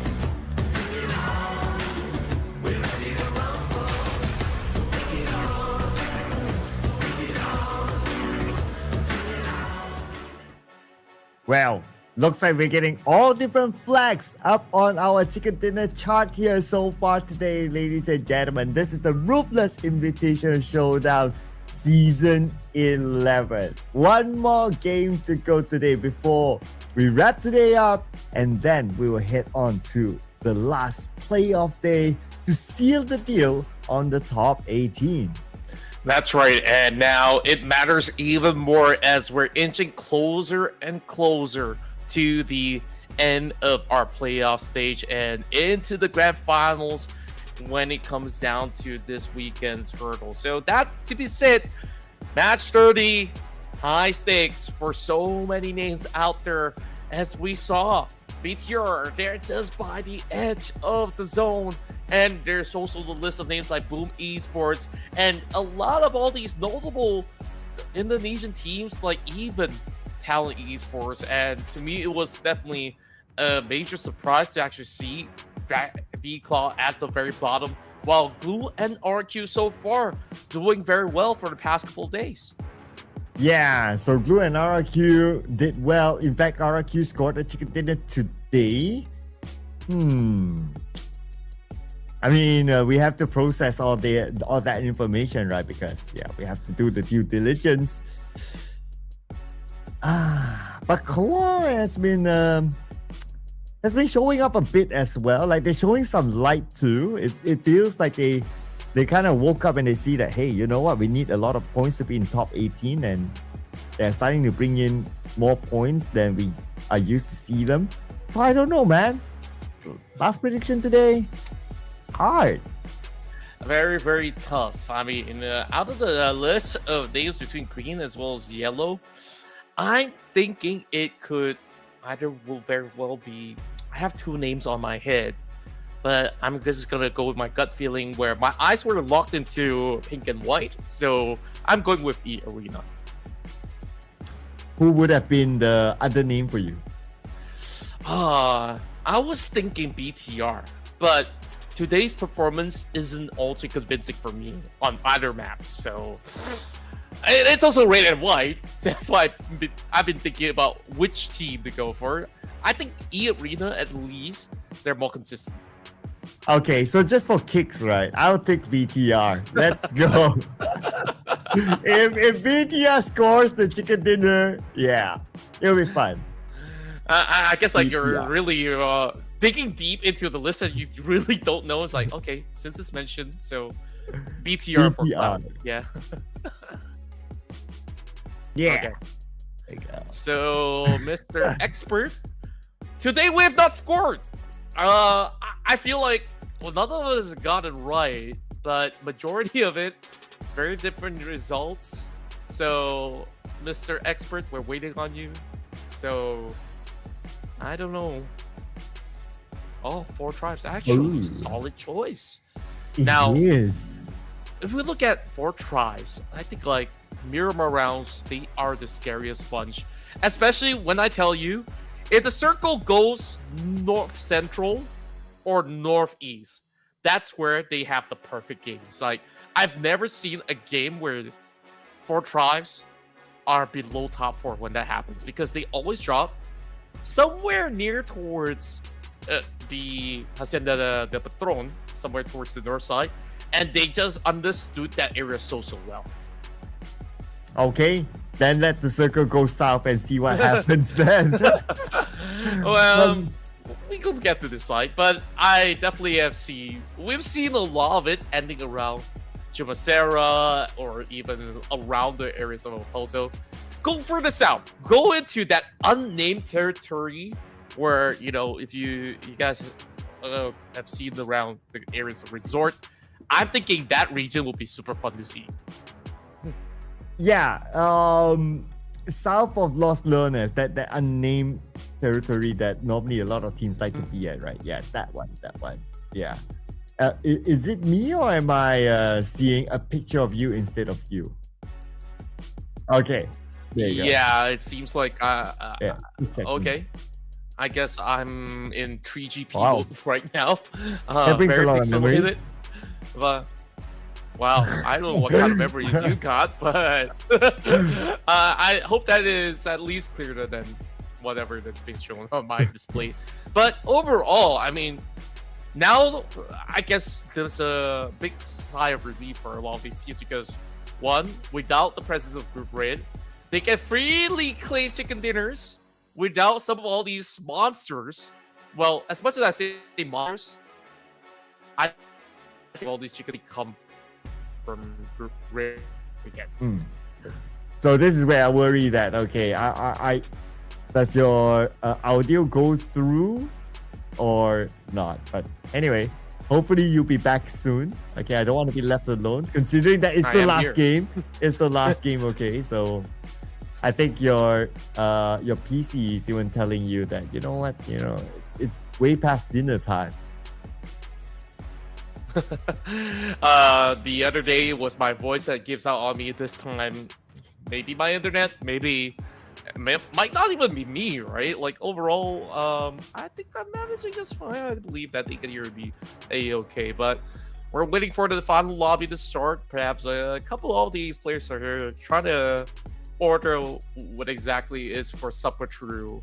If they're from SEA, the Grab app in particular, I think like a lot of these pro players kind of rely a lot on it. You would know. Then again, I mean, usually that's my only option after a long days of cast, because like, sure, in Malaysia it's like what, usually 11 p.m. when we're done. So very likely I'm gonna look for something to eat after this. What's on the menu today? I have no clue. I mean, what do you usually eat for supper? I mean, either I head to a fast food or, a mama.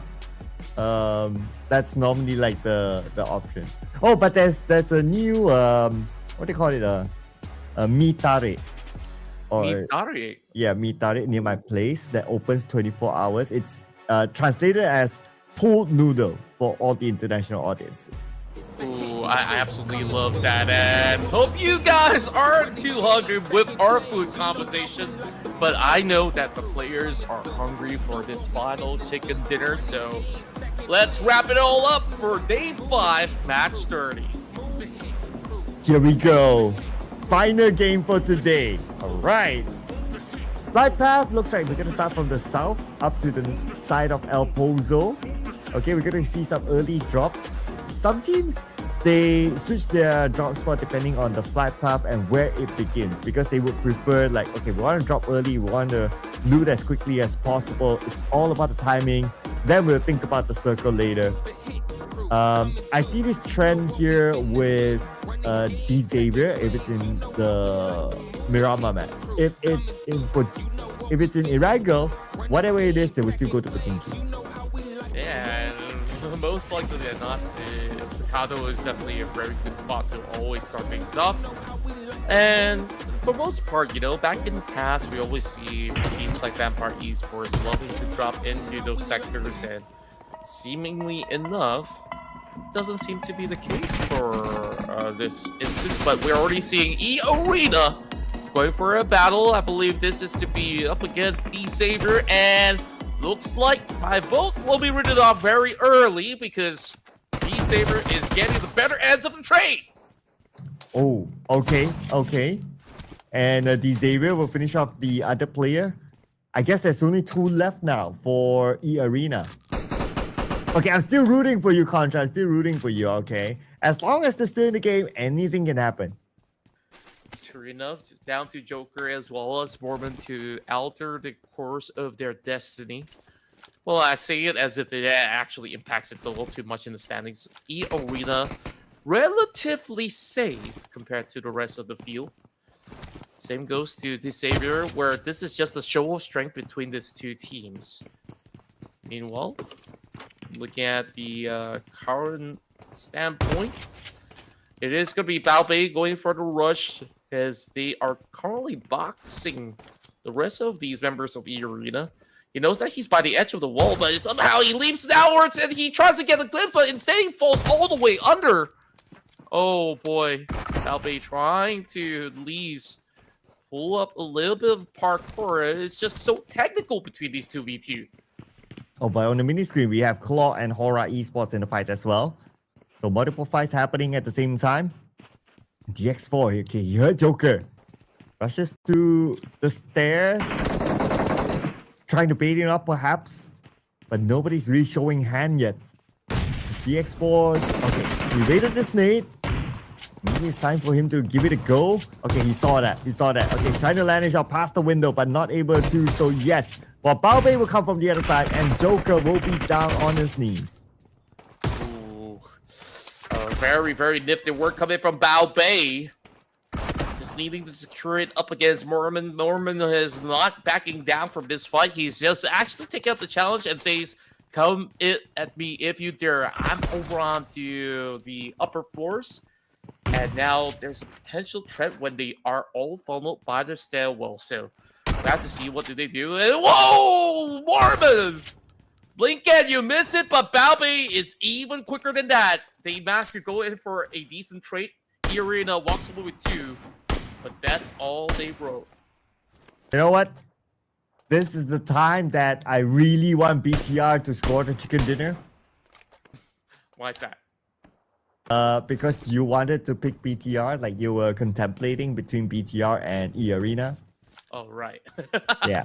So I was like, and I took BTR. So now I really want BTR to score it just because. Well, I think that they definitely have a decent opportunity, especially knowing for the fact that these players so far back in the PMSL have definitely had decent top 4 ratios in Miramar. So I was just seeing whether or not can they kind of uphold their usual run. But like you said, they're probably testing out a lot of all these different stuff in the works. No idea who exactly are on the field other than maybe a few notable names that is part of the roster. So we'll have to see. Sem9 off with a very strong win from last round. Sees them moving up to the top 8. And when we take a very close look into that number 4, or should I say number 8 spot, all the way down to 12, is actually kind of close. Basically, if they secure a chicken dinner, they can also bounce all the way up to match up to Sem9. Yeah, and it's close enough with the remaining games for up to FaZe Clan to bounce to number 2. I mean, realistically speaking, right? Or mathematically speaking, you have like this game and tomorrow 4 games. You have a total of 5 games. It's mathematically still doable for that kind of huge leap. And speaking of which, you know, we probably would see a lot more shift. And you know who's the biggest loser when it comes down to the circumstances of what went on today? Vikings might have actually thought that they were safe, but with them not playing, now they are sliding down the list, and I'm kind of concerned that they might be affected to even drop all the way down. And speaking of which, FaZe Clan now being charged right through by the members of Sem9. It's going to be a firm hole, and Firen, trusty partner of Yuhai, secures it for the team. Yeah, trusty Firen, Mr. MVP for Sem9 in the previous round. You make sure that will happen. But okay, he needs to be ready because now the other players of FaZe Clan is coming, and they're just on the outside of this building. Now they're locked in with each other. While being monitored by another team across.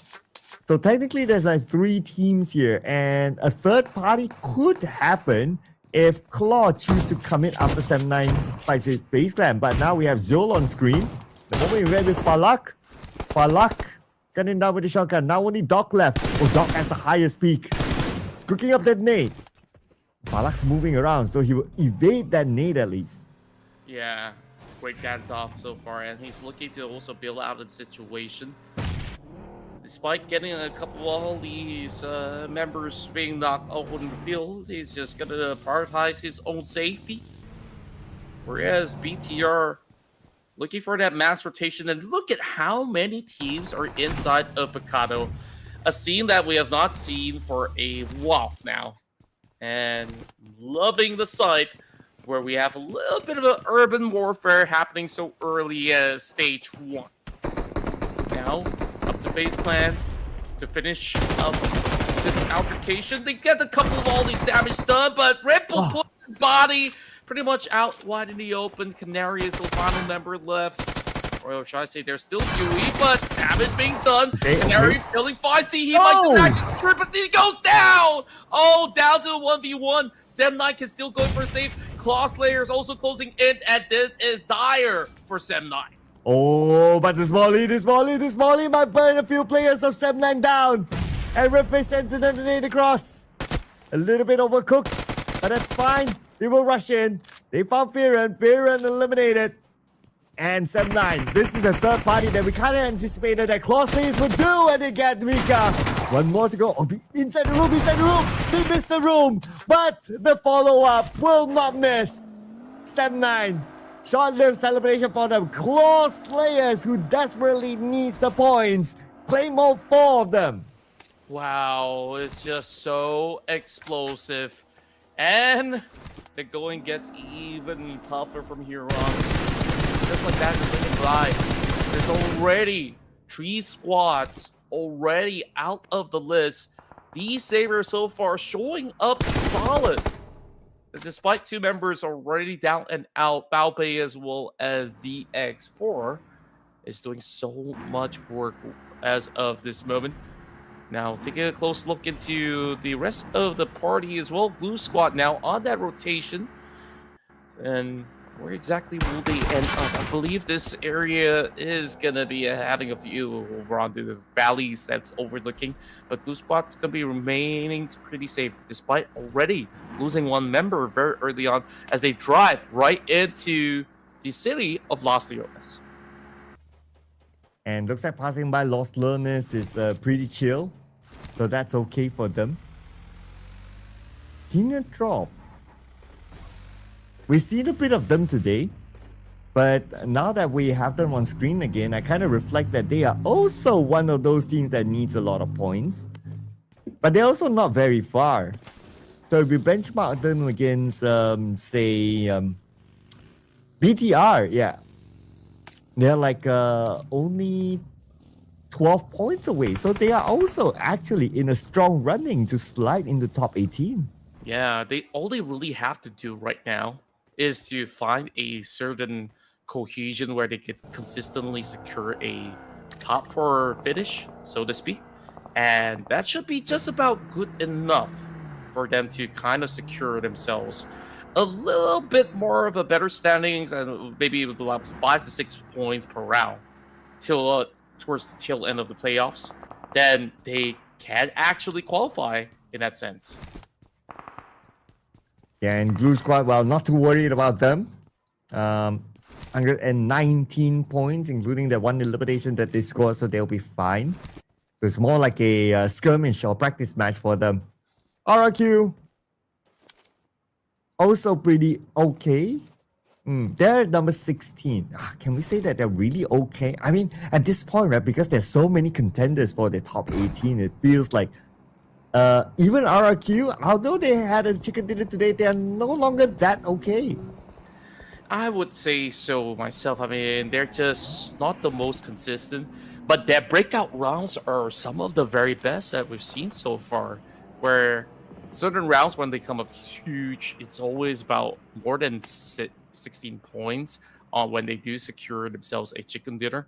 So we'll have to see about tomorrow if RQ will have any big rounds going forward. But at this moment, yeah, I definitely do agree with your sentiment that they aren't exactly in the safest spot. Well, taking a look at A1 though. A1, 82 points, 21 in their current position. I think that they have a strong fighting chance, but even so, I don't really see them really making those big conversions. The last we saw was Deathstorm with that 4K here in Miramar, but they kind of put themselves at a very risky position. What's going through my mind is actually there is a team that's not playing. Uh, MVKE? yeah, MVKE. Yeah, they're still not playing this round. But have they got enough points? I believe they're kind of okay, right? Yeah, they should be still in the top 18. Hopefully, I think they're also in that position that okay, they could use a few more points. You know, maybe it's kind of tight. Need to review back the overalls, and for that to be okay for them, hopefully we get to see MVKE tomorrow. Yeah, I hope so too. MVKE, if they don't play tomorrow again, then I think that their chances might be pretty much over if that's going to be the case. So we'll have to see. We'll always be looking forward, while the rest of these other teams, they will be happy if, let's say, if these guys allow them the chance to qualify with one less team to worry about. Whereas a little bit of back and forth between Boost Squad as well as A1 Esports at this moment, but we kind of know for the fact that if you're trying to battle from one terrain to the other inside of this area, it's always going to be rather difficult, where they could just easily recover even if you go for a knock, and there's still plenty of resources to get by.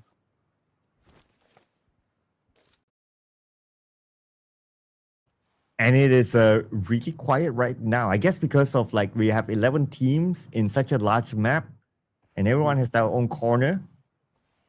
Yeah, only Ju is in the blue, coming in a little bit later. But now the circle will shift. Okay, towards the left side again. Oh, okay. Those teams inside are Lost Learners, A1, GLU, and Xavier will all need to come out Lost Learners. So that will be interesting. They will need to leave their comfort zone now. Yeah, and right now, it is a little bit difficult for some of all these teams who have not really found the best of position. Talon right now up running over onto the fields, and they're just entering by the very edge of the west. Thankfully, there's not too much of a commotion happening on that corner for the moment. I can't say that it's going to be for long. While Alpha 7 has been able to spot out that member of Talon, as they start to send them a little bit of signal warning. Talon, 20th position, needing to find a little bit more. Well, that was pretty interesting. I'm looking at 12. Well, I guess like BTR, well, they ended their run very early this time, so they won't be adding points. But Talon is actually not that far off. So are there actually more teams that are currently stuck between those positions? Because I think it might be a mistake to put BTR at 12. I believe they're lower than that. Yeah, the 12 after a team is eliminated is the placement in this round. Oh, okay. Yeah. That got me confused for a moment. Yeah. So, but also to explain to the audience out there as well, right? In case anyone gets confused, like if they're still playing, then the number reflects the overalls. But if they have been eliminated, then the number reflects the placement that they were eliminated this round. Okay. So with that clarity, we'll have pretty much a lot of opportunities for these guys out there. FaZe Clan gets run over by Team Secret, and it seems like there was no resistance whatsoever. 2 free points for Secret, who have gotten some big jump, you know, considering that it's been, what, so many games, 30 matches played out, Team Secret really finding a rhythm. They just need a couple points to kind of overtake 4 tribes, so it shouldn't be too hard to do. And as a matter of fact, those 2 eliminations, they just have to add another one to tie the notches. Yeah, that's how close the points are now. Okay. I mean, whatever it is, there's still tomorrow. Talent, number 20. They need to put in the work. But it's interesting, though, if you kind of think about it, like a lot of teams close to 18 are in this game this round. Like you have RRQ 16, APG 17, and then you have like Talent A1, Kinderdrop, and Claw. So you can start to see that these teams are actually putting in the work, realizing that, you know what, guys, we're running out of games. Like, if we don't bring in the points now, then it might be too late. True enough, and this is why this final matchup is very important for some of all these guys who have yet to find that qualification spot. Especially Talon. Take a look at that position. They are kind of spread out. They were expanding certain areas and they have received just about enough info. They are in the zone, so long as they hold on to that position, they should be faring better as compared to Kinotrope, who's currently holding the edges of Los Leones, and has yet to have that full entry up the north, but they should be able to at least find just about enough wiggle room. So, Talon Esports, this is a very solid chance. They just got to make it work. Yeah, Talon has to do it, right? And they are one of the teams down there. All the way down south, unchallenged for now. Oh, spoke too soon. RRQ. I thought they moved away, but they're still around the area. They're waiting for Axel to show up. Okay, Axel playing a very safe scouting style. It's like, okay, I'm not going to commit onto the high ground with the potential of another team there. I'm just trying to see if I can get some audio cue. So maybe that's why he's just like, okay, he probably heard something, but he doesn't want to commit. He wants to try to sense like how many players are up there before the team decides on where to rotate later in the upcoming stage. Overall, RQ going in for a hood, and they will not let loose that member of Talon when there's just absolutely no room for Axel to play around. He's been driving, kind of pulling some strings here and there, but he did not expect the entire RQ to full send it. And just like that, they kind of baited themselves into a worse scenario. Oh, that was just too bad for Talon. They lost one. But for Xavier, only 2 players here. And going up against an incoming team. Baobei with the DBS opens the door, trying to gather information on where exactly they are. Now they are in the inside of the building. But Xavier on the outside. Oh, look how hurt that blue is. Stage 5 it is. Baobei sees tryout. Nice medium range shot with the DBS. Now Baobei. Oh, no. He took too much damage. The blue isn't helping him. He won't have time to heal up. But before that, still able to come out with a clutch against A1. It's insane. Baobei is just pulling off all these crazy moments despite how difficult that situation was. Impeccable performance, and so far, I think with the presence of Baobei today, DX have climbed so much of these positions. Those 8 elimination points will see them surpass Goo for sure at this point in time. The big question now remains is that, can Baobei pull it even further? Because they managed to reach the top 8. Good enough for that 1 point in placement, but you kind of want more. Whew.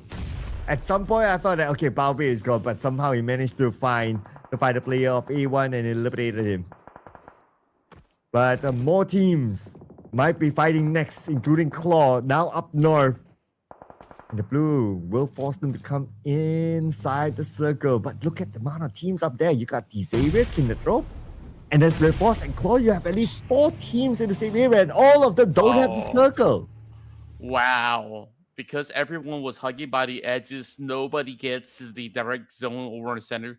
But I can kind of understand why, because some of all these areas is kind of open terrains from their current position, where if they move, other teams will be shooting it towards the direction. And now, the call coming in from the side of Nongshim Red Force to push forward. They got no other choice but to try to propel ahead. Speaking of which, Dog tries to surf all the way up to the building. Kapank is just waiting by the corner wall. He's ready to strike. Doc expecting him to be somewhere by these edges, and he's thinking that maybe, just maybe, he runs out in the open. But Kapank, he's got other plans. So long as Ennis does not check, he could still be in for a surprise. Oh. East gets taken down. Doc so far, sharp eyes over the corner, and he gets great work. And now it's just gonna be a last stand coming from that member of Claw Slayer. And you know what's next? Is crossing the road up north. So difficult for all these teams. But here comes the Xavier. Okay, could be a third party. Now they're coming in while Nongshim Red Force is licking their wounds. But Ennis Red Force will stop them. The Xavier. Oh, they had a bit of assist from Kinotrope. It is actually Kinotrope that wiped out the Xavier. Wow, and that's a huge out there as they managed to stop the streak of that rampaging Bao Bei. Kinotrope could also zone out these members of the team, and that's Red Force. They're right now limping. There's barely enough room to breathe, so Kinotrope, this is their biggest round. 4 points, and they still have majority of them with them. Imagine if they secure the chicken dinner, how big this could get. We will probably see them make it into the grand finals. Oh man, look at the zone. It hurts. DZ could probably make a run for it. Okay, but before that, he will want to loot his fallen comrades' box. But if he runs out, then Kinotrope will be waiting. So I don't know, man. I think he's just going to give himself to the blue. Okay, he still peeks out, knowing Kinotrope is there. Ah, DZ, no chance, man. No chance. No chance.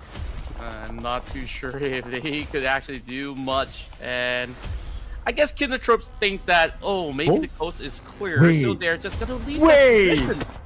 They thought it's over. Wait. Wait, they heard that one shot? Couldn't. Instead, they're focusing on talent. This And then might DZ just- made it across. Look at the mini screen. He's alive. What? It's insane. No way. TZ. What? He didn't have any first aid kit left and he somehow survived? This is heresy. I mean, Kinotrope, you gotta finish your job. And now he's gonna be a torn in flesh of Kinotrope. What timing by DZ? That is crazy. That is crazy. But hopefully that doesn't come back to bite Kinotrope in the back. Like what you said, like, yo, all of a sudden, like, Kinotrope's fighting and then DZ shows up, wipes out Kinotrope. That would be drama. Yeah, and you know, pro players usually they count records when you get the knock. That means the whole team is still around. Unless you immediately take off the player, then you can confirm that his teammates are nowhere to be seen. I mean, it's already eliminated. So I think that they were just thinking, oh, they will surely be taken out of the zone. And now Kinotrope's thinking, wait, we don't see his name on the feed, so he could still be out there running out in the wild. But now, too late to actually crowd for Spill Mill because Talent Esports is going to be in the mix. RRQ actually sandwiching him in between, so it is going to be tough for Talent to walk out of this one alive. Okay, just for kicks, I want to see DZ do something to Kinotrope later. It'll be hilarious. It'll be funny. Okay. But we'll let things go by now. If it happens, it happens. As things goes by, there's still a lot of teams on the outside of the circle. Now that the circle have shifted. DZ! This is what we talked about! This is what we talked about! Now he's biting them in the back, and he's still able to secure that elimination point before going out! Oh, he does have the final lap against Finale. A dramatic end at the tail of his last stand. But of course, that's to Kinotrope's own doing in essence. And man, revenge is definitely sweeter served in the platter. He makes it in the top 4 as well. And at the very least, that is just going to be a great result for non-great points. Blue Squad fighting for their lives right now. Kinotrope, best performance, top 3, looking for more. RRQ, 1 member knocked down. And I believe Blue Squad, they're just waiting for the right moment for them to be involved in this scuffle between Blue's KNS as well as RRQ. Oh, okay, they still got Gen Boss. Is it P1R? Okay, not too sure. Player. Okay, we'll just call him player then. Okay, now it's Kinotrope, man. Blue Squad. But Kinotrope, they're pushed to a corner. Blue Squad, they have them surrounded, and we're still at stage number 8. Kinotrope got to play this one out smartly. I don't think they really fully understand the position of most of these members of the Blue Squad. And speaking of which, Xbox got them pretty much pinched. Z-Sun on the ground. PLR needs to find an exchange. Tamara's position in between the valleys is so vulnerable. And now it's only Tamara left, and he's pretty much sitting stuck under the sun. And the glue will gel together to secure the final chicken dinner of the night. Okay, I'm not saying that it will happen, but in an alternate universe, if they dealt with DZ and they still have 4 players at the very end, maybe, just maybe, the result might be different. It could very well be that one player could have actually altered a better exchange for them to go up against Glue Squad, but because they lost it to ZZ, because they left him unchecked, they thought he's gonna bow out in the blue, and Glue Squad, they stayed cautious. They allowed all these teams to be in the scramble, and the Rangers are back, securing themselves this win. And 3-2-1-0. I think it aligns pretty well to close it off. You're right. 3-2-1-0. Man, I just can't get my head off the DZ thing, right? Like, it could have been a totally different ending. But you know what? To be fair to Glue Squad, like, towards the end, like, they cornered Kinotrope. Like, Kinotrope had nowhere to go. Like, even if they have 4 players, it would still be very, very hard because they have no space to move at all. Yeah, I certainly agree with that statement because they took up that fight up against RQ, rightfully won it as well. And I guess that's the difficult thing, that you were trying to look for cover to defend yourself, and then now that you've settled RQ, there is just one more squad left unchecked, and Glue Squad, they have been watching all these while from the south side, so that kind of movement from Glue Squad was just what was necessary just to close off the game. And you see, they don't really have to use too much tropos, they just rely back on their raw aim, and that settles it. And despite, some shenanigans, Kinotrope, this is their best performance. Top 2, and I believe potentially this might actually send them very close into the top 18. Ooh, yeah, you're right. Kinotrope, one of those teams at the bottom. Well, for Glue and SF Force, these area, yeah, they're fine. We'll see them in the finals. But before we head on to more stats, we're gonna compare head-to-head between Doc and whoever DX4 is. Could be Lamborghini, could be I don't know who, but Doc has the slightly better stats, more eliminations, more damage. DX4, he's more of an assister, but Doc, 100% team contribution. So all 4 eliminations for the team in this round was by Doc. Yeah, and Doc so far really showing up huge, but Balbe, this guy remains to be a mystery, but my assumption is that those movements are telling me this is very much like the DNA of Lamborghini on how he actually plays things out. Could it be the case? Are you convinced with my theory, Sir Cloud, that it could very well be him? Yeah, I mean, based on performance, right? Just looking at how he plays and the things that he can put out on the battleground, I'm convinced that it is Lambo.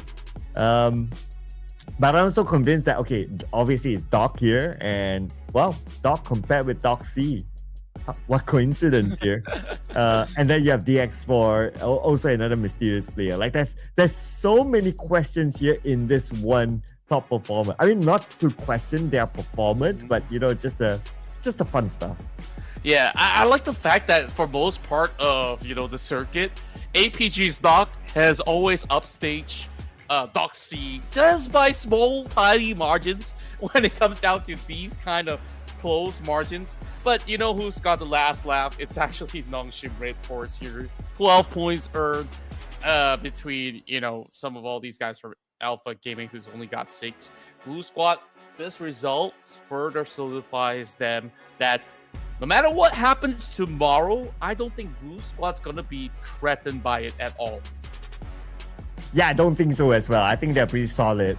But the one that's still solid, even though D+ yet today is kinda their off day, but Nobu is still the overall MVP. So he breached the 10,000 damage.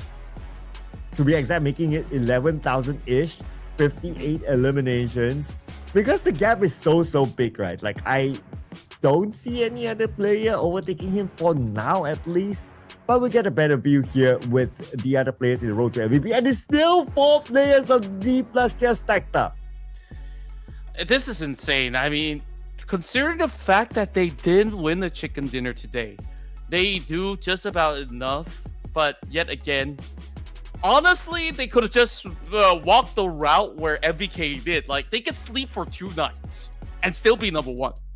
But no, they're still out here showing up, and that's what we admire about D Plus Kia, which honestly, I'm becoming a loyal fan to what these guys are on about, because they show discipline. They have not really lost too much of their protocol, despite, this being somewhat of their holiday for the moment, but the result speaks for itself. Oh, I've always been a fan of D Plus Kia. # done claim. Oh. Do you also buy the vehicle? One day. One day, when I earn as much as them. But Why earn when you can get sponsored, right? So I think like some of these guys, I'm not sure of their legality to drive, but hey, the way that they play, I feel like they deserve few cars, not just one, from their sponsors. I mean, my extent of Korean is that I've been watching Squid Game, so I do know a little bit. I mean, if D Plus wants to, have a conversation, you can slide into my DMs. Well, we started the day with D Plus and NS Red Force, both from the same Korean region, at number 1 and number 2. And now we end the day with them number 1, number 2 again. So welcome back NS Red Force to their second place spot at the top. Yeah, and it just shows you the dominance that they have over the rest of the field. And I don't even know, how is it mathematically possible for even Longship to chase up to D Plus Kia, even if they win all 4 chicken dinners tomorrow? I don't think it's even possible. But, a lot of all these teams on the first 2 page, they are there because they've been able to consistently put up either high elimination points or at least secure chicken dinners. So far, so to speak, the first page, definitely you gotta get chicken dinners in return. MVKE is a team that doesn't have a chicken dinner, and it doesn't seem to be a problem for them. Same to face. Oh yeah, they were absent the entire day. Now that we have a good overall look, and that's what I was saying. They're taking a break, and D Plus Kia is the one that should be taking a break. No. yeah, it should be D Plus Kia. So don't be surprised if tomorrow you don't see them. They could be out for Korean barbecue somewhere. But okay, this is the deal, right? Page number 3. Boom. 87, BTR 86. Oh, it's so tight. Kinotrop now 84. They are 5 points behind Talon. And then A1 is close to Alter Ego. Technically could still do it. Claw with 4 games. Technically, if they do big, they could still do it. So everyone is still eligible. Well, I could slowly count Claw Slayers out because I expect other teams to also move up unless... Oh, come on! Unless you're telling me none of these guys perform and then Claw suddenly gets like 3 chicken dinners, then we're talking big game right there. So, that's it. We might see a very heartbreaking scenario for a lot of fans who's been supporting a lot of all these Indonesian teams, because maybe it's just one of them making it out alive, because APG right now is the main gatekeepers of who gets to qualify, and maybe one out of many of the Indo-Thailands, or maybe even Kinotrope. It might just be a start of something. Yep, and if Claw does it tomorrow, we'll call them D Plus Claw. I don't know, man.